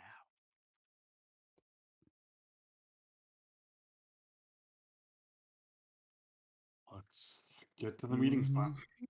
The quicker we get out of here, the better. Let's start heading there carefully, though. Cool. So, um, let's go ahead and have someone. Emmeline will earn her wage as a whisper to lead a group action to traverse the Deathlands. Um, Alrighty. uh, so she'll take the stress. I think this is going to be a prowl because I think in her mind, her major thing is to avoid any spirits that might cause you harm. All right. She's not going to push herself because I might end up taking a bunch of stress here. But go ahead. Would you say Right. that this is in a desperate position since we are surrounded by Yes. Uh, Desperate standard effects. Yeah. Woo. So mark experience for your desperate. Ooh. Oh, we're all making this roll. Okay. Anyone who wants to benefit. Yeah, I'll definitely do that. What is it Emily with the crit? sixes I Oh. keep getting on the take the lowest result rolls? Okay, This so is I'm looking. desperate standard. Okay. I'm taking stress from Silas. It looks like. Yep. But you also But crit. Emmeline crit. Oh. Oh, and Reese. Sorry. No worries at all. That could have been a lot worse. Yeah. So, wow, Emmeline, way to earn your spot as a whisper. So, I think like there are times where like, who was it? It was Silas and Reese, right? Mhm. I think there are times where like it's very much like the swamp of the dead in Lord of the Rings of like don't look at that, keep your eyes forward, don't follow any light. And like there's times it's like, ooh, what's that over there? And Emmeline has to be like, no, no, no, nope, nope, nope. Don't listen to anything, don't follow anything, everything is bad, everything wants to kill you. And eventually, she leads you maybe a quarter of a mile into the Deathlands, avoiding any spirit or otherworldly nastiness. And I'll say with that crit too, this will count. You guys can make it safely back to the lightning barrier as well. Um, this is unfortunately you're missing out on a bunch of ghost combat, but them's the breaks. I'm fine with that. I don't want to fight no ghost. You I'm afraid I'm of afraid of several ghosts. I'm the opposite of a ghostbuster.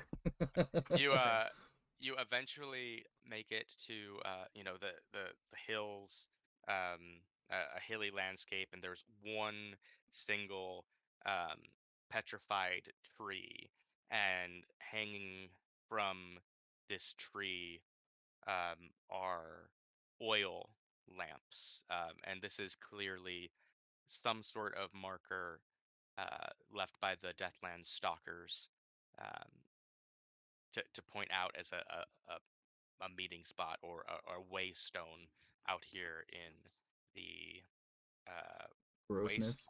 wasteland. The weight. Oh, I guess waste is Um, pretty good synonym of gross. you guys then see standing under the tree uh, what you can only assume is Sister Thorn. She is, you've seen and heard rumor of Deathland stalkers around. You know that these were Ironhook prisoners who Mhm. were given mercy and being let out to explore the Deathlands. Um, but she is uh, a smallish woman, like based on her stature and build, probably in her late teens and only maybe early 20s, and she's dressed in an almost post-apocalyptic style. She has a long leather duster, utilitarian work boots, and an MCG style gas mask. She carries a lightning hook, which you've seen Emmeline use, and is a weapon in the combat of ghosts. On her back, there's an air tank, a small personalized lightning barrier that is currently disabled, but probably her way to get in and out of the lightning wall. Um, and as you guys approach the tree, she kind of puts her hand up to let you know that she's the one you're looking for. And one thing you know about the Deathland Stalkers, they're not, to pull from pulp culture here, they're not unlike Tusken Raiders in that you see the one, but you know that there are others in the hills uh, in case something goes wrong. But the Deathland Stalkers are notorious for hiding their numbers and making it appear that they are in a weaker position uh, than they are. To what end? Whether this is helps against ghosts, or maybe luring ghosts to try to attack a single person so they can capture it or disable it. Um, you're not entirely sure, but that is a core tactic of these individuals. All right. All right. Well, I think it's time to get down to business, don't you?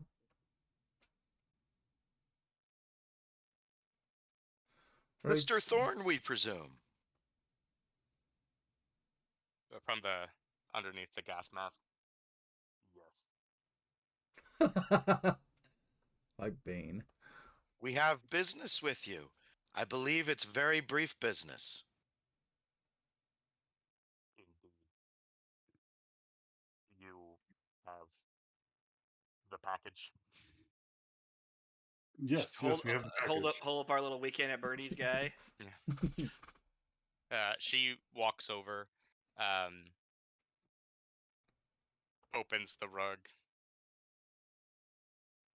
He is more soiled than I would have imagined. There were complications. It is fair. He's still a whole body. He's all right. You have done better than some we have worked for in the past. We can make sure he is clean before he is interred. Oh, so these aren't just out of character. These aren't just wasteland Deathland scavengers. They've actually worked with this cult. They're probably cultists. It's very Absolutely. possible. Mm-hmm. Yes, you take what you can get in the wastes. So then we hand over the body and 4 coin and be on our way then. No. The coin comes in the payoff stage. Yeah. Hamilton's responsible for paying the Deathland scavengers. Oh, okay. The way you described it earlier, I thought he was going to give us 8 coin at the beginning, and we had to give 4 of it to these people. Okay. No, He'll pay for it paying himself. upon completion of the job. Sounds good.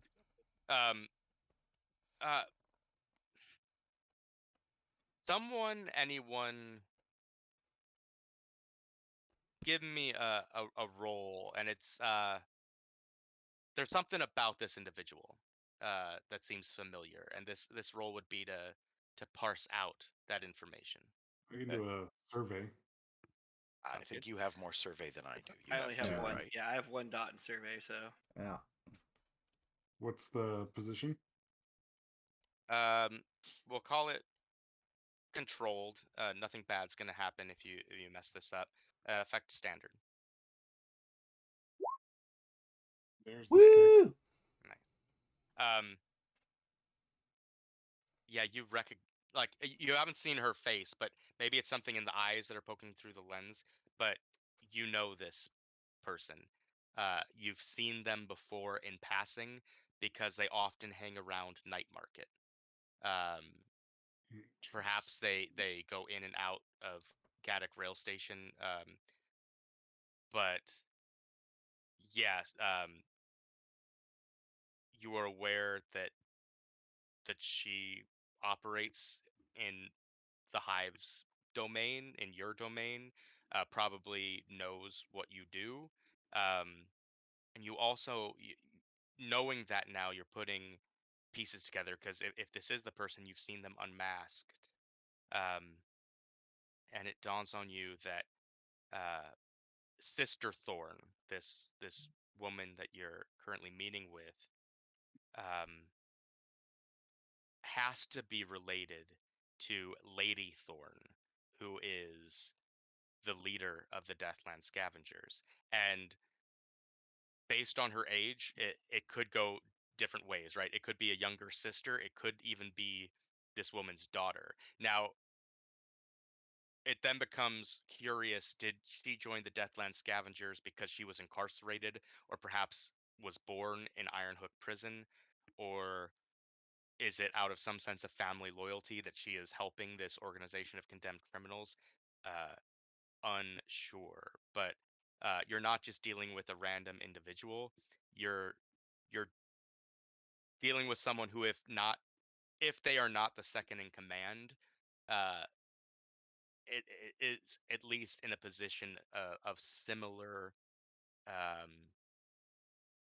control when it comes to the influence they could probably pull on the leader of this organization. We add them as a contract under crew mode.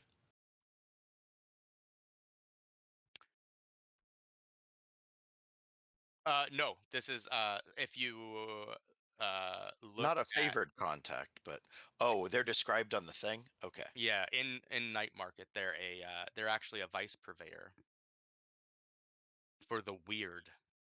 Oh. Oh.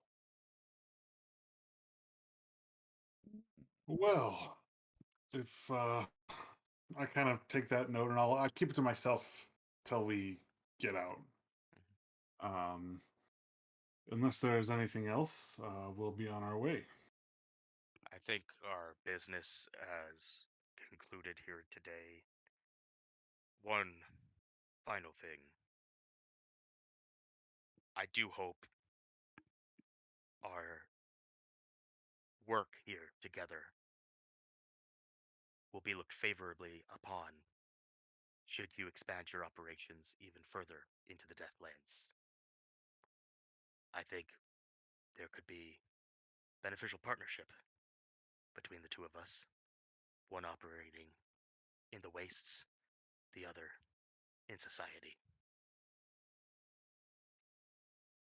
I think that would be a good opportunity as well. Very Good luck well. to you on your way back. Watch out for revenants. She carries the And then I start walking back, but I don't want to look like I'm rushing back. body. Yeah.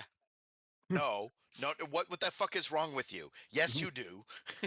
I mean, hurry back. Don't get me wrong. Just don't look like you're in a hurry. Why not? Look Like like you're in a hurry.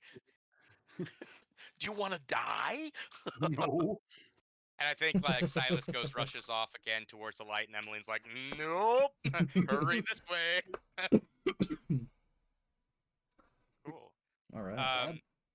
Yeah. So with the crit, you guys make it back past the lightning barrier. Do I take another harm while I'm getting through it, or? Well, you tell me. Do you think you would? I mean, probably.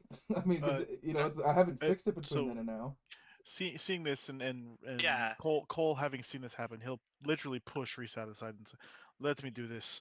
Wait. This is not. Do you already have a level 1 harm? I do, yeah.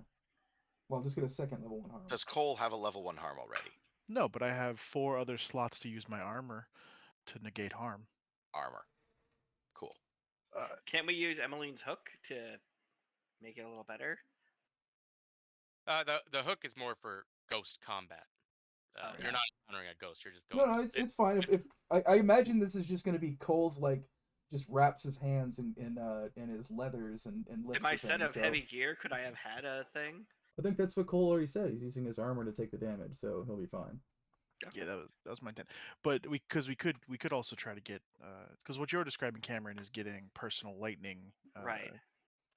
Like I mean, I packed that heavy would be for a this. long-term project. You guys. Would Yeah, we'd have to do a project. Yeah. To invest Okay. in gear to cross this easier in the future, but that'll be a discussion for the Yeah. when we're safely not in the Deathlands.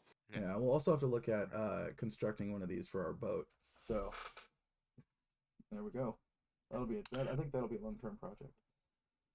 All right, let's.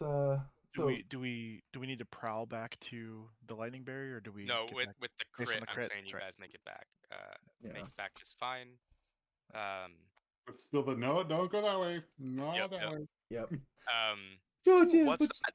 You don't get to find out. There's a Yeah. pie shop out here. Look at the pie shop. That's not a pie shop. Come on.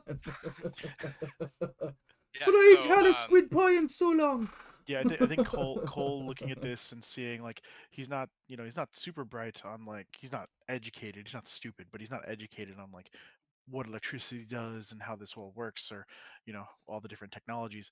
But he has done some work in things and been a laborer, so you see him pull on really kind of Like welder's long, big gloves? welding gloves, Yeah. essentially, and uses that to kind of hold it in place and go on. Awesome, sweet. Yeah, so you guys make it past the lightning barrier back onto the Emerald Nighthawk, and from there are safe to make it back to your lair, no problem. Is there anything pressing that people need or want to do before we move into payoff and downtime? Nope. No, I think it was No, pretty just- smooth. We did a really good job, guys. Nice job. Just want to Yeah. go kill Bezo Baz and we're good to get. No, just kidding. Oh, we just did one without killing. we did. We did. Finally. Logan's So- going to be so disappointed, but oh well.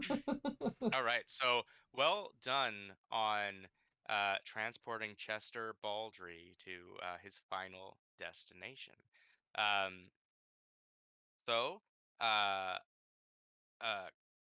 a couple thing going into crew mode here, you are, though counted in some respect as a tier 0, you are still a tier 1 versus a tier 4, the Spirit Wardens gang. So that is going to be a total of 5 rep earned for this.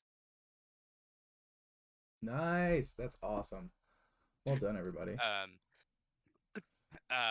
As was agreed upon, um, Hamilton pays you guys 4 coin plus the map to the ancient gate. So you now have the a location to a gate near the Lost District in the Deathlands. Do we just In put that in order like the to, notes, or where do we put that? yeah, you could put it in notes. What this will allow you to do now, should you choose to kind of follow that lead, once you can have access to a gate within Duskfall, whether that's building one, procuring one, however you guys want to go about that, you can stake a claim on the ancient gate, even though that's not on your current path. Okay. Now, the 4 coin that he gave you, the gondoliers are expecting nothing because of the messenger's critical success in dealing with them. As a tier 1 crew, though, the hive is expecting a pay up of 2 coin. How do you want to handle that? Kind of got to. We're not ready to Yeah. fight the hive right now. I say we pay the hive 2 and put 2, leave 2 on the crew for now. Okay. I'm suggesting that. Like, I please agree. dissent Like, if there's you no, I dissent. don't think there's a. We can't afford to get like. I think in trouble. I will say this: if you choose to stiff the hive, I'm not saying that's a great idea, but if you choose to, um, I don't think it'll be an immediate the hive is angry with you, or even an immediate status loss. I think that will start a clock where the hive starts noticing they're not getting what they'd expect from you, I mean, and when that clock's filled, consequences will be. so I know that we are technically a tier 2 or tier 1 now, and so that's that. I'm assuming that's why they expect 2 instead of 1. Yeah. On this. Okay. But we're effectively tier 0 because we're at war. Could we potentially give them 1 coin, and send Silas to explain that once we have secured ourselves from this war, then we can actually produce at the level that they would expect, right? Like, Yeah, I think you could. There'll probably be some complications from that, as you may have missed this part as it was described earlier. But Jeremiah is hesitant to give you the to send you out to assassinate Lissa. Now, some of that might be external to you, right? It could be like the crows just reestablished control. I'm not sure I want to disrupt that yet, but it could also be I don't want you getting in more trouble, and being like we're in trouble, we can't pay up, could have negative consequences for future jobs with the hive.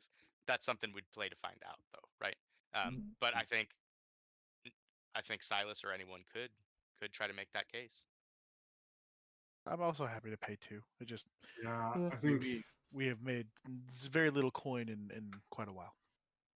Yep.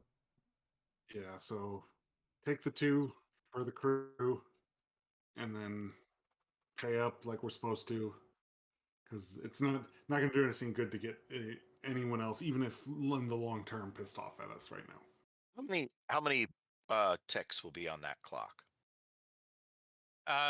It'll be we'll make it a six part clock. Each time you don't pay, we'll uh we'll take a spot. Do we have anything we want to do with money right now? I don't. It doesn't sound like too many of us are too hurt. I don't know how people's stress are. Um, So we may not need it right now. My point is that eventually, like, so we're going to get a map to an ancient gate. I assume that Yeah. an ancient gate is going to be expensive to get going, Yeah. etc. Like, we're going to need to acquire things or whatnot. So like, or we're going to want to start completing, or we're going to start a clock or something to do that. And we're going to start doing jobs, and we're going to need materials. That's my only concern for like why we may want more money. But I don't like the plan where we pay them 1. but I am equally. I could go either way on paying them nothing and starting that clock, or paying them the full. Yeah. How do Nedra, Reese, and the Nighthawk feel? I think we should use money to solve our own problems first. We should solve our own problems. Says the nobleman with the money. But anywho, I We don't think know that. I think Nebra would rather pay them the 2 coin and avoid any more trouble than we've already gotten into in the past. Yeah, it's just, do we need the 2 coin? Like, that's the question. Like, is the 2 coin worth the trouble? I mean, I know it's only 1/6 of a trouble right now, but we don't want to be known as the crew that doesn't pay up. You know? Yeah. Because like people will be hesitant to do deals with us in the future if it gets out that we're not paying up to. Oh yeah, someone like the willing Hive. to not, I'm Like, not are we- willing to not pay them. I Yeah. pitched paying them 1 coin. So I vote hard no on not paying them. Yeah, same. Are we okay with paying them 2 then, or do we want to? Anyone want to push the paying them 1 plan? Like if you said you were hard no on paying them 1, so like Yeah, sounds like we're I- paying them 2. Pissed off at me when I went to her without. I would vote against it. I agree. wouldn't pull out any kind of Yeah. of we need I wouldn't try to veto it. Yeah. I'm not trying to veto it. I'm just saying, like, if everyone else decided they wanted to pay nothing, I'll go with it. But like, Yeah, I'm I fine think paying it. for her spot, Emmeline would argue pay them what's owed, and then we need to look into money making schemes. Have Yeah. we remembered? especially because now, by the way, it takes four coin to do any job, right? Mhm. Well, we're going to do any job on the canals. Right, which is what we do. We have a boat. Like, maybe we should sell the emerald and get a fucking cart then. Like, No, we just need to take some money making schemes. Well, not Mhm. all of our jobs will be on the canals. Sometimes we're going to walk up to someone and shoot them in the face. Well, sometimes you're gonna walk Yeah, to like somebody. if you get the assassinate Lissa job. Yeah. Or actually, it's from your controlled position on a warehouse in the docks, right? right, But right. Right. I mean, so the only thing I would say is if we decide to keep the money, I mean, it doesn't stop us from paying up in the future as a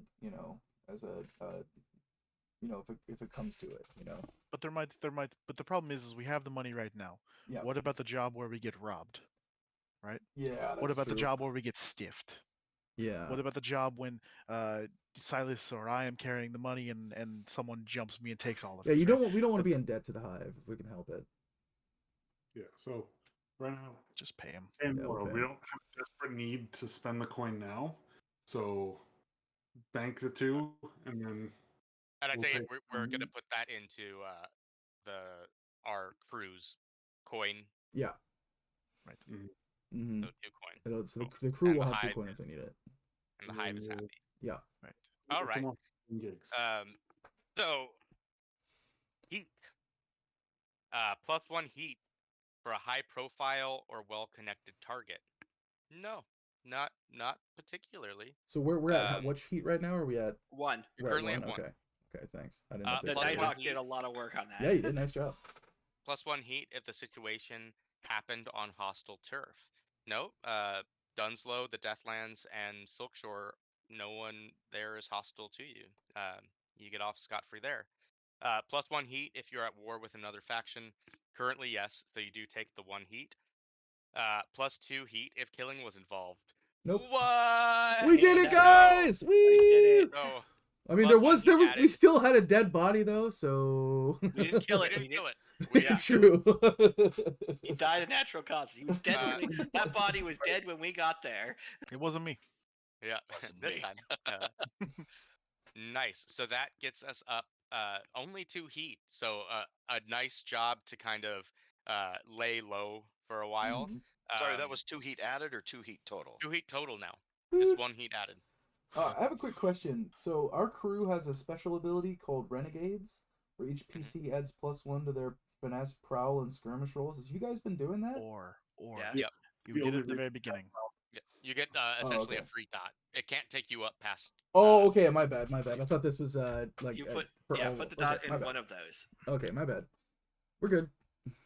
Awesome. I just saw it and I was like, are we forgetting to do this? Okay, so um, let's go ahead at 2 heat. I have to look at my other document. I was expecting a little more heat from you guys. Well done. Um, okay, so if someone wants to roll me your wanted level is currently 0. So if you want to roll me a fortune roll that's or a roll that's 2 dice, taking the lowest, uh, we'll find out what your entanglement is. So just roll 2 Is there dice. a way to do that from the in the interface? Yeah, I'm doing it right now. Roll fortune. Yeah, I got don't it. know. 2 dice, right? And taking the lowest. Yep. All right, cool. Here we go. No, what? There we go. Oh, yeah. Oh, All right, A 1 and a Virgil. 2. All right. So I Yes. need either Pete or someone else. Go ahead, give me another fortune roll, just 1 dice. On a 1, 2, 3, it's going to be gang trouble. On a 4, 5, 6, it's going to be the usual suspects. I'll roll it. 1 die. Oh, I Mhm. found the fortune button. Okay, I see what's Great. up. yeah. Mhm. Not a great roll. Yeah. A 4, so that's the usual suspect. The blue coats grab someone in the periphery of your crew. Woo! One player volunteers a friend or vice purveyor as the person most likely taken. Then I will make a fortune roll to find out if they resist questioning. On a 1 to 3, you get +2 heat. On a 4 to 5, you take level 2 harm, or you can pay the blue coats off with 1 coin. Ooh. Who takes level 2 harm? Whoever offers the contact that the blue coats, or whoever wants to. I know last time it was Cole because he went to free his buddy. I think we should either pay it or eat the heat, but Well, because remember, it's a roll to see whether you get the heat or the damage, right? So it's not you Yeah. don't get to pick. Yeah, Yeah. it's, you pay him 1 coin. We don't roll. You know, the blue coats get bribed and don't ask questions, or we roll to see which one happens. Yep. And then someone has to volunteer someone. Yeah. So first, let's say who was nabbed, because someone was taken by the blue coats. Could be someone who helped. I know, like who was it? The hawker, the jailbird. jailbird assisted in this. The jailbird. Right. So the It usual could be the- suspects all it over could- again. Maybe it was the ghost hawk that was taken. But that's a character, so probably not. No, I mean, I did say I was spending time with Stasia, but why would they take the apothecary? Just, I mean, it's anyone close to us. Harker, the jailbird sounds Right, the very usual reasonable. suspects isn't about gathering people who are definitely involved. Because Mhm. remember, the movie starts out with them just Yeah, throwing together anyone they think might have been doing this thing makes sense. and Yeah. Makes putting sense. together a lineup. Harker, the So- jailbird sounds fine, right? Yeah, that makes sense. Yeah, and I think like let's say like maybe it's Actually, maybe I it's have like an idea. yeah. I hate this idea, but did you named the Skovelander workman who was the leader of that workman crew? Yeah, I did. His name was Wilbert Alberta Willard Scoville. Willard. Willard Gibb. Willard Gibb. It could be Willard Gibb. I mean, he was seen. Who would take the harm at that point? I think Well, it we could be can choose, anyone right? we choose. Sure. Okay. I do dig that idea just because the spirit wardens probably went in at some point, found the body missing, like Yeah. that moving. All right, yeah. Yeah. Sounds Yeah, good. so I think it should be him. Are we gonna pay the coin, or are we gonna? I mean, we have Bleeding coin now. coin. So We're bleeding well, coin, but it'll cost more One than where 1 we don't coin have to pay the to coin. heal. It'll cost more than 1 coin to heal an injury. And remember, we only get 1 downtime action. Sure. But what I was going to say is, could we use? Does anyone have 2 load left? Could we use armor to take the damage if we take damage on that? I think it's I think load is supposed to be for the Okay. score phase, and we've in downtime. I think Yeah, that it's a okay. little different. Mhm. Fair You enough. could resist it though. You could, yeah. That just becomes stress. Right. If sure, but like losing a certain amount of stress can be easier sometimes than healing a wound, No, right? it's a lot easier. It's a 4-part clock to heal wounds, right? Well, depending on how much stress you have, you could end up traumatizing yourself. Or... Yep. Yeah. Yeah. But it would be a maximum of 5 stress. And you rolled probably, what would you be resisting with, do you think? How is the harm coming? Does it say what kind of harm it is? It doesn't. I think it's probably based on what we did last time. It's probably physical harm, like a physical beating from Getting the roughed up by the blue blue coats. coats. Yeah, so it'd probably be a prowess resist. It's like that episode at the end of the first season of Peaky Blinders, whatever. They're just like beating the hell out of Anyone him have- in a All chair. right, Does anyone so- have particularly high prowess I and do. enough I mean, I'm decently high. at 3? No, I have one. 2. But I have 1, but I could afford to take 5 stress. I can also afford to take 5 stress. I can't. I took a lot of stress already trying to get us to the wall. We'll try and get more prowess. I mean, I'm happy to do it. This can be what Cole does. This is why It's your even People though out of sacrifice. prison. he murders people occasionally, you Yeah. you keep him around. Yep. And because it's another Scovelander, so he's gonna do something for his heritage. Yep. Sounds good. You know, and this is somebody that he worked with. So yeah, he's gonna go. I think actually he probably, because this guy gets picked up, right? I think so. Last time he went in, he like insulted Marcellus, and like punched him in the face, and then got the shit kicked out of him. And in the meantime, I don't even remember what happened. Like they got him out, kind of thing.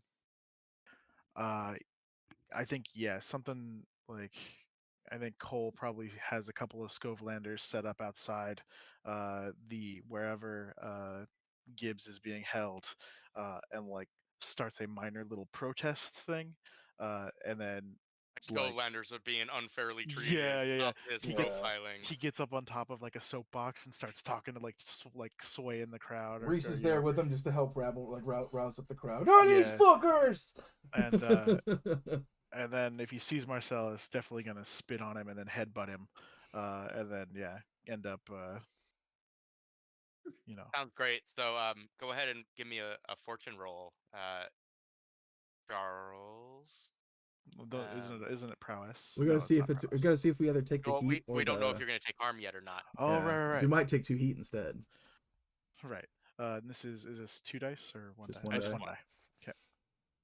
Like 1 through 3, we get heat. 4 for yep. You're getting beat up. Okay, so you do get shit kicked in. So give us that prowess roll. yeah, like you headbutt Marcellus. Same old story. Another tick in the old vengeance crate. Yep. You headbutt Marcellus and kind of get him woozy. Mhm. And I think rather than him doing the shit kicked in, it's like his enforcers, his Mhm. bullies who like then start swarming you and kick you in. So tell me what, Charles, you're the one who offered to get injured. What the hell happened to you? What's this level 2 harm we're looking at? So I'm gonna try to resist it. But I think they. I actually think this gets kind of out of hand. Like this is none of us are armed, right? That's one of the reasons why like I walk around with like a shillelagh like staff, but I'm not, or not staff, but walking stick, Club, yeah. because I'm not actually I'm not even carrying that because I'm going into this unarmed because if you go against the blue coats armed, it sounds like that's how you get killed. You murked. Or you definitely go to Ironhook, right? Yeah. And so none of us are armed.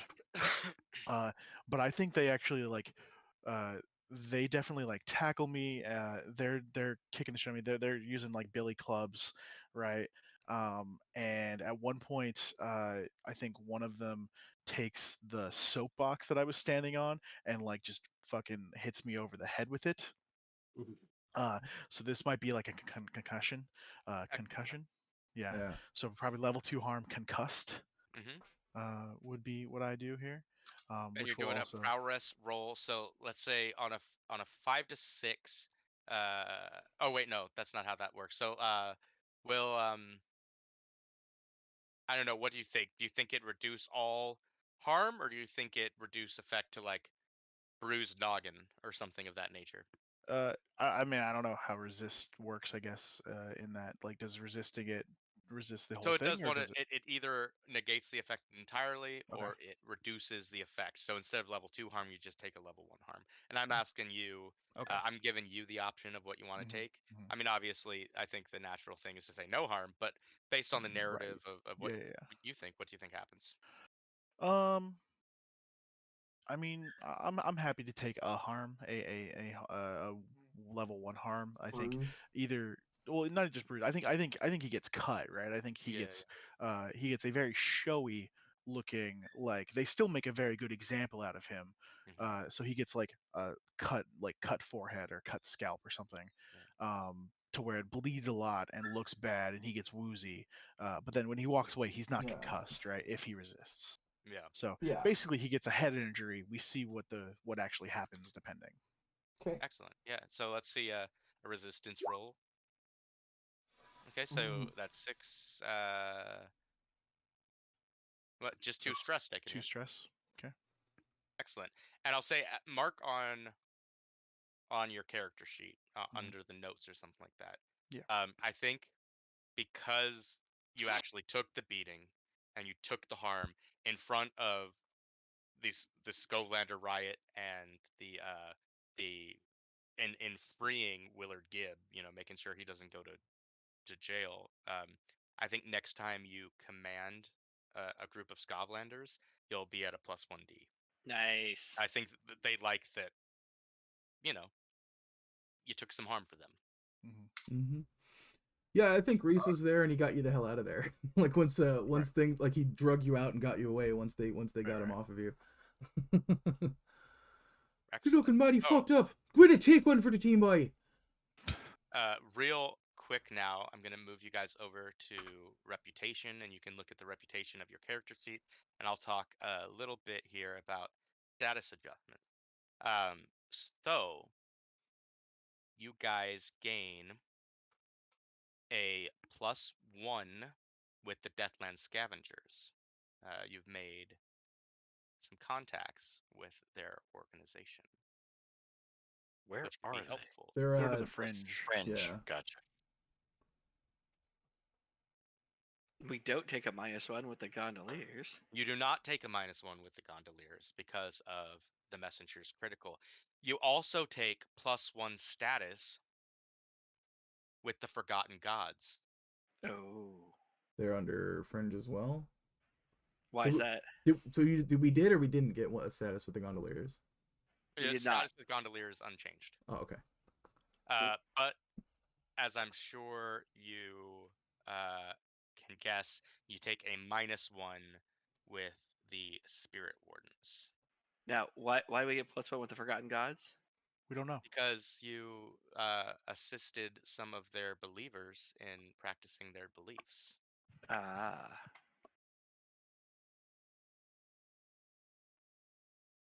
Hmm. So this guy was what Forgotten God? The Dream Beyond Death. Oh, that's right.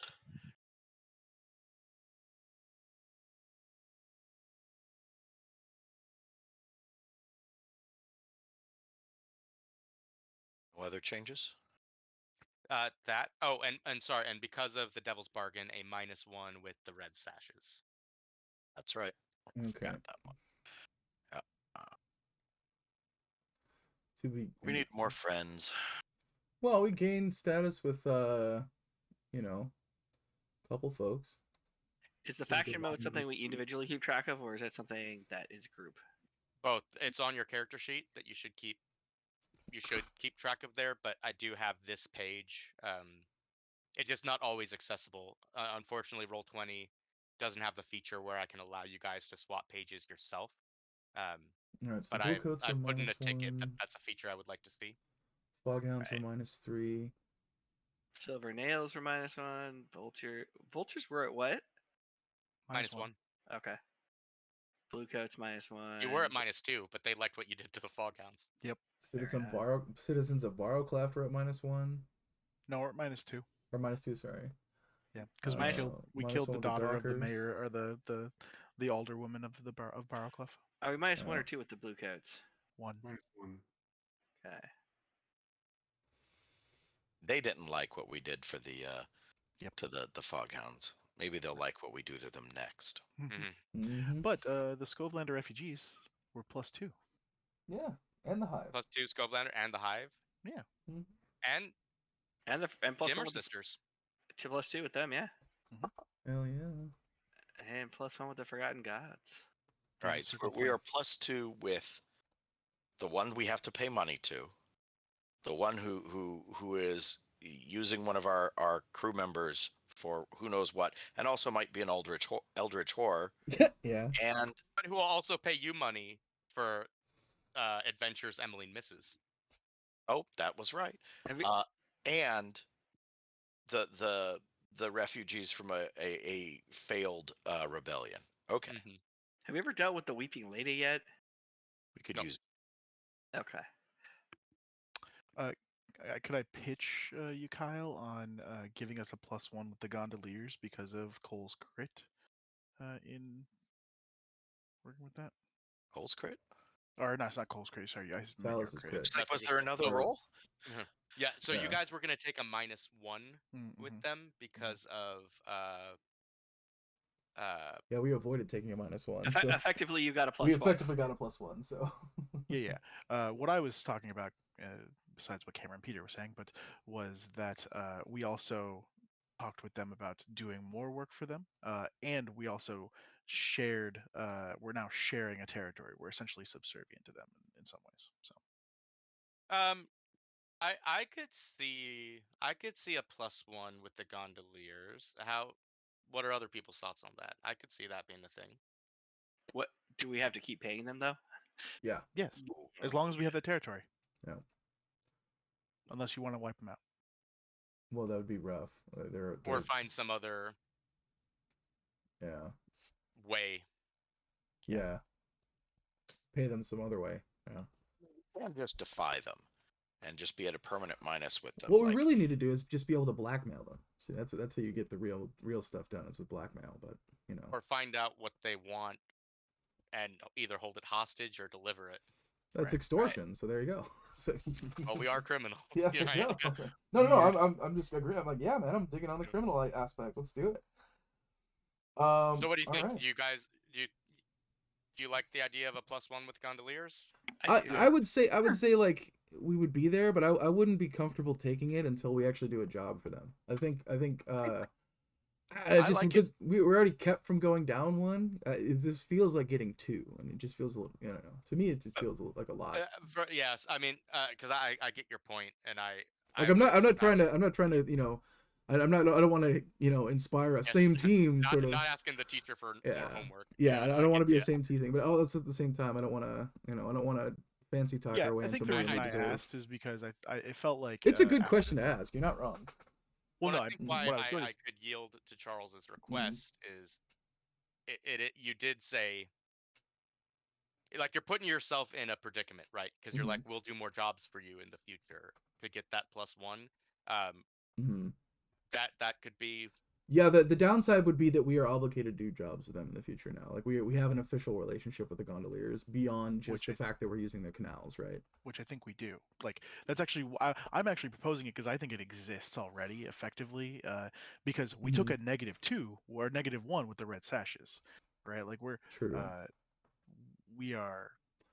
Well, I guess if we're getting a -1 for the red sashes, getting one with I would leave it up to Kyle in that instance, but I think you make a good point, Charles. I like it because it makes fewer zeros on there, and that makes the game more interesting. we have more content of relationship. Yeah, and I don't think getting a +1 with the gondoliers gives us any much more of an advantage than we still have to pay them.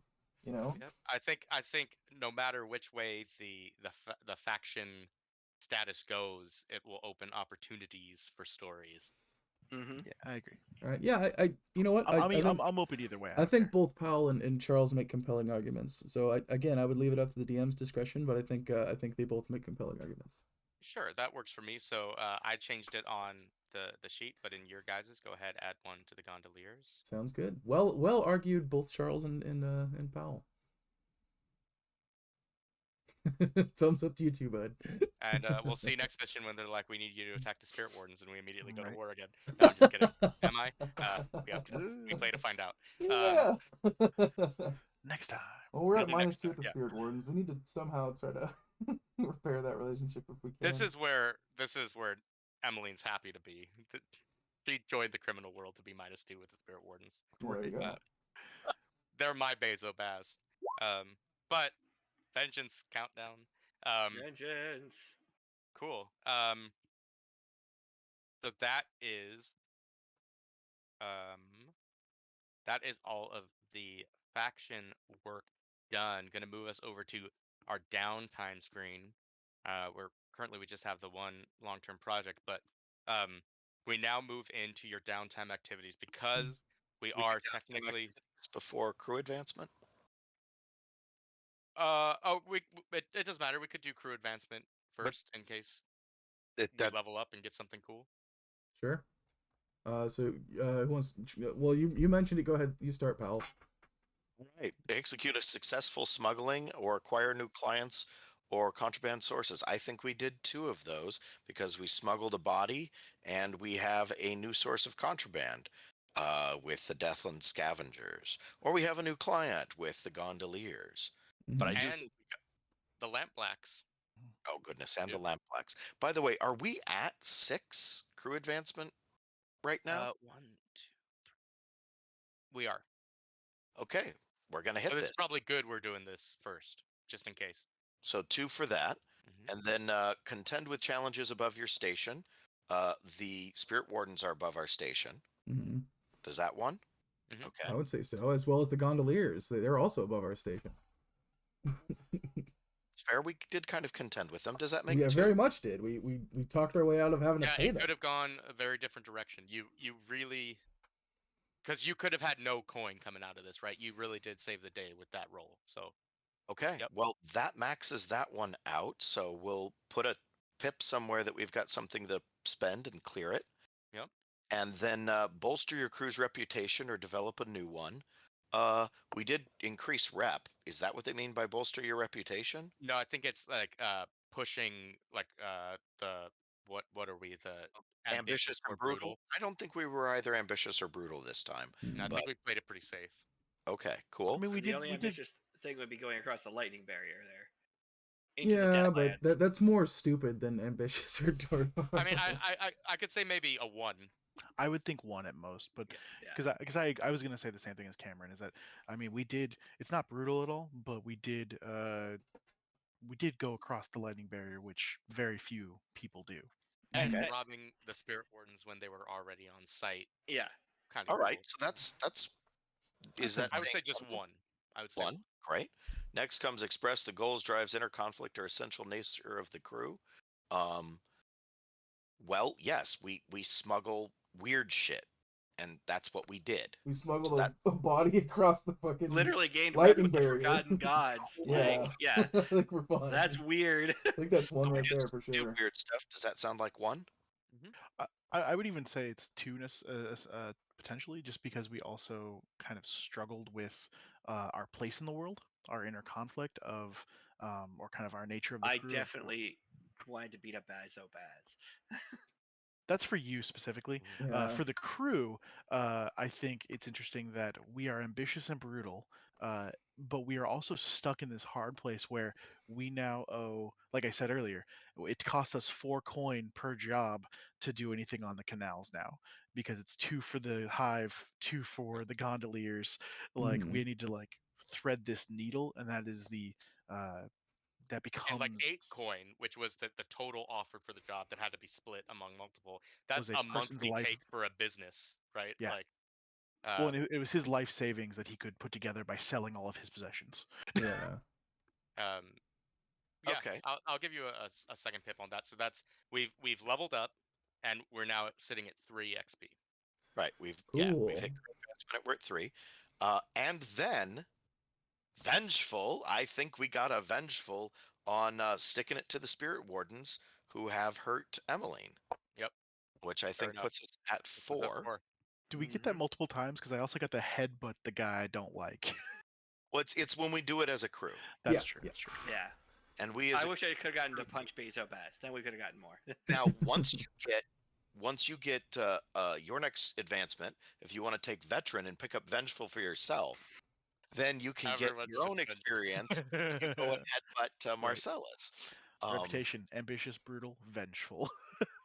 If we just all take Vengeful, Yep.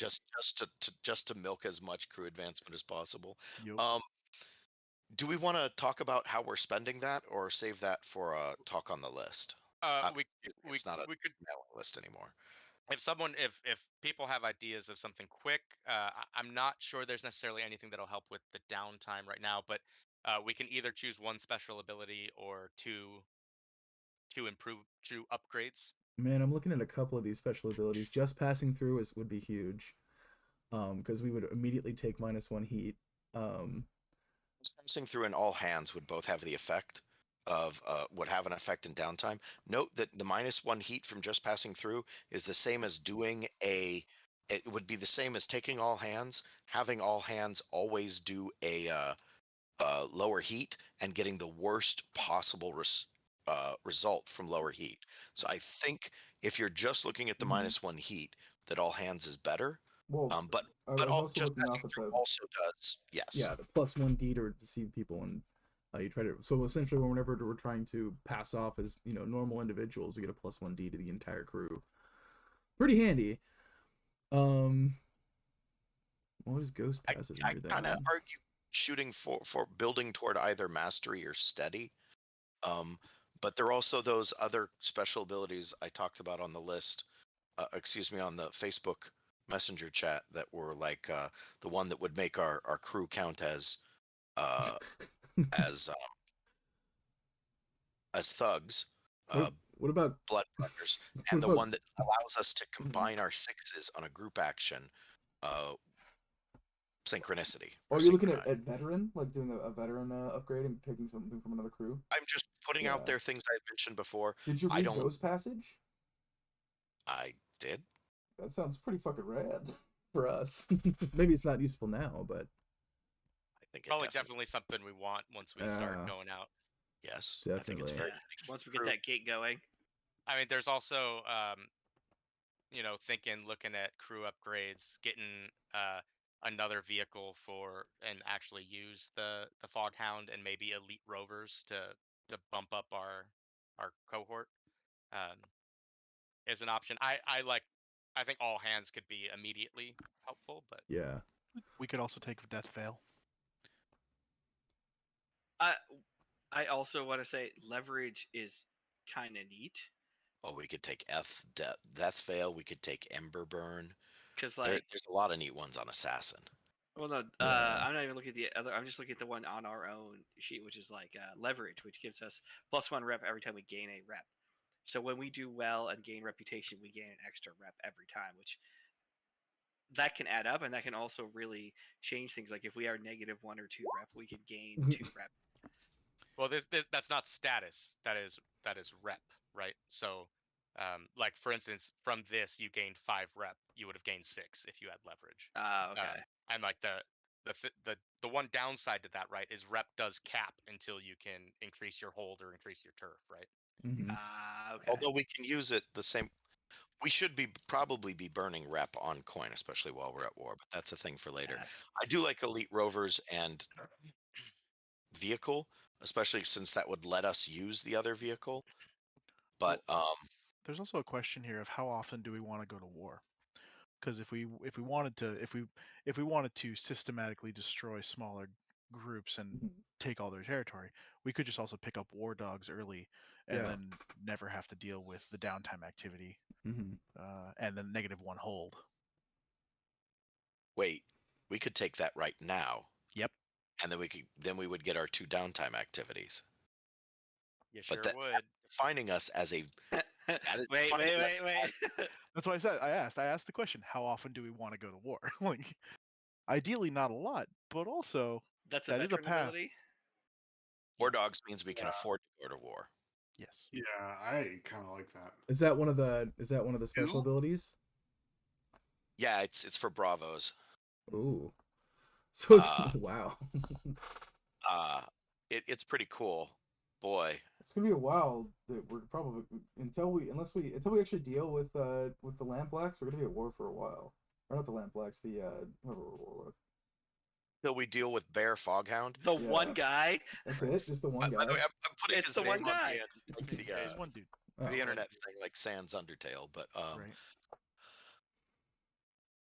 But there's also a bunch of other crews out there. So I mean, And we're the thing is, we're not leveling up slowly. We're Yeah. And we tend to doing kill a pretty lot. good at crew advancement. yeah, boy. Okay. it's tough to tell, right? I don't know. Does someone want to nominate one of these? I mean, all hands would be huge. They could give us a lot, I think. I think War Dogs might give us more, but I agree. I Yeah. think War Dogs. Yeah, let's do War Dogs. It gives us better advancement temporarily, and then if we're in the future, we continue to have that good advancement as a crew. Yeah, the only other thing I can think of would be if you wanted to do like part of the family kind of thing for getting the ship to increase oh, its. sweet. If you hit plus and then just type in war space dogs, it fills in the description That's Oh, good. on the That's sheet. awesome. Does? I'm sorry to interrupt you, Cole. No, you're good, man. You're Cole, Charles. good. Yeah. It does not do that for me. You hit- have to hit war dog. You type in war space dogs and then hit tab, and it will. Oh, very cool. It does. You're right. Tab. All right. All right. We're now War Dogs. Renegade War Dogs. Hell yeah. Ambitious, brutal renegade war dogs. All right. Well, that solves the problem of you guys just getting one downtime activity. Mhm. Well played. Glad we leveled up crew first. Also, yeah. our hold goes up to strong again. No. Oh, So your hold next time you level up rep, it'll go to strong. Gotcha. But you are no longer considered a tier 0 for purposes of like rolling your Mhm. your cohort stuff. Wait, next time it goes up, next time we level up rep, it goes to strong? Yep. So I next thought time if you we level took another claim, it would go to strong. No, so the next time you hit max rep, you go from weak to strong. You don't need to pay anything. Then you need to Oh. level up rep again to go up a tier. Okay, so right now we're not actually capped Right. Yeah, exactly. Yeah. because we can level from weak to strong. Mhm. Okay. Well, that's different, and I no longer feel strongly about burning rep. I agree with you. Yeah. Mhm. Cool.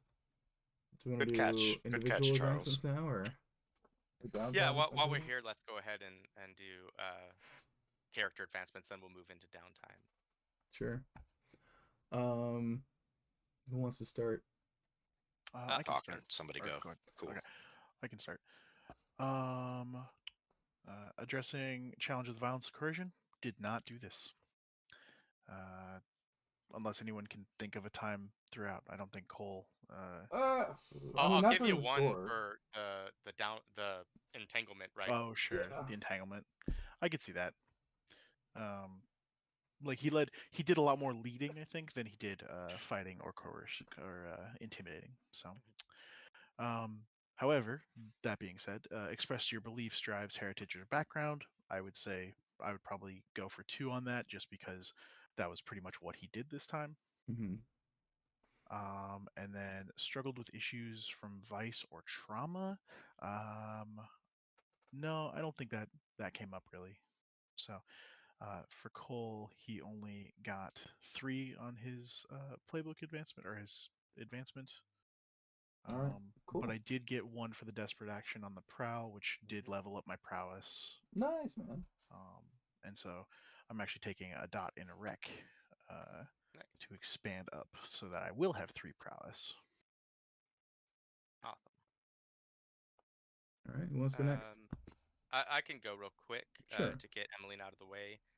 So she addressed a challenge with knowledge or arcane power. I think the only thing I could think of is her helping you with the lightning barrier stuff, Hmm. or I guess leading you through Yeah, the I would say Deathlands as leading us through well. the Deathlands. Yeah, I would give you one at least. And she's putting those into resolve. Nice. Um, express your beliefs, drives, heritage, or background. This is one I think I got at least once in that this was the first time I'm like, we're taking this one. We're fucking over the spirit wardens. They hurt me. I'm gonna hurt them.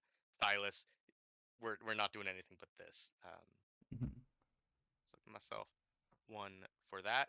Um, you struggled with issues from your vice or traumas this session. I don't believe she did. Alrighty, I'll go next. You addressed a challenge with technical skill or mayhem. I'd say 1 for getting through the lightning barrier with the with his little Faraday cage. You expressed your beliefs, heritage, drives, or background. I'd say like at least 1 for like the scene at the beginning with the Skovlander song and the doing a shot and everything and having like a together moment. I'd say he expressed his heritage at that point, so I'd say that's 1 there. And then I would say 1 for his reckless trauma led to him receiving 1 harm. So I think that would count. What do you guys think? Oh yeah, because you are traumatized. Mm-hmm. So yeah, that would be 3 for me. Real quick, circling Mm-hmm. back, I'm thinking I actually do want to give myself another one Mm-hmm. for my express beliefs, drives, heritage, or background for my scene with Nebra, Mm-hmm. where now I'm super interested in your culture and expanding my belief system, Yeah, I think which that's cool. fills up my resolve, and Mm-hmm. I can take my 3rd dot in the tune. Would you guys give me an extra 1 for participating Sweet. in the protest with Cole and try Yeah. with the That skull your grinder background one? heritage. Yeah, you think so? All right, cool. All right, I'm done. Who's next? I can go. No. So address challenge with calculation or conspiracy. I think the whole duping the it's the spirit wardens is Yeah. that's a and having to especially having to do the group action on the way out with the oh sorry they're just Yeah, that was awesome. doing it. Express your drives, beliefs, or I think heritage. also give yourself an additional one for the way you dealt with Bezo Baz, right? Like, Oh, okay, yeah. because there's some conspiratorial stuff going on there about what's going to happen with Bear, right? I think my scene in the beginning covers Beliefs drives background because I really that scene was just me being like, "Hey, you can provide me a luxury. I want to do that luxury." And I haven't really struggled with my vice at all. No struggling there, so that's where I'm at. Not a struggle if you love it. Right.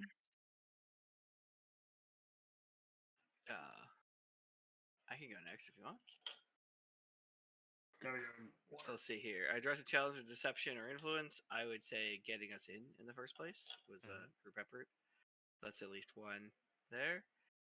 And let's see. Express my beliefs, drives, heritage, or background. I definitely talk to the gondoliers about my beliefs and traditions, at least.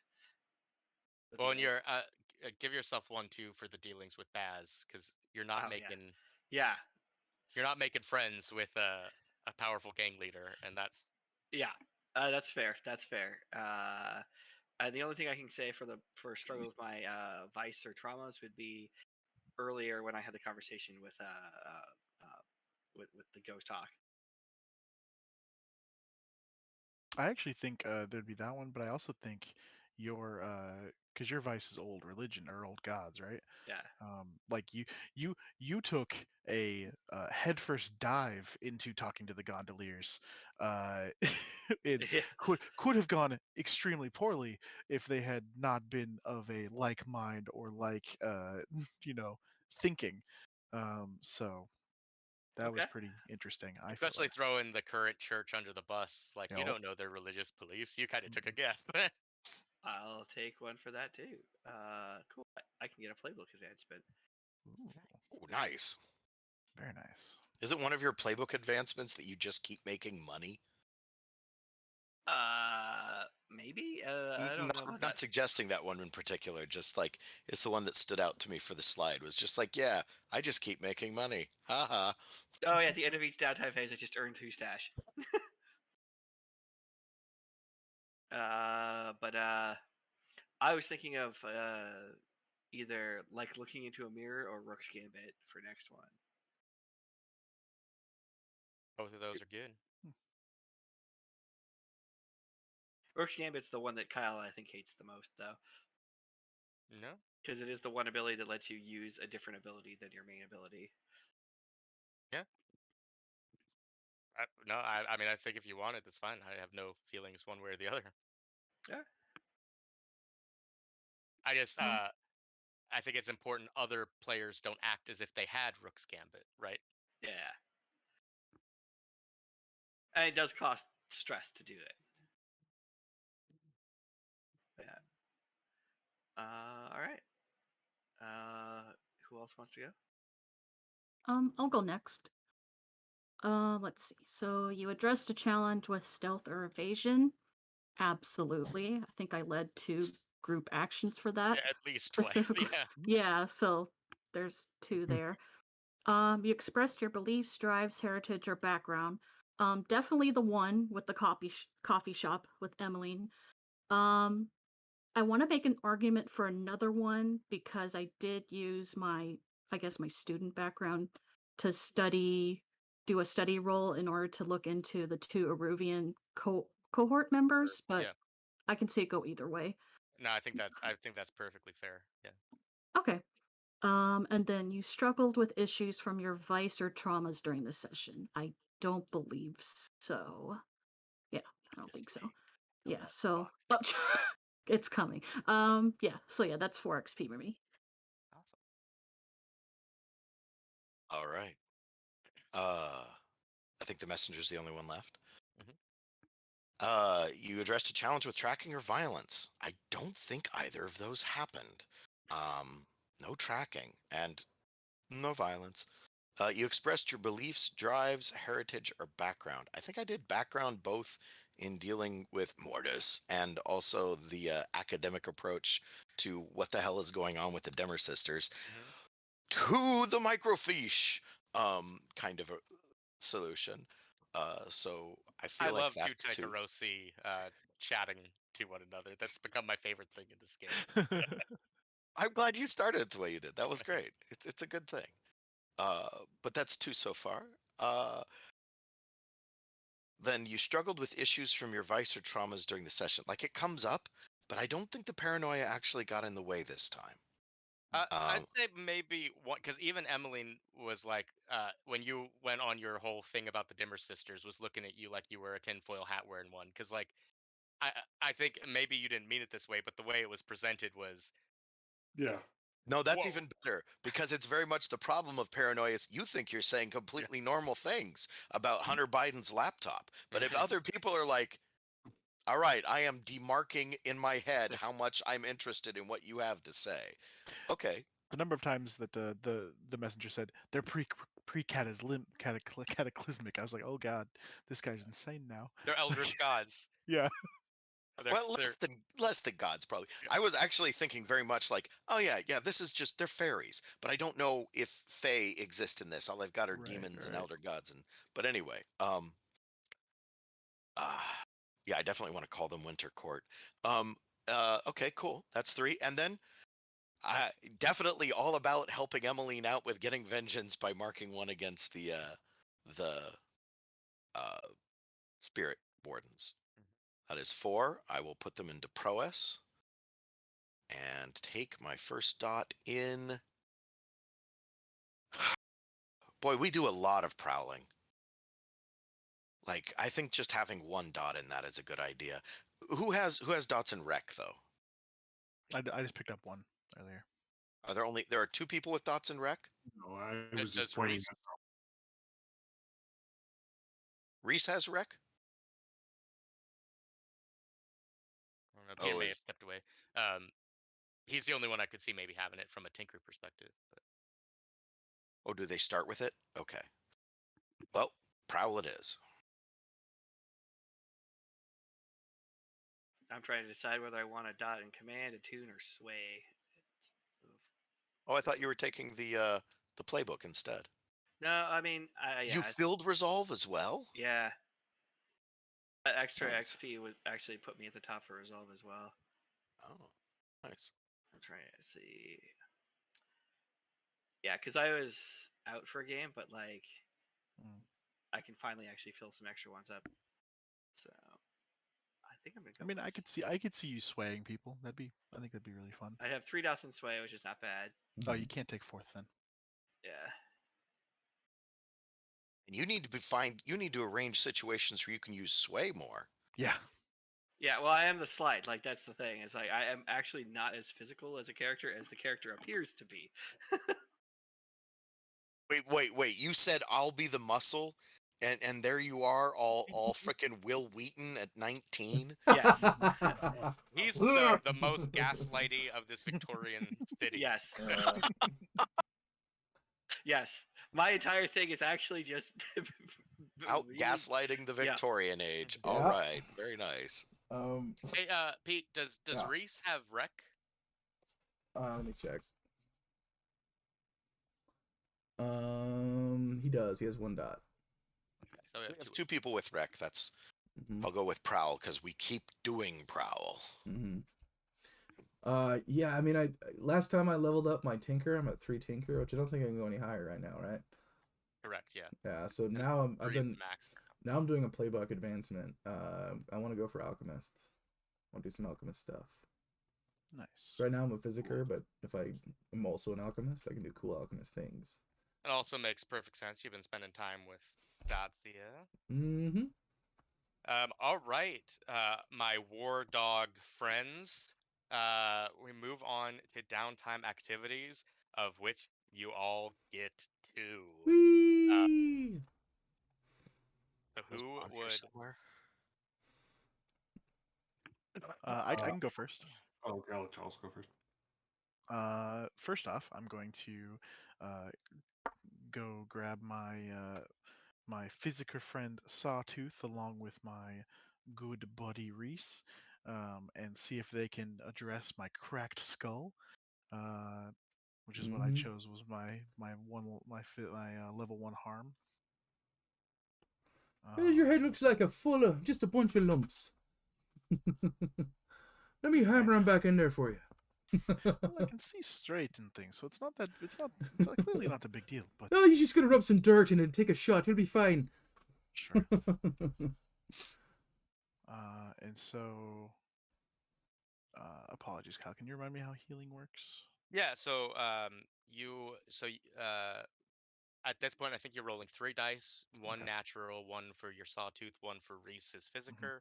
Mhm. And then on a 1 to 3, you heal 1 segment of a 4-segment clock. Mhm. On a 4 to 5, 2 segments. And on 6, 3 segments. And on a critical, 5 segments. Okay. And it's only a 4-segment clock, right? So I got 5, so that's 2 segments. Nice.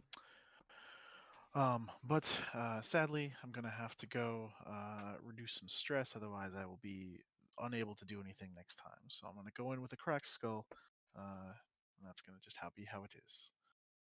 So I'm going to go. You got money, right? Hmm? You got money, right? No, we have 0 money. We got No, 0 money from this. Royal. I No, mean, we have 2 coin in the cruise. Yeah. account, but- Yeah, Right, but the but, like- crew didn't give me money. your Yeah. vice. Yeah. I think it's worth it to have an uninjured cutter. If we Mhm. spend a coin to give him another action to heal, I think it would even be worth it to burn reputation if necessary. Yeah, I would almost rather burn the rep first, since we gain Yeah. rep Let's pretty clean you well. up, bud. But I don't know. Well, I'm fine with let him. burning Sorry, we're all interrupting you as you were making your indulge roll. No, I'm gonna indulge my vice. Is I think the end of the day here, for this, and so, Woo! which is perfect. Oh, Oh, perfect. nice. Look at that. Currently has 6 stress, indulges 6 stress. So There you go. And then So tell us about this, because this is opposite of your experience last time. This was like a perfect storm of this is press this is a release. perfect storm. This is a perfect storm. So yeah, he ends up. I think after. Well, first off, no ghosts happened, and I think that's very important to Cole. He's as much as he has Especially fallen with into de-stressing. right.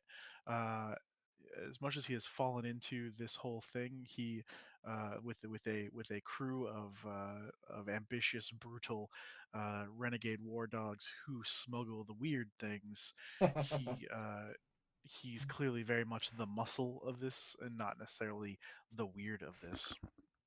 And so he actually goes out on the town, I think, with Meliora, and they hit up a cabaret, right? So it's I think actually as part of her uh, like brothel kind of area is also it's also a theater, right? It's a cabaret theater, and so he actually this is much more of a enjoyment of just pleasing environment, getting lightly drunk, enjoying things. And also, I think he feels very accomplished in this. Like the Skovlanders, he like his skull is cracked, but when he's like walking through Skovelander areas, like Skovlanders are, like raising glasses to him and things. Like he feels a lot like kind of like being back in the military. I feel like for him, where yeah, people are showing him some amount of respect amongst his people, and like he's also riding pretty high on the fact that uh, the Nighthawks feel like they are on top right now. Like they're in a war, but they've all but wiped out those people. They're trying to negotiate a peace or a resolution at least, uh, and And now could give two shits about the war. and Woof could woof. yeah exactly like fuck the war. Who cares? We'll be at war all you want, Bear. Like if you want to make this hard on We yourself, can we can go do that. forever. I can do this all day, bud. Like yeah. uh and so I think he's feeling really good about that, and he's even though, and he's also probably drinking while he has a cracked skull, so he's feeling extra good about it. Yeah. you know uh but yeah, so then he spends the night enjoying the theater, probably smoking the equivalent of opium, really just living up a life here. And I think he did a lot of. I think also Cole is feeling really good. He did a lot of like the things you would expect from like a second in command of something, whereas previously he has been very much the muscle. He went and talked to Pickett, arranged for a lot of things. Like he, you know, tried some.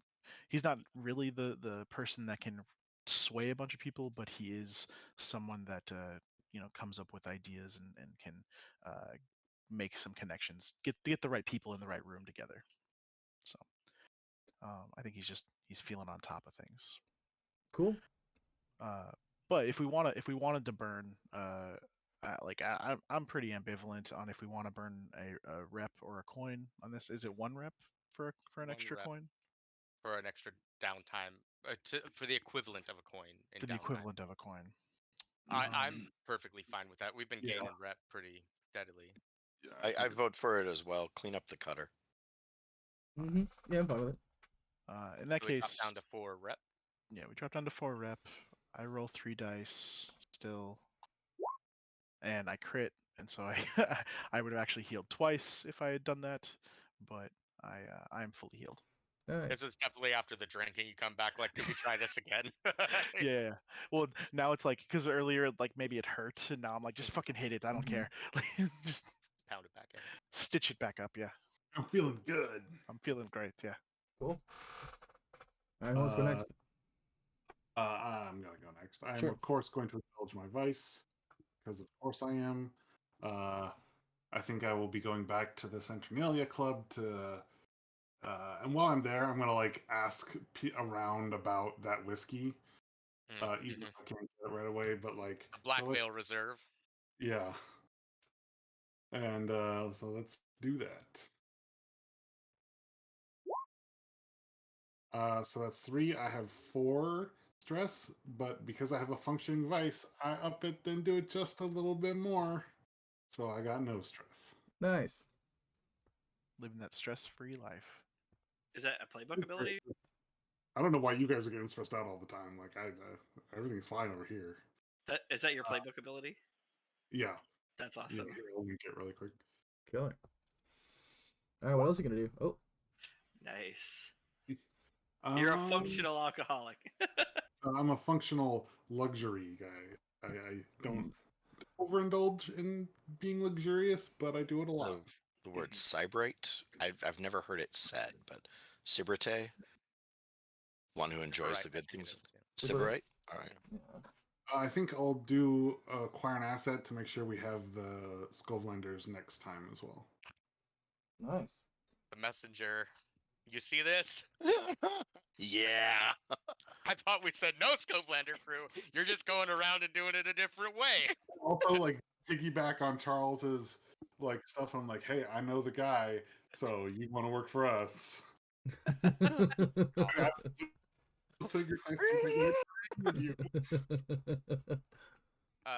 So I'll go with Emily next because I kind of want to piggyback on Nathan here. So the first thing she's gonna do is train prowess at the lair, and I think for her going into the Deathlands for the first time and doing it well has really made her be like, that's not going to be the last time I go out there. When I go out, I want to be even stronger. I need to be ready for it. I'm the one that stands between my crew and possession. So I think she's like really going to town on training um, for her next engagement in the waste. Now, the reason I wanted to go next is I think I too am going to indulge my vice. And Silas, I was wondering, much like we did before, if I could join you Absolutely. at the Centralia Club, Yeah, 'cause then sneak I into can. those separate rooms to toke up my dream smoke and make use of your functioning vice, because this is a bit of a risky one for me. Yeah. Bonus dice, I get 1 for an ally helping. Okay, so that would be normally an overindulgence, but I can reduce it down by 2 from your functioning vice, right? So Correct. that gets me to 4. Much like Silas, I think like we both go in, we both have our good times, just a perfect time, and then I feel like like come back out and this is my ability. I'm the one who's like, she's like, just don't overdo it. Like we're here to have a good time, but like just make sure you don't overdo it. You guys share I the think same yeah, vice. because it's your ability of that functioning vice. I think there was probably a moment that she's in the dark room, and I think you've come to know what happens in there. Yeah. And I think there was like a it's time to go. It's like no, I'm good. No, it's time to go. We're go. So you have the same vice. No, but this place does both of those vices. Yeah. But it doesn't do weird, unfortunately. Yeah. And no place but yours, but your own little shrine does yours, right? What I mean, what faith does it is do at your mine, so- place? It does luxury and what else? Oh, luxury and whatever counts as stupor. I think you could also find pleasure there. Sweet. Well, you know what? I Gonna think piggyback on this I'm one? gonna piggyback on that shit too. Before we get on to another, Yeah, sure. Nathan, would you roll the tier for your acquire asset? Because they might actually be better than. Oh, so how do I do that? Oh, What do I roll? that's a good question. How do you roll tier? Oh, yeah, fortune roll. For acquire asset, it's based on our gang tiers, tier right? level. Yeah, Yeah. crew tier. Well, It's crew okay. tier +1 usually. It's to acquire an asset, roll the crew's tier. Oh. The result indicates the quality of the asset you get using the crew's tier as the base. Oh, here we go. Did you find the button? Oh, sweet. Okay. Woo! So you have a tier 2 gang of Skovlanders. Oh, and that's perfect. Oh my god, it's It's so just perfect. like all the Scofflanders in the city. I'm like, yeah, we know that guy. I know that guy. Yeah. It's the hype machine that got you him. That's fucking beautiful. That's awesome. So tier 2, that's you have like 12-ish Scovlanders for the next session. Of course we do. Nice. Go for it. Can't get By rid the of way, them. what kind of cohort are they? By the way, are you just pulling in thugs? Yeah. Oh. Yeah, these guys are thugs, I think. Yeah. Muscle. Okay. Meat. It also increases their quality. So like I think these are thugs. These are people that we're hand picking now in this essentially. Like people They'll who roll like two- yeah. They will roll 2 dice Yep. and keep the best. Yeah. when And they're up the eventually, thuggery. they're going to anyway. hang out with Emmeline or the Nighthawk, and we're going to turn those thugs into cultists. Yes. Or acolytes. Yes. If you bring in the Scovelanders, we convert them to the cause. There you go. Yes. Alrighty. Sorry, go ahead, Peter. Oh, okay, cool. So I'm going to indulge in my vice along with Silas and Emily. Since you were, like, let's go raid. She's like, hell yeah, let's do it. So here we go. Indulging. Yay. So you can go up to, right? We're down to, yep. All right, so he's gonna go up to and clear all of his stress. That's Cool, exactly so what does it. that look like, indulging your vice at the Centralia Club? I think so I think he enters along with them, and he sort of disappears for a little bit and comes back sort of shaky, through because I like to think this isn't a club he wouldn't normally get into, but because Silas is there with him, he's able to, and I think he's able to find the good shit, and that's what pushes it up a level, that gets him ends up relieving all the stress. And so during the night, while you guys are enjoying your luxury and trying to have a good time, Reese, like a sweating, almost glowing mess of drug-addled, individual, comes back to your table and says, "This is the best shit I ever had. You got to get me in here again, boy." Well, what could happen as well as you went in, came back, and you were still kind of edgy. And I Yeah. was like, bro, you're not on the good shit. Go back to good shit, and then come back to the table.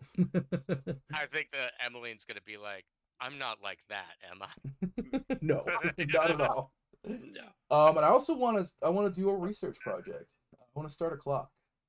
Sweet. I want to start improving my design, and I want to build a something similar to what I saw that the Thorn holding, personalized device like that. I want to build one for our boat, which will, one, get us through the fence, and two, protect us when we're out there. And so I'd like to start that research project. I don't know if that's a tinker roll or what's the. Probably you get to decide. It sounds to me tinkery. Yeah. So Yeah, so I I'm gonna think start- really he's just like playing with the idea of like using electric fields to balance out other electric fields. I think is kind of where he's going to start with. But the end goal being to have a personalized generated field that we can use to protect us when we're outside in the Deathlands, as well as get the boat through. Cool. So let's do a tinker roll. Would you say this would be like a risky, controlled, desperate position? For this type of thing, it doesn't matter. So you can just do risky control. I will say to make this development, it's going to be an 8-segment clock. I'm fine with that. Okay, here we go. 552. 552. So with 5, we do 2 segments of. Oh, sorry. Not what I meant. Take backs. No take backs. Well, now it's a 12-segment clock. Oh, wait, that did get worse. But it's half filled up. But it was half filled up, yeah. But that still means we start at 0 compared to where we were at before. All right, cool. That's my downtime. Who's next? I can go. Sweet. You know what? All right. So first thing I want to do is I actually want to start a clock as well, and I'd like to start a clock to figure out, unravel and uncover the mystery of my parents' murder. Okay. What, like kind of clock do you think this is? Well, you're So trying to uncover what happened to your parents' murder. That's going to be much like Nebra. That's going to be a 12-segment clock. Well, like, Okay. are you looking to complete the mystery? Or are you looking for a clue? I mean, I think I'm looking for a pretty major clue. Like, If I had So- a suggestion, Cameron, I would personally suggest you could investigate Bezo Baz's involvement in your parents' murder, since that's the clue you have, and that might be like a much more achievable goal. But sure. Okay, so investigate. How does this guy spell his name? Bezobaz. yeah, just Thank you. the normal way. Bazso. Bezo. Investigate Bezo Baz. And Baz Um, is BAZ. And at some point, Cameron, I'll need a photo of the Nighthawk / Yes. Virgil. I'll get that. Yeah. Right now, I'm just gonna put a blank.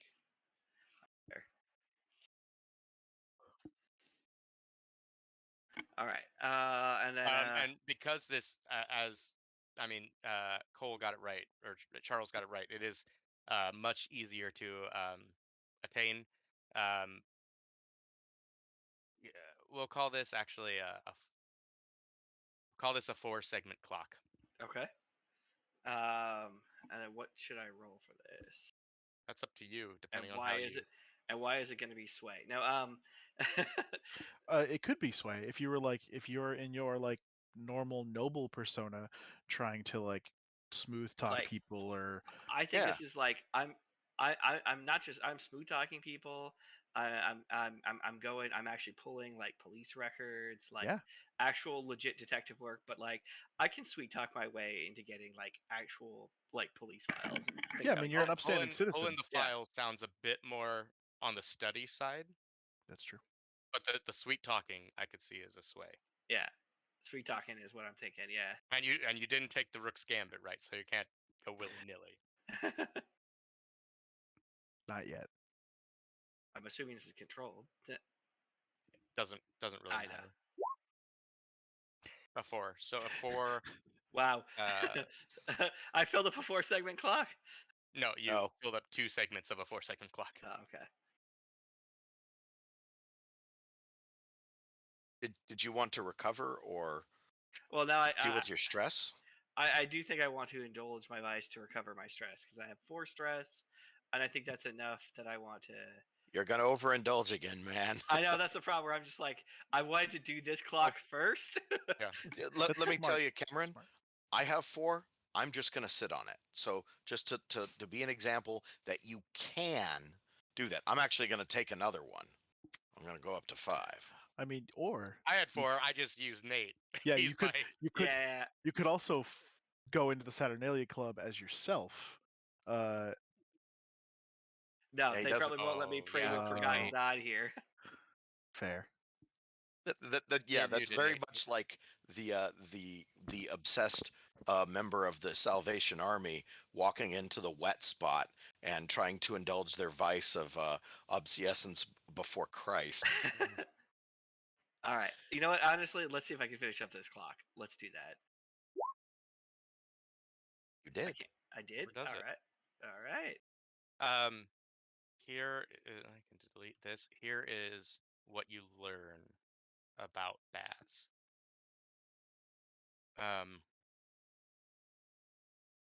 And I think this definitely came from sweet talking. You know, you were out drinking with some socialites and maybe a lamp black dropped a hint that maybe they shouldn't have. But Basil Baz, as far as you can tell, was not responsible for your parents' murder. So he wasn't the one who did it. He didn't order it. The lamp blacks had nothing to do with it. Okay. However, Bezobaz is a member of a secret society, specifically a forgotten gods cult called the Empty Vessel. Mhm. And sometimes he puts the need of that group ahead of the well-being of his gang, and certain blacks have taken notice of this. You will also remember that the Empty Vessel was the name of the Forgotten Gods cult your parents were looking into when they were murdered. Okay, so I still want to talk to Bezobaz at some point, or at least find this cult. Well, now you know someone who's a part of it. Bezobaz, yeah. Yes. Yes, definitely want to kill him less, but definitely still want to talk to him. Because, yeah, he might be able to lead you on that next step, right? If, Yeah. if the cult was in some way responsible. Right. Yeah, I agree. All right, that's cool. I like it. All right, I think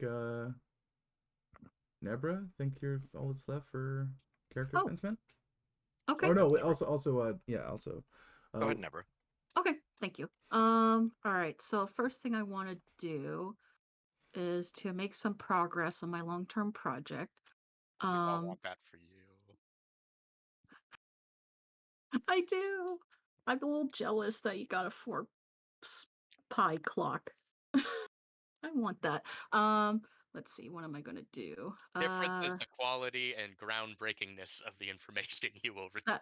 Yeah, That's very true. I just learned I don't want to kill somebody. I'm trying to remember if I've already went and talked to Mom asking for some info. I don't remember if I already did that, but if it's something I could do again, I guess I'll never do that again. Yeah. I think like going through the photograph albums or family history annals. Yeah, or she tells stories just Mhm. of the past. So yeah, that will be, oh, what kind of, I think that'll be a consort. 6, Woo, nicely done. So that fills up 3 more segments. so close. Now it's almost like you just started a four-piece Oh, clock. oh. I saw the 4 there for a second. I got excited. I think Yeah. like with this, like your mom shares some history of the family. Like I'm saving until you fill up the clock to give the big reveal here. But I think in your mind, some pieces are starting to fit together, especially with some of the things that maybe you are uncovering about the other Aruvians in the city. Mm-hmm. Okay. Sounds good. And yeah, I think the other thing I want to do is indulge my vice. I think what Nebert will do for that is she will visit her father at the consulate. Um, but this time she'll also invite Arkesh with her, Oh, cool. since he's technically part of a rival house, but he's also not in good standing. Mhm. And also he's worked with the Aruvian Leviathan hunters, which Nebra's father kind of does business with already. Mhm. So figured that would be a good introduction. Wait, is that another consult roll? I guess it's another consort roll. This is Indulge Vice. Oh, it's indulge vice. I'm sorry. Yeah, no worries. There should be a At least button for that. I found a button. Mhm. Okay. What's your stress at? It's at 5. All You right. just don't roll a 6. Yeah. No! You have to say it. You have to say that. Oh Okay. no! All right, all right. We have an overindulge. Bum, Oh bum, bum. my goodness. Okay, so um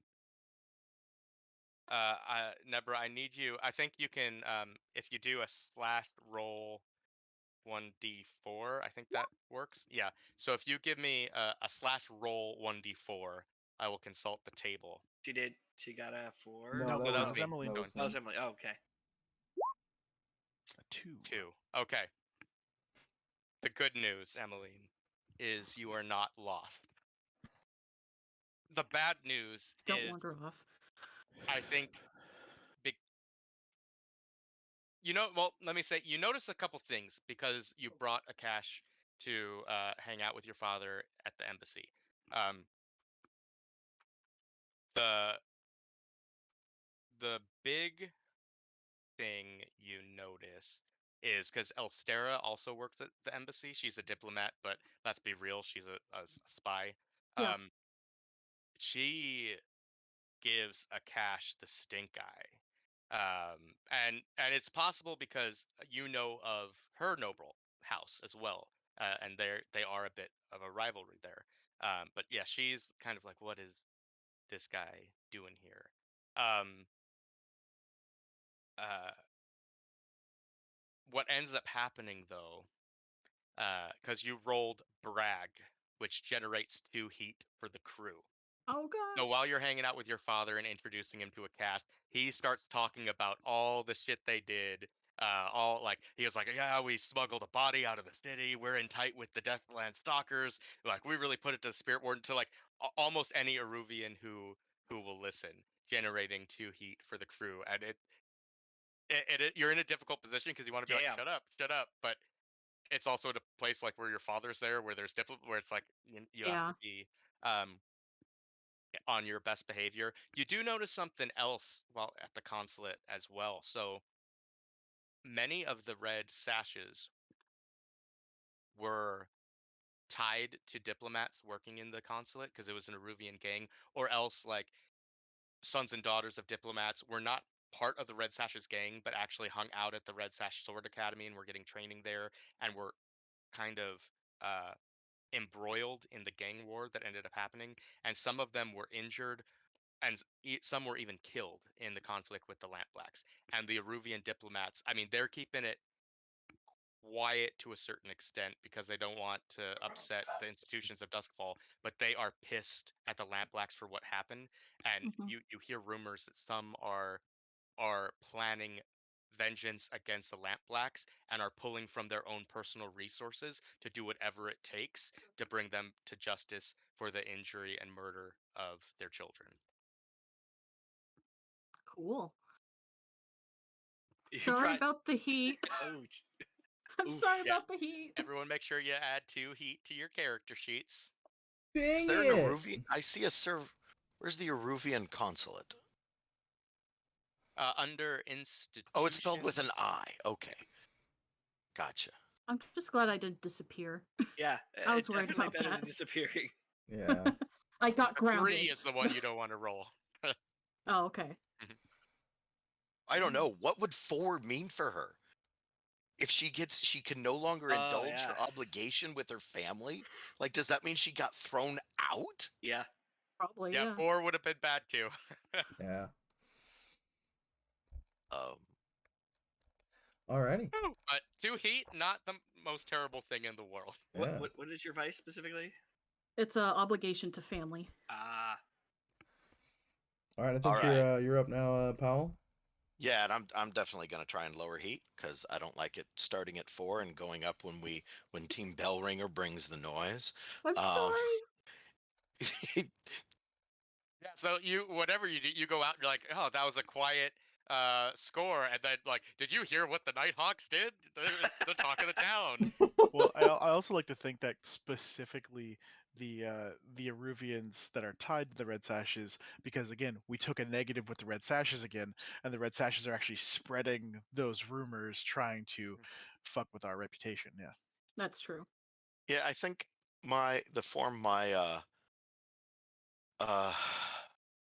what the messenger is gonna do, they're gonna go harass Red Sashes. And it's gonna be the same as before. We're rolling hunt. We are gonna be there, being, when they don't. We're gonna be everywhere they're not looking. There I am. Watch your mouth. Keep the Pretty- because you're like Nighthawks 4 foot out tall. of your Yeah. mouth. This is Then- just one thing that the messenger does around town. You're to gonna show Will. up You're and gonna tell Will people, Smith "Shut them. up." It's funny that they came up. There's when he went to do the Fresh Prince thing, they told him to he had advice like pick a name you want to be known as for the rest of your life, because if this role gets big, people are going to call you this, and that's why he made sure the character is named Will Smith. But they actually have different names. Huh. The character in the show is William Smith. Oh. The actor is Willard Smith. Huh. Big I'd go by Willie. Will too if I were Willard. But Yeah. anyway, Go back to Willard Gibb. yeah, well, not everybody gets the option. Also, I have the good fortune of not being born Scovelander. Anyway. That's Okay. racist. Just playing. Go ahead. Paranoia. I think that's just a hunt roll then. Does that sound right, Kyle? Woo. All right. Cool. So that's 2 heat, I think. Yep. So you undo the damage that Akash and Nebra caused at the embassy. So go ahead and bring yourselves back down to 2 heat total. I think 2 heat is okay. Because the messenger is tough as nails, I'm pretty much just ignoring level 1 harm. It's like whatever. So I'm not going to recover. And stress at 4. I don't know if I really like bumping it to 5, but I really don't want to overindulge. Don't Especially after what I overindulge. just did, right? Do you currently have harm? Yeah.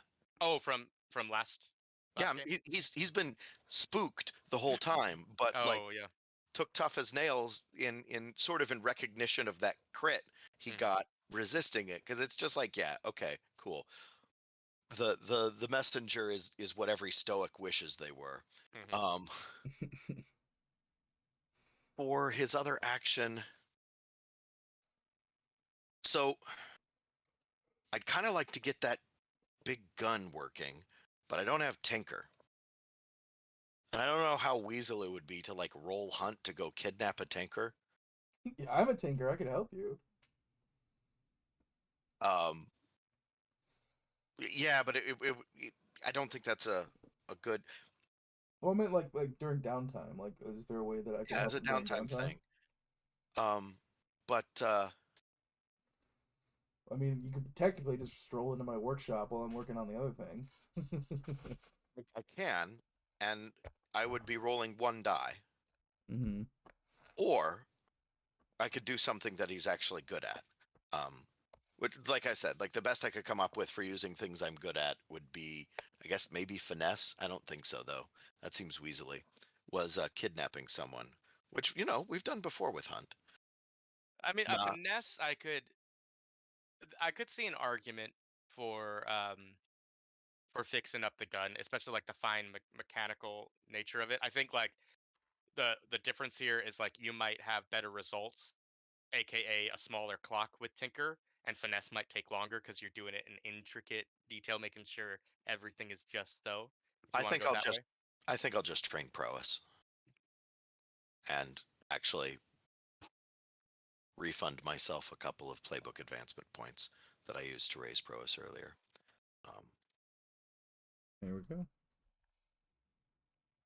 And that's it. Cool. Depending So so if everyone's ready to go, we can begin rounds. I think if everyone's cool with it, I'll start with Emmeline to get her out of the way. Starting with the world. I I think today was a good example of the life Emmeline wants to live with this crew. It seemed like a very easy job. We weren't on the run from anything by the end of it. No one died. Our heat stayed relatively unchanged. We did something that was very important to her philosophically. But I think and we pushed the needle in the right direction in her mind of making more friends than we did enemies. Now looking at it, it was probably about the same, but it feels better to have more people in our corner now. I think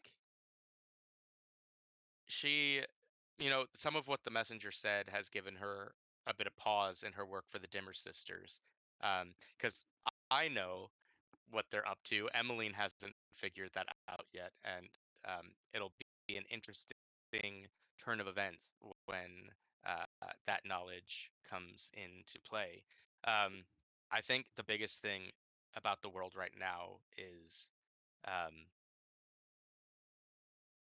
I think it's cool that we became war dogs and really minimize the effect of Bear and what's going on. I'll be interested to see what becomes of him, but we're definitely in a spot where we owe money, more money than we can bring in just doing small time stuff. Like we're definitely at that precipice where we need to become a criminal organization. And if we were someone like Hawkers, that becomes incredibly easy. We have stuff to sell.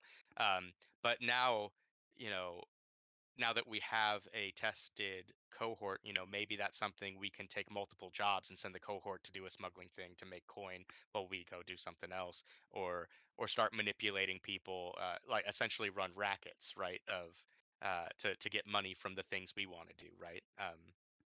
But she's definitely looking at the the the funds of the Nighthawks and being like, if I got into crime to support myself, uh, I'm living hand to mouth right now, and that's not where I want to be.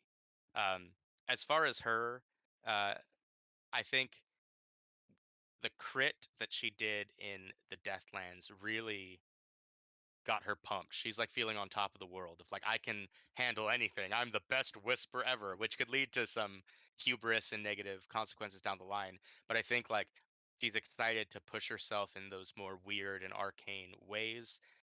Excited to go back out into the Deathlands. Excited to get this ancient gate up and running.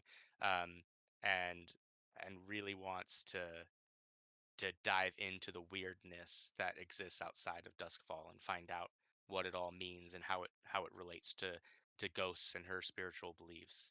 Um, as far as the other characters, just going off my Discord here, with Cole, um, I think Emmeline was impressed with the restraint that Cole showed in all of his dealings this game. I think coming after last one, she had intended to have a conversation with Silas about we need to watch Cole.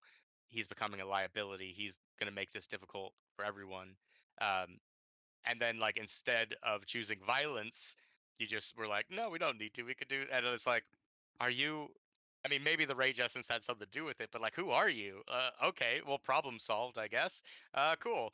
Nice to have you back. And we'll see if that continues or if the next game, like, no, this is the cool.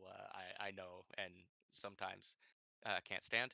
Um, uh, but but yeah, I think really appreciates your ability to command the Skovlander crew is is a bit concerned that like the messenger was like, let's not have Skovlanders as our cohort, and like you guys agreed to that, but we still kind of have a cohort of Skovlanders at your beck and call. Like you just kind of uh weaseled that in, which Emily took notice of and is watching to like, what are you guys doing there? What's happening? Are we going to become Skovlander freedom fighters when I didn't sign up for that? Um, but yeah, with Nebra, uh, really enjoyed our interactions in the beginning at the coffee shop. I think like it was cool to see that you really sharing her culture with you. I think you opened up Emmeline's mind to new experiences and new ideas because she's someone who's seen the world through the pages of books, right? Uh, she's never gone out and experienced other cultures, and so being introduced to, oh, try this, and be like, this is the best thing ever, why didn't I ever try this, and I think not only does that make her interested in learning more about your culture and other cultures as well, but kind of makes a closer bond to you, because I think on some level the type of relationship you guys had outside of crime is a relationship that she would have wanted with her sisters and never had. Um, so is excited to do more things with you that aren't criminal related. Though, don't get it twisted. We're still going to do a lot of crime together. Um, yeah. As far as Silas, I think like uh, Emmeline and Silas are very tight, and I think in Emmeline's mind, Silas was a really great leader throughout the events of today. Like you always seemed like you had a plan for things. You were like, I will deal with the Lamplax. I will get this handled. Uh, yes, you want to do this mission, we are doing this mission. And even to the point of like going out and like we're having a party, I need you all on your top game because we're going to be doing crimes. I'm making sure everyone's cool, right? Like uh you very much are a spider in that you have your legs on every one of the crew and are manipulating them to where we want to go. So very impressed with that. I think where she's going to turn to you coming in the future is we have a finance problem. You're a businessman. Let's hear how you plan to solve this. Um, you know, not taking any responsibility for that aspect of the crew herself. But yeah, really tight with Silas. Um, the messenger, as I said, you freaked Emmeline out with all this knowledge of the Dimmer sisters, and some of it's like, whoa, this is a lot of crazy information coming at me all at once, and some of it's like, well, god damn it, he might be right. Like, I don't know all this stuff about them. What am I getting myself into? Um, so there's that initially, but I think there's some level of endearment that she has towards you when you're like, hey, what did the spirit wardens do to you? And I think she's like, they hurt me in a manner of speaking, and something she hasn't really vocalized to anyone else, something she doesn't really share all that much or go into. And the fact that it wasn't like, no, I don't care what your deal is.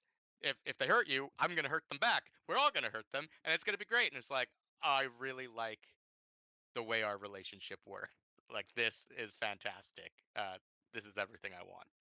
Um, with the Nighthawk, I think Emmeline was a little disappointed to see you because when you're around, it means the Ghost Hawk's not, and I think she prefers the elder wisdom of Alistair Reigns to the the broody shadow monster that is the Nighthawk. But um, that being said, when push came to shove and we were doing crime stuff, uh, the the Nighthawk showed up. Right, he was able to disguise the crew. He was able to get us past the Spirit Wardens.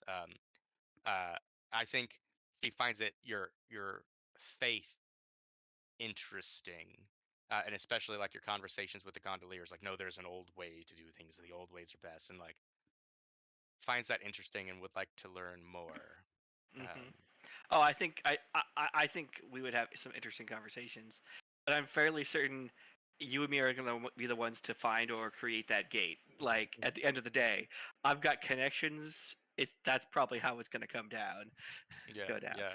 Like, And then with Reese, oh, I I think have one in like my basement. My parents just stored one away. Like, yeah. With Reese, I think you continue to show that like you are uh, a nice level head in the group. You come up with uh, good, clean solutions to problems without like we have elements in this crew that will burn the city because they saw a spider, right? It's like, yeah, well, you solved the problem, but look at the collateral, right? Where I think Reese is very efficient in, well, how about this? Like, we need to get past light and barrier. I'll come up with something, and not only will I come up with something, but I'll do it in an afternoon, and that's impressive. And I think working together with Reese, of like, oh, well, here's what I know about the lightning barrier and ghosts, I think was probably a cool bonding activity. I think at the end, when we're all partying at the Centralia Club, you know, you and Emmeline share a vice, right? You both have stupor, and it is both drugs.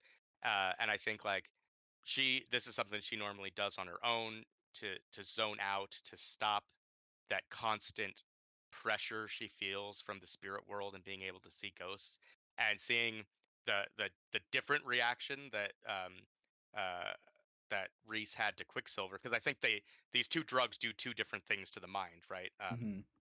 And to be like, oh, whoa, am I like that? Like, it was kind of like seeing the mirror, like, oh, what am I like? With like, are we the same? And Mm-hmm. I think would be interested to learn more about I don't think she'd ever bring it up, but there there could be a neat scene at some point if ever you share the reason that you do that, looking for your wife's ghost. Mm-hmm.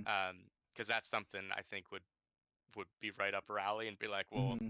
hell, maybe I should down some of this Quicksilver and we can try this together, you know.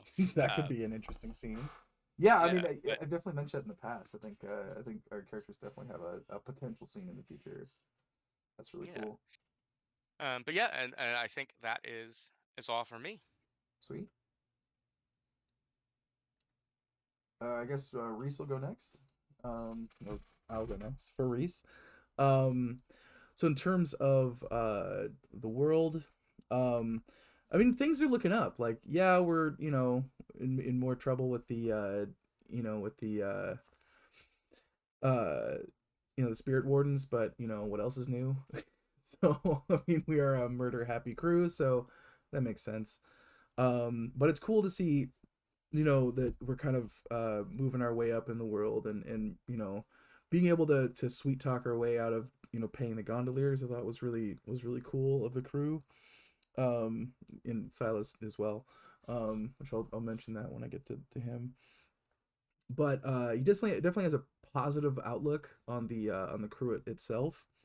On him, in terms of personally, what I learned about the character, um, like the trauma from the last session definitely rattled him, which is why he was he refused to leave the lair during the downtime and was kind of like trying to hide from things because he's like okay, like trying to reconcile with with this trauma and I think you know that recklessness sort of is manifesting itself in weird ways in his life, like chances he would never take before he is now, um just because like it's almost like his world started to unravel a little bit around himself, and uh he's getting a little bit like impatient with himself, so he's willing to take more chances with his own life and so which is why like he's willing to harm himself to get through the lightning barrier when he was like, this might give me a shock, but you know what, we'll see how it goes. um in terms of the other characters, I'm gonna do the same. I'm just gonna go based on my Discord here. So for Cole, we got to do like a little bit here and there, but we beyond the you know kind of a quick nod at each other during the game, we didn't really interact too much. I do like that we kind of joined in together with like the Skovland um sort of protest, which I thought was really fun.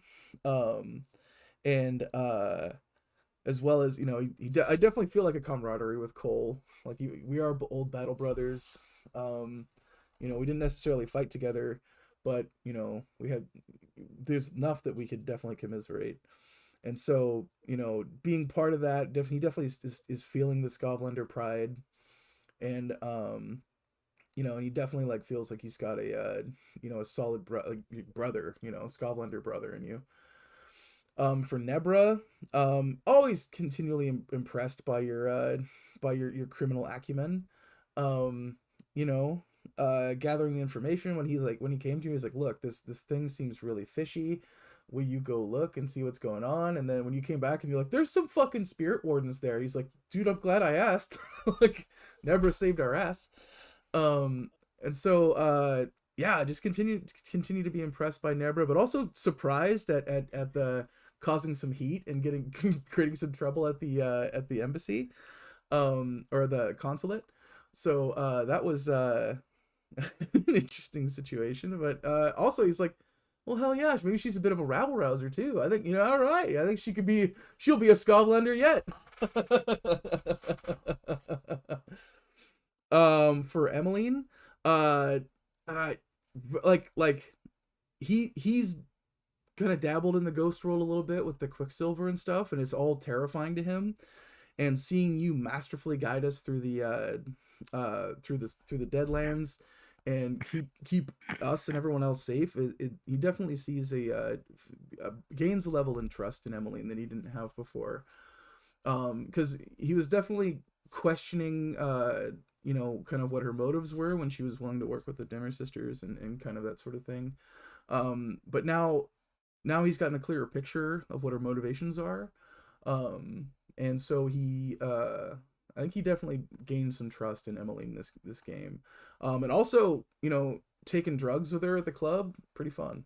So, I don't know how we could manifest that in a game, but I'd like to explore that more if we can. Um, for Silas, like I think that Reese has grown to trust Silas as kind of the face of the crew in terms of like when a decision needs to be made or like some sort of social interaction needs to take place, he's glad that Silas is there to do it. It's not really his strength, and he would normally try to find some tinkery way to get out of it, or some sort of some other clever way to get out of it. But the fact that Silas can just talk his way out of shit is baffling to him. And so always very impressed by his powers of persuasion. Also, it was fun hanging out at the club with you, man. Like, maybe we should go clubbing again. The messenger is always like, I would put the messenger up there, like, in terms of like while you're a crazy motherfucker, he also sees you as like an incredible asset. Not only are you an amazing hunter and an amazing physical presence, even though you're short in stature, that doesn't bother him any, and it doesn't take away from the the presence you represent as a threat. He's seen you kill before. He's seen your prowess with a weapon. But as well as he's noticing that you have a strong strategic mind as well. And so he definitely like gained some respect on that this game, just based off of kind of the discussions you had, the ideas your character laid out, and the kind of how your character was pushing the group. In terms of the Nighthawk, like, happy to see him back. Liked the Ghost Hawk, but the Nighthawk is still pretty cool. Having him pop up at the beginning, out of a corner of the room in the shadows was, brilliant. I love that that's how he came back to the group. And so, and getting to see the Nighthawk,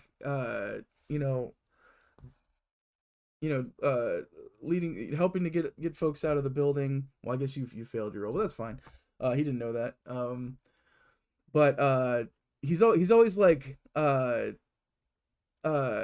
he's always impressed by how much your character is able to do based on how wacky and kooky your character is. He's just like, you're some dude in a hood and a cape, and you're able to do all this shit. So like it's a bit baffling to him. Like, you're still a bit of an enigma.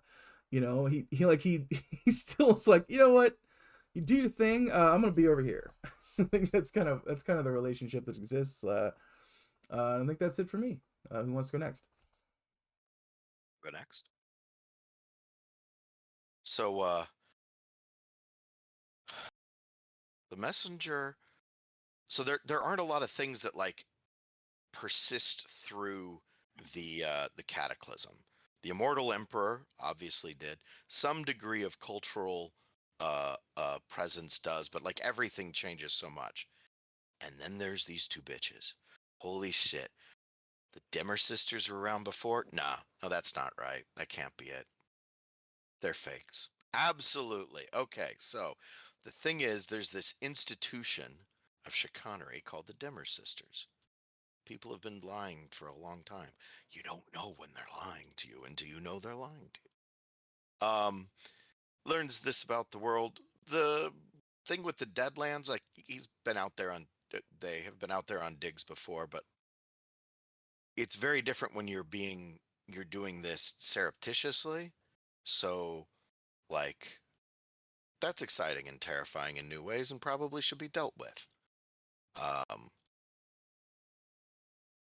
Learned about themselves, does it start with? They're gonna have to learn to be sneakier, so we're working on that. And also, you know what? Maybe if we're in trouble with other gangs, that's their problem. liking this new direction the organization is taking.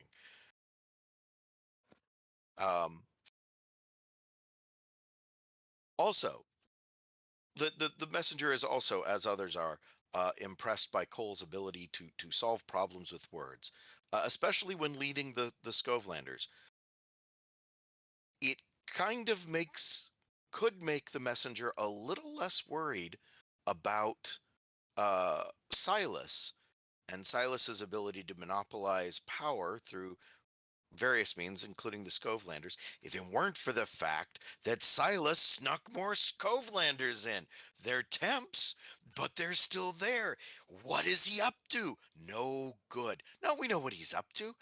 Men like Silas are interested in power. And when your interests are aligned with them, that's great. And when they're not, well, eventually they're not going to be. I'm not sure. They're slippery too. The kind of people you shoot and they don't stay shot.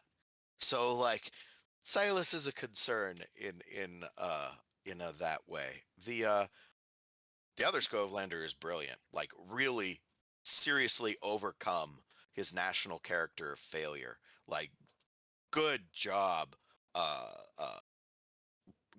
Reese, from like less than a day's prep. Prepared this thing that gets us all through the lightning field with a little bit of trouble, but it worked, and like it took care of the thing. So like definitely points there.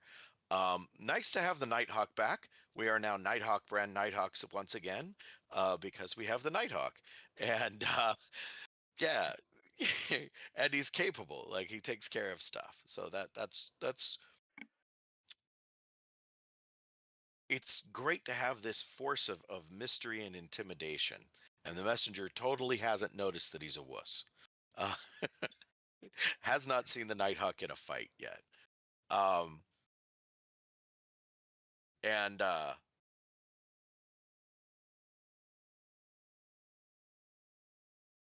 Nedra just continues to impress. Like, yeah, getting people out, getting people in, finding things out.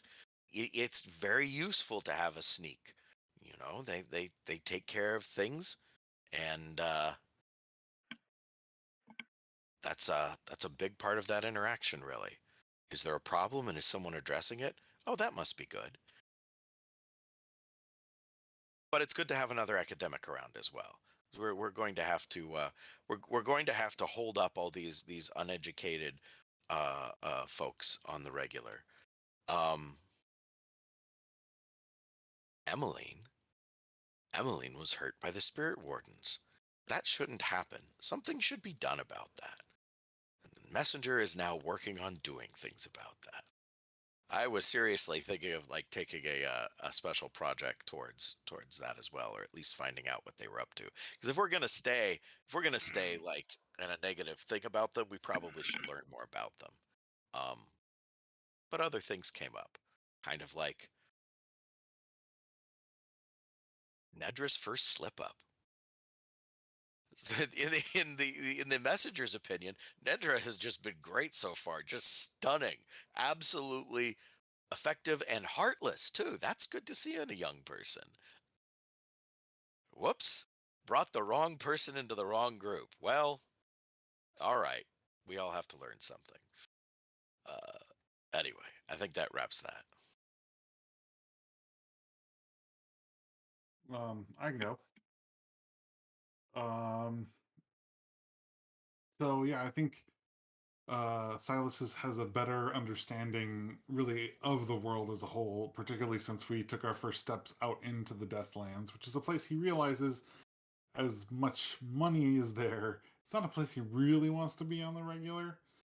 But also, I think he feels a bit more comfortable doing some of the more calculating things, and particularly me, than in the first few games, particularly in dealing with the Bezo, and in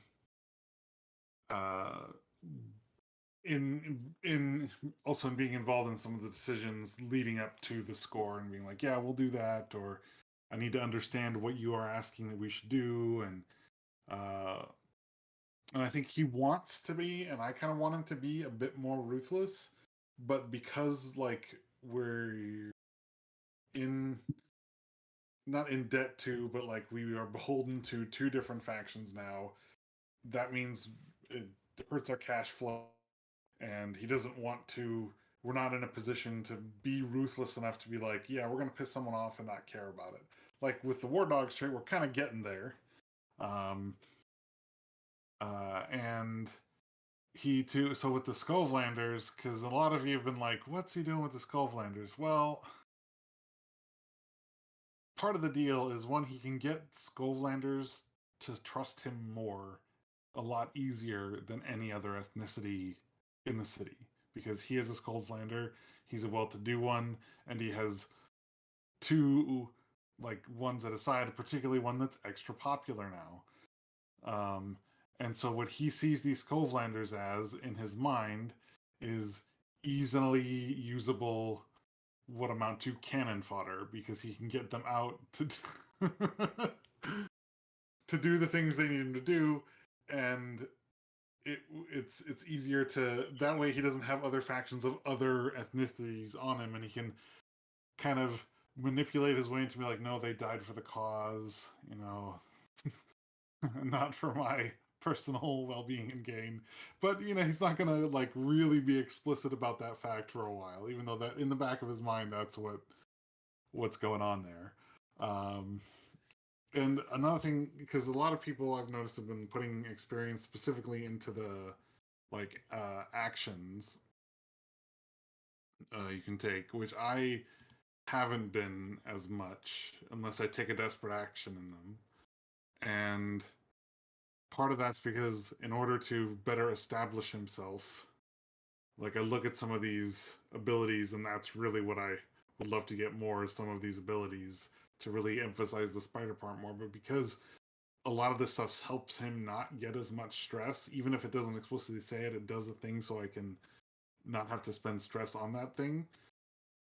Like, it's easier for me to say, oh, if I need to do better on one of these abilities, I can get stress for it. And I feel like that's good from an RP of like, oh, I have to be in the field and actually perform an action in the field. Well, that's kind of stressful.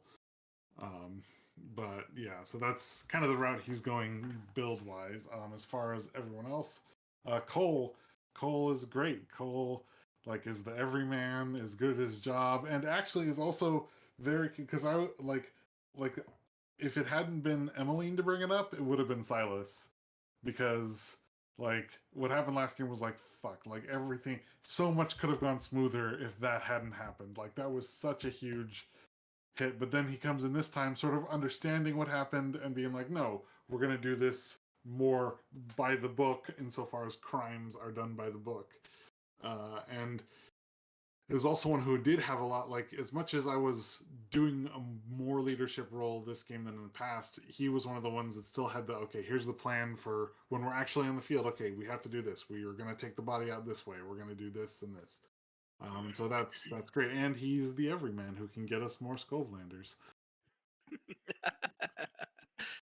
Reese, it was really nice to see, like, I think this game, it really sank in for Silas what Reese is besides just the bone saw. And not that that's just the bone saw is a small thing, but like, he did tinkering before, but like seeing him like there build this device so we can just walk through the barrier, even with a little bit of zzzt for him, like that was, like to him, that was massively impressive. And it's like that, like if he had had the time to make a proper device, like what can we do with something like that? Like that's amazing, and he can help us do amazing things. Nebra, like everyone else, continues to impress, and even her flub, like, wasn't even that bad, and Silas wouldn't falter for it, because we're thinking we're going all clear, boating along, and then all of a sudden, oh crap, like that sucks. But like she did kind of do it cool under pressure though, wasn't like freaking out about it, like, you know, like that could have happened to anybody who was driving, like just encountering a boat on these dark canals. And yeah, she's good at crimes. Like I don't know why she's pursuing this academia thing. Like that's a lost avenue. Emmeline, tight, and I think particularly with Reese and Emmeline and this, like, indulging our vice together. I think after, like, the rally that he was at and, like, I was getting skullblinders, I was like, you two, we're going to party, and went to the Salem Alley Club to indulge our vices, and like we're I think on the same wavelength about a lot of things, except probably the skullblander thing. But like he and like she helped him understand, like, when the messenger was going on about his paranoia over all the stuff he's learned about the Dim Sisters. I was like, why? What is this? Like, I don't care about the Dim Sisters. Why are we still talking about the Dim Sisters? And then you being like, hey, this actually affects me a lot. And I'm like, okay, you know what? That's true. I need to understand that. So he still demonstrates. I think he still has that level for a person that he's never had before, in that he actually is concerned the most with her well-being over anyone else in the crew. For the messenger, I'm glad that he didn't have to use his particular skill set this time, because we got off without killing, even though that's what he is best at. But I think he is good at also getting us the information. Like, he got us this score. Like, as much as it wasn't a violent score, we got it because of him. And he knows his stuff. He's willing to research this weird, bizarre stuff that I think doesn't matter, and they do their job well and didn't go crazy this time. And then for the Nighthawk, yeah, you're super gaslighting, like, everyone. Like, But you don't know this. I know, and that's the thing, because, like, you said that you're the muscle. I'm like, oh yeah, cool. I'll have this guy. Like, he beats people up, right? Yeah. Wait, does he even beat people up? Slowly. But like, as before, like, Silas doesn't like vengeance because vengeance is expensive. Like, that's another why he was like, I know some people here want to beat up the spirit wardens. We can't do that. We shouldn't do that. The costs outweigh the benefits. Half your crew Like, I wants get vengeance. people are mad at them. And like, this whole deal with Bezo, I'm like, yeah, I know you want to off the guy, but like, we need to not just straight up off the guy. But and then, he did a lot more of his stuff too, with the helped us with the gondoliers and like his disguises for us, like that. So he is useful. He just needs to. Silas thinks he needs to, like, cut down on the vengeance, and yeah, that's Silas. Nice. I'll go. Cole, as far as the world, I think it was very cool to go outside of the lightning barrier, and also to literally go off the map of what's in there, um, which is pretty neat. And I think also just as a player, the different scenes that happened of um, I thought that was a very nice way to handle kind of some of the freeform roleplay stuff that happened, and everyone getting to make some sort of role to do what they're doing is really fun, I think, and interesting, to offer some of that up. Seeing, Nebra and Emmeline go off and do their scene was really cool, and yeah, getting to, you know, like I enjoyed for myself getting to have Cole try to uh, maybe make a little bit of try to make some amends on some things by saying like, "Hey, I fucked this up a little bit. Uh, well, I can do two things. I can offer myself as a sacrifice here," and so he walks out and just kind of picks a fight to see if he can draw someone out to do something about it.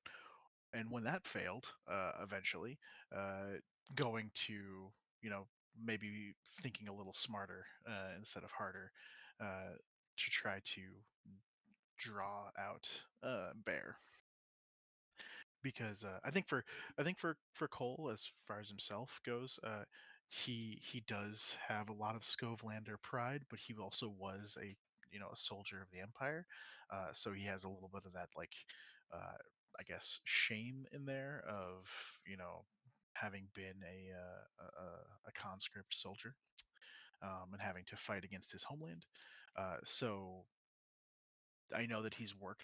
I think he's probably working through or has worked really hard to try to, um, like, inspire the refugees, and to build trust and whatnot amongst them, and kind of, I guess, heal the like Skovelander people a little bit, between like they've been torn between this empire and their kingdom, and having the two go to war for a generation, basically for like 30 years. um, and so that's very interesting. And yeah, I thought it was really fun to portray a little bit more as well, that, hey, he is the cutter. All of his skills primarily revolve around beating someone up or killing them. But at the same time, um, he is much more than a two-dimensional character. Of He's not just there to enact violence. Sometimes he's there to threaten violence, and to you know ideally come up with how that works. And I think a lot of it too was like, hey, let's talk to Bear. Let's see if we can either resolve this peacefully, or we can fight about it. and and I think, at least in the back of his mind, he was very honest with Pickett that, like, yeah, I would like to resolve this peacefully, and whether Bear decides to go someplace else, or if we could flip him and recruit him to our side, maybe that could be something that happens. Um, or there's that lone Skovelander out there who's trying to start the Skovelander revolution. Like, maybe he needs a thing, right? So it also might be a little racist of Cole, in that he's like, well, I killed the other people, but I let the Skovelander live, um, and maybe I'll try to help him now, like, and get him a better place in life. Um, you know, uh, that being said, as far as others, I'll start with Nebra. Just going by my Discord here. Nebra's great. Nebra's amazing. I agree with everyone else. Nebra I'm glad Nebra has decided to focus on crime more, because it's clearly what they're good at. Um, like, obviously they're good at school too. I'm sure they're a good student, but and Cole values education very highly, not having had one really, beyond like when he was like 15. But like, Nebra is just competent in everything. It seems like, as kind of as the sneaky person, carrying us in a lot of ways through that. Um, I don't remember if Cole failed. I think he did. Every group activity, I believe Cole failed this event, this game, and so he was just clearly not able to keep up with what was going on. Every time he did something alone, he seemed like he did fine. But anytime he was like trying to follow someone else's lead, he was like, I don't know what we're doing, like, bumbling around. Um, but from driving the ship, or and handling that well, especially when like the gondoliers show up, it was very different, a different interaction of every time we run into a ship on the canals. It's like, okay, is it the blue coats coming to like check us out again? Is it uh the spirit wardens coming to seize our property or whatever? Oh, it's the gondoliers again this time. They've come to try to take our stuff, whatever, or take our money. So I thought Nebra handled that really well, and everyone did a really good job. With Emmeline, this I think was a very good example of Emmeline's influence over the crew, and also why Emmeline has like such a trusted position in the crew. I don't think Cole and Emmeline really interacted throughout this, but Cole definitely noticed Emmeline, and noticed Emmeline's very, very few times as Emmeline like, no, we're doing this. Like, and Emmeline was definitely like, it actually took Cole back very briefly when he was like, what? I can't just say we're doing this thing. But then at the same time, he probably could if he tried or wanted to. But yeah, Emmeline being like, no, we're taking these people out. Like, we're doing this part. This is happening. That was really good. And also seeing Emmeline, like, Cole doesn't know that Emmeline protected them and or whatever out in the Deathlands, but or in the Deadlands. But like, in his mind, he certainly believes that, because what he's been told his whole life, by the Empire and everything else, is that if you leave unprotected, uh, ghosts just fucking possess you immediately, and and it's terrible, and you come back and you murder all your friends. And so the fact that they just went out into the Deadlands and everything was fine, more or less, except for like Reese got a little burned, like he definitely he is convinced internally that he had his little spirit charm which helped, but also that Emmeline probably did a bunch of shit on the back end that he doesn't know about, and honestly doesn't want to know about, because he's still very at some point I'll probably take trauma, and it'll probably, I don't know if I know haunted is one of them, but it doesn't mean what I want it to mean. And then like he might become paranoid of ghosts, we'll see. um, as far as Silas, man, Silas, for being such a shitty person, is great. And I think Cole really likes Silas. If ever the betrayal comes, or the reveal comes of this, it'll be so sad, because it will really. I think we're getting to the point where it'll start to crush Cole a little bit, in that how bad Silas was in the past. But maybe it'll never come up, and that sounds great, because Silas currently is like, whereas the messenger thinks that, or knows that Silas is out for himself, and is a spider, and is manipulating and doing things. Cole is just like, well, no, like, he's a really good leader. He's very good at what he does. He has information and funds and whatever, and a place to do this out of.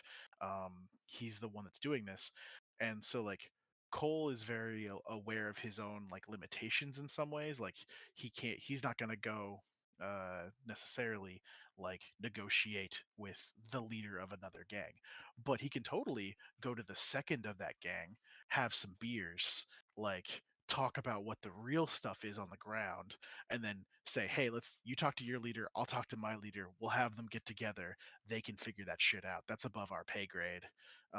Right, that's, let the officers figure it out while the NCO does work. And so that's kind of how he views that.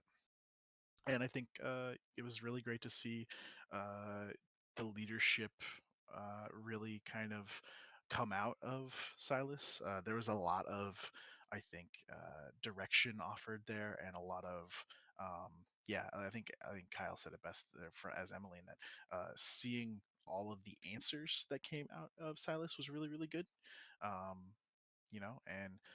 and just taking the things that Cole like, because in his head he starts a thing but he can't ever like push it all the way, taking those things and being able to do way more with them than Cole could is really really cool for him. With the messenger, uh, I think the previously maybe they weren't necessarily, or at least in Cole's opinion, they weren't like friends, but as time has gone on, Cole has certainly found great value in what the messenger offers to the world and to the crew. uh, Very weirded out by the Taikarosi, because they're essentially they are a reminder. Like it's like we didn't even see the slick dog this game. It's so sad we didn't get to pet the hound. But like uh, it's definitely just a reminder that shit's weird, and that the world is messed up. And so I'm sure Scovelanders are superstitious, and probably don't harbor any goodwill towards the Taikarosi or anything like that. So, but the messenger is an extremely competent individual who does a lot of different things. Is a professional in what they do. Um, is a psychopath, uh, and that's great. Like uh, like Cole is very clear on this individual is extremely good at what they do. They're extremely good at getting jobs done. They have some very strong feelings about vengeance, and what they want to do with things, and are very dedicated. Like Cole has no issue uh, like pursuing something that the messenger wants to do, because he trusts that they understand what they want, what they're doing, how they're going to do it, etc. And that is a complete 180 from Virgil. Virgil, uh, just the Nighthawk is great as a character, but Cole just does not trust anything Virgil does. because they see it always seems like. Whereas I was thinking that the messenger is very dedicated and very structured about how they're going to take vengeance and do things. Virgil just seems like they're going to go off half-cocked, ruin a bunch of things. Uh, you know, Cole's all about killing people, taking vengeance, doing the things, but he wants to have a plan about it. He wants to, be successful at it. He doesn't want to just fucking go into a bar fight every night and not have a good idea of what's going to happen. He wants to know he's going to win before he goes into the fight, right? And Virgil doesn't seem to have that forethought in a lot of ways. That being said, I loved the scene where where the Nighthawk just appears in in the lair, and yeah, He's just and there the whole time.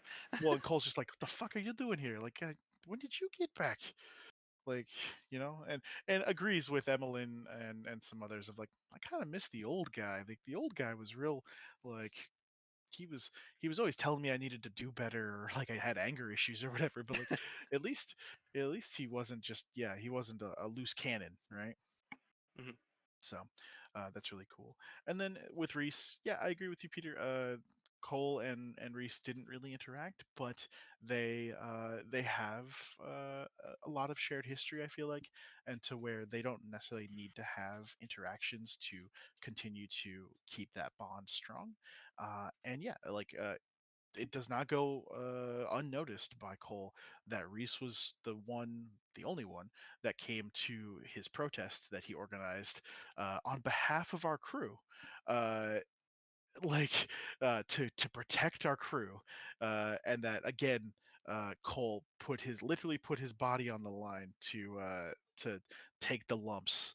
So that way we can avoid paying out money and whatnot to the Bluecoats, or getting caught. So yeah, that's me. I'll go next. In terms of the world, speaking as both the player and the character, it was really great to be able to explore, new areas of Duskfall, new neighborhoods, minus the steps, and actually go into the Deathlands briefly. With that, I definitely wasn't expecting us to do that so soon, but at least it worked out well.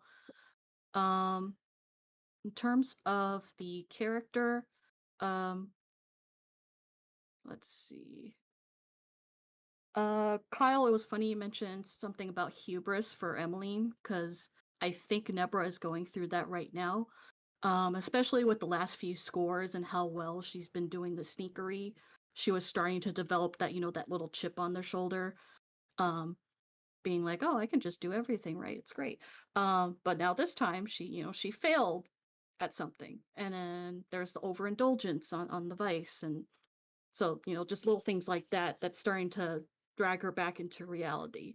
And which is I think is necessary for her, considering that she's now at a point where she's digging a lot deeper into her family's past and possibly demon shit and who knows what else. So um it's definitely put her on pause, and she's going to have to work on curbing that hubris, that attitude, I guess, for especially for her as a youngin.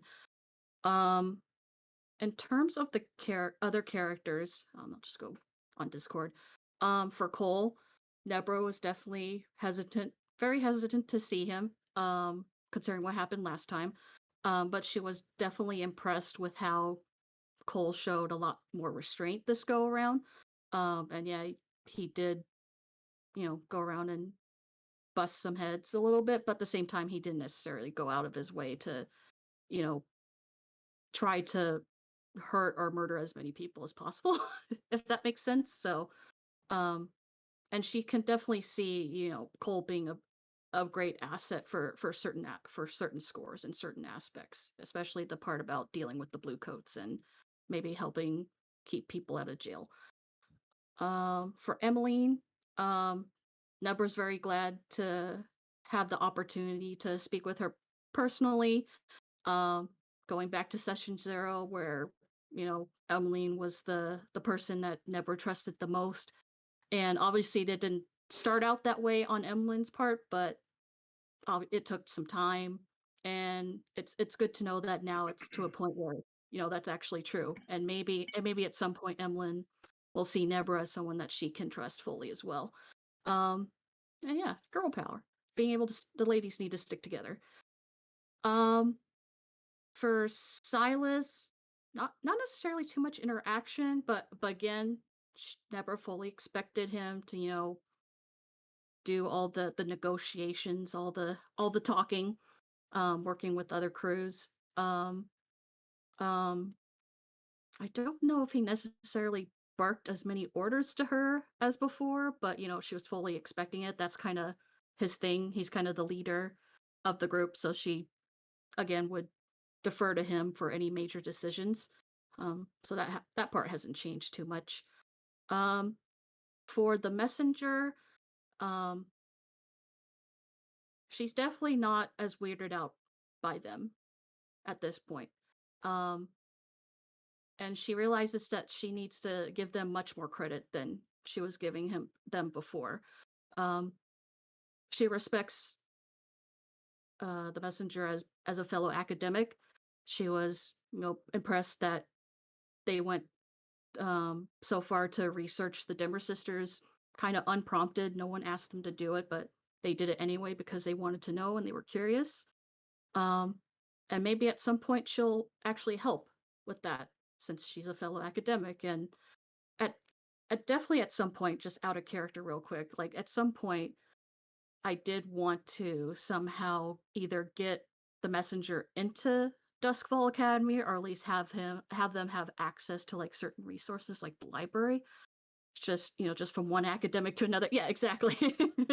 I definitely want to help out with that. So maybe at some point Nebber can look into either getting a contact or someone that can help with that. For the Nighthawk, she you definitely spooked her when you first popped out of the shadows. Like, oh my gosh, so spooky. But I think she kind of is starting to realize what the Nighthawk brings to the table. And I think this score was probably the score to where having the Nighthawk around was most beneficial. Um, so yeah, she's not as annoyed by his presence. Um, Definitely more curious about what happened with like his parents, and I don't know if Nighthawk ended up sharing with the rest of the crew about what he learned about Basil Pass, but it would also be interesting to look into that as well. Because it's family. She understands how important family is, and she wants to help out in any way she can with that. Um, and Reese, um, let me see, what should I say? Deborah was definitely taken aback when he approached her and asked about exploring like the area to make sure that there are no surprises. But at the same time, it wasn't necessarily barking orders. It was just more of making a suggestion.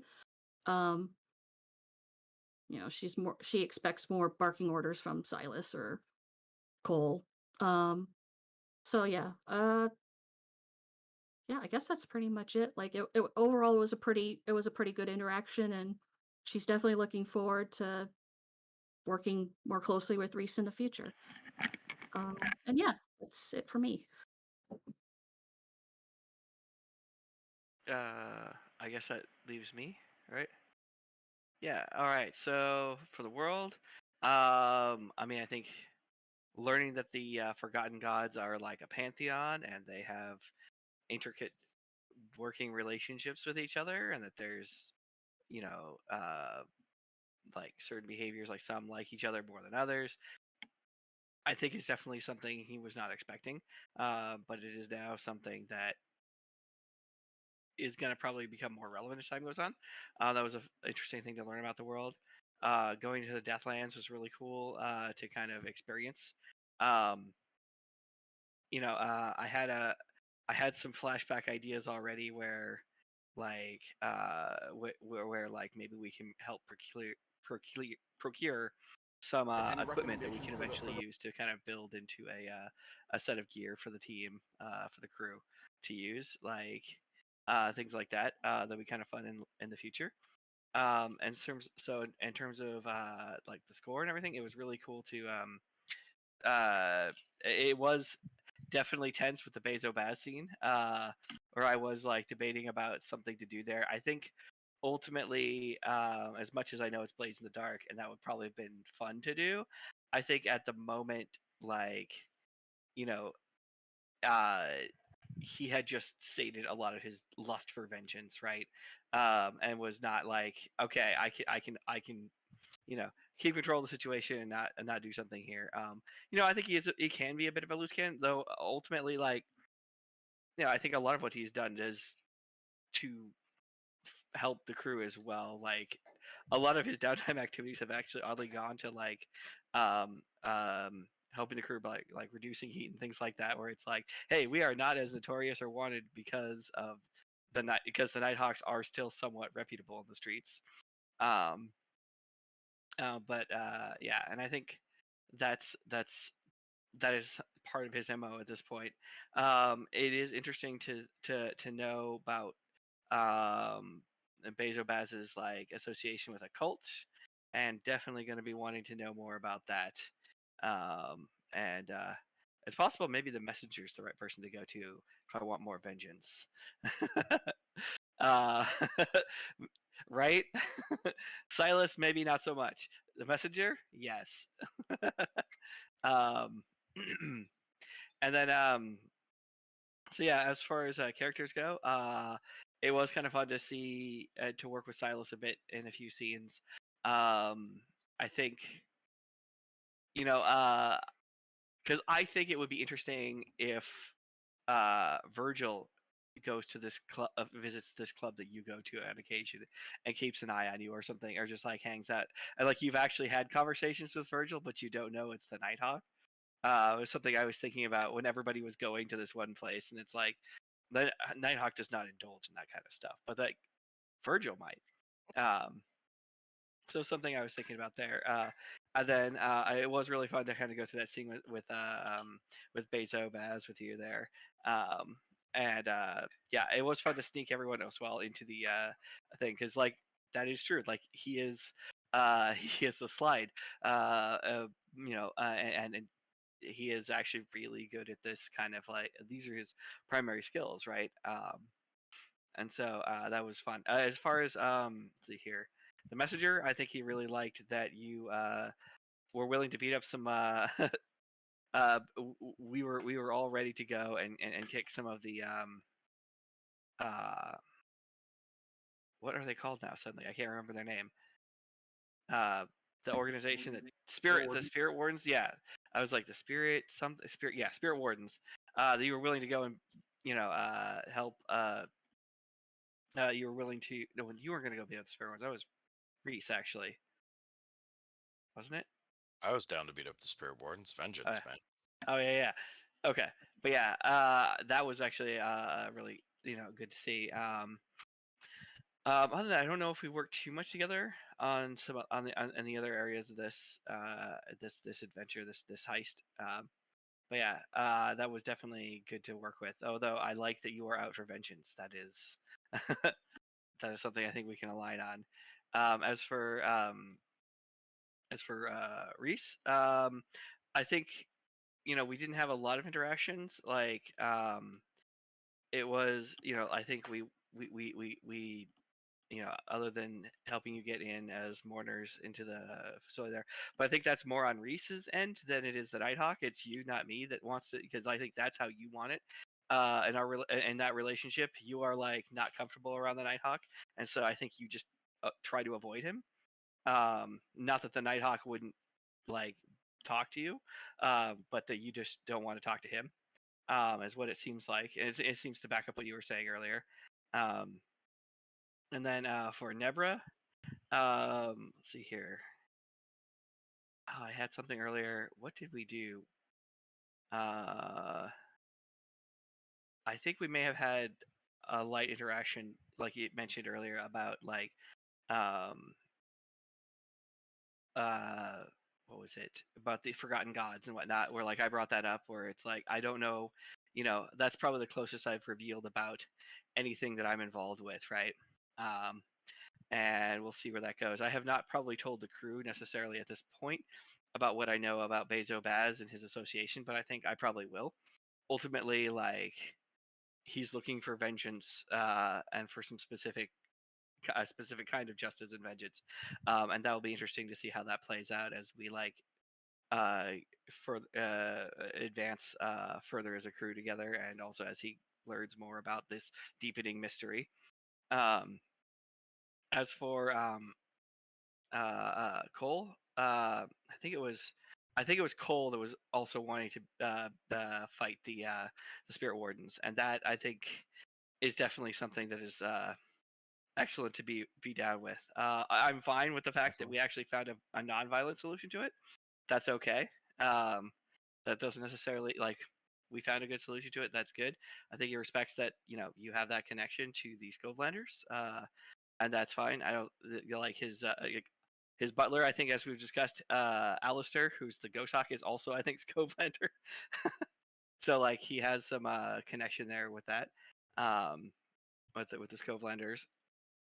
And then as for Emmeline, Emmeline's interest in the weird, the occult, the forgotten gods, whatnot. I think this is gonna be something that he might want to explore more with Emmeline as well now, especially since he has learned that there are that the gods might have connections to each other.